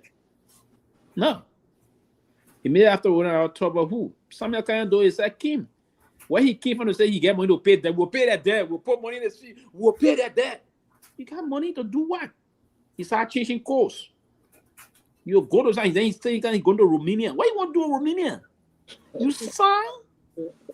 It probably started. Everybody was shocked when they said Charles able to get from jail from here and say he going anywhere. No, it's an open issue. His property came in. Charles came back. He came there and he started saying, nobody will take film like Bill Clinton. Nobody will take film from Washington and say this. We are all president. We should have mutual respect. There's no damn mutual respect between this president and that president. There's no neutrality there. This is the world's most powerful president on earth. Yeah. And that problem started from there, Raul. And that well, whether you like it or not, that's the fact. Three. So listen now. Play the carpet for those three leaders. Then you will go back to Madam Ellen Johnson's Sirleaf. When Madam Sirleaf came in, she didn't. She played all the cards she saw. She said, "But the dominant of PC, I will play the card right."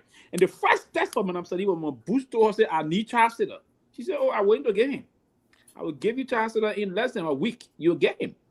What she did, she left from Monrovia around 8 p.m., flew to Abuja, told Obasanjo that you will have to turn. I will request that man. You have to turn him over.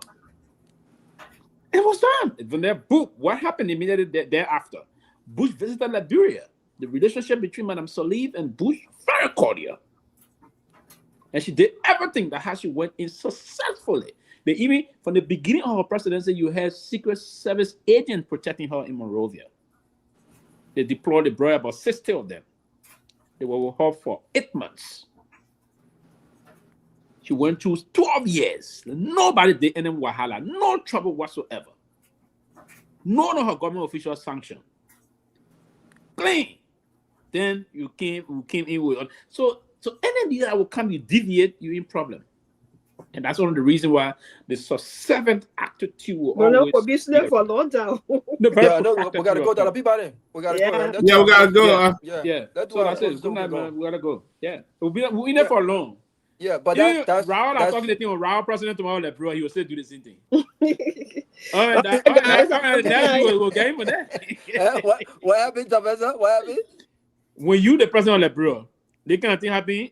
You even say, hey, I probably we got to do it very good for our uncle there. No, if I'm the president, in closing, if I'm the president of Liberia, Sylvester, I will convene a meeting with some of our smartest historians, some of our smartest attorneys, some of our smartest foreign policy architects, technicians, and go back to our Constitution and go back to how we gain our independence and the understanding the draft of our Constitution and what that actually means to us, to seriously, once and for all, put together a defined foreign policy that that the country understands, every Liberian understands, and is taught in school. If you ask a young Liberian right now, what is Liberia's core values? Listen, we gotta have a core value. We can't. That's one thing to say. Listen, I support my big brother all the time. But if your big brother tell you to go jump in hell, you're jumping hell. We have to. We have to have some standards. We have to develop some standards. We have to be guided by principles and core values as a country, as an independent servant country. This is my argument, and I can support the. I love the U.S. This is the greatest country in the world. I support this country. I understand where they're falling short. I understand that, and I also understand where sometimes it's necessary to flex your muscles. But we can support this government and still operate as a serving country and not just do anything this government says do. We can't. Then we're not a serving country. Then we can boast of being Africa's first independent country, right? Africa's oldest independent state. But in 2026 and subsequent years, we still don't understand our own core values as a country and how those core values guide our decision when it comes to laws, when it comes to war, when it comes to peace. We need to define that. So if I was president, yes, I know my advisors will tell me, Mr. President, you have to tone it down. These are the diplomatic steps, but I will push it back to them. Okay, now we need to sit, get all of the brains in the room. What I want us to do as a country is to define what our core values are. And we must go all the way back in history. We must review everything that got us to where we got us to the Rest Riot and all of this long civil crisis, the suffering of the people, corruption. We must review all of these things and put together or define foreign policy that is guided by our core values that are taught in our kindergarten, in our schools, so we as a country understands what brings us together as a people and that we must stand strong together in unity. When any action is taken that violates or contradicts these core principles and these core values. Right now, we don't have that. We just go by the wind. U.S. said this, we go. U.S. kill somebody, we say yes, sir. U.S. don't kill somebody, we say yes, sir. We can't function as a country like that. But always a great show, guys. Great show, guys. Great point, Robert. Guys, y'all have a good night. Great show, always. Good night. Good night. We'll meet again tomorrow. Robert, it's always good to see you. Good topic. Good to see Good to Sarah. see you, Doc. Yeah.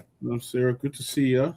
Yeah. In the meantime, has Kuhn family was on the other day giving press conference. Anyways, let me not start new guys. No, we already talk about it. What is it? They confirmed that. They confirmed over the weekend. They confirmed that Richard Kuhn and Cecilia, they are biological sister of her, and they've asked her to resist from damaging the Blama Kuhn family name.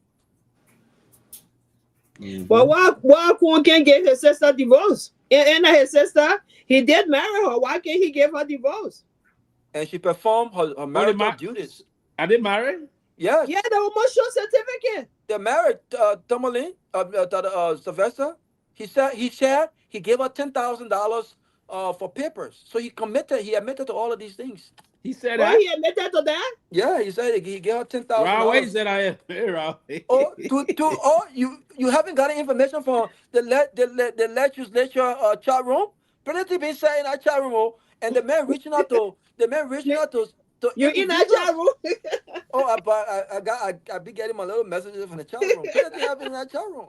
Todd Woman even said that while he was in Charlotte, there was for kids. And I think the other network has that text message as well. That he was in Charlotte and the legal actions been taken against the speaker, and that this demands the House of Representatives. So that means that story is not going away anytime soon? No, it's not. It's not going away. It's not. It's not. Do some big talk. Well, people that you're bored, you need to talk. All right, guys. Yeah. All right, guys. Have a good night. Good night. Good night. All right. All right. Okay. Good guys. So let's see, man. I'm going to bed.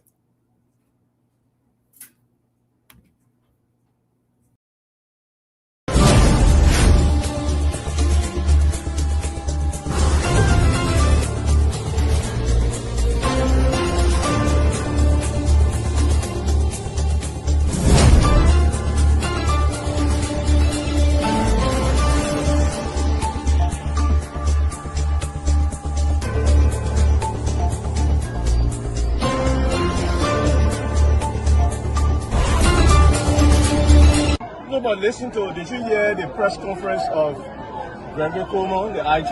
He did say that this is a highly political case, did he not? So you don't take the partisans' word for it, you take the IG's word for it. We elect on 85 irresponsible men what happened to our country. We elect on 85 irresponsible men to govern this country, not to be very irresponsible. Please place your left hand on the Bible being held by your wife, and you will kindly raise your right hand, sir. And repeat after me. All standing, please.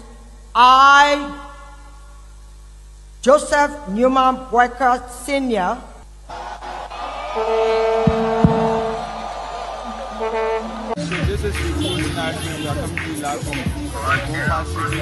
No secret now that your friend and former boss will be a candidate in 2029.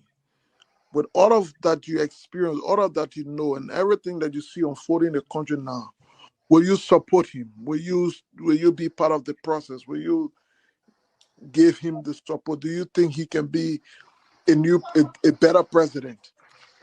So why you want to bring political money in it or not? Oh, but political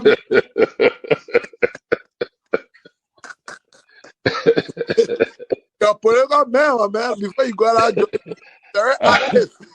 I plead the fifth again. Okay.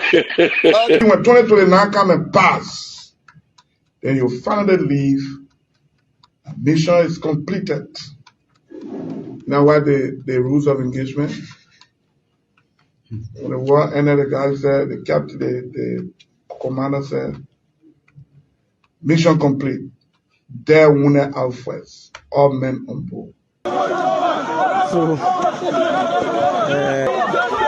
this riot situation when it comes across, because many times you notice that If Charles Taylor is the problem, he will be out of here in the twinkle of an eye.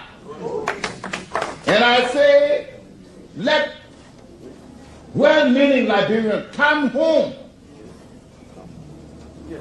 If we respect this constitution, a government formed in Accra is a violation of Article 1 of the Constitution. Let them come home.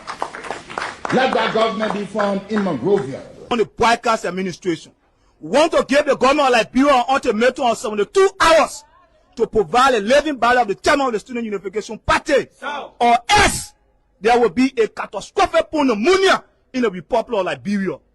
To arrest the chairman of the Student Unification Party, only because the government feel intimidated about the Vanguard Party advocacies. The government got capital road, small, that road, big road, all kind of place. I think the reason Joseph Baga will not do much because the old man, the papa is suffering. The papa loves the country, but he can't make it. The criminal there around him, they sophisticated than him. They are sophisticated criminals, so they can't make it.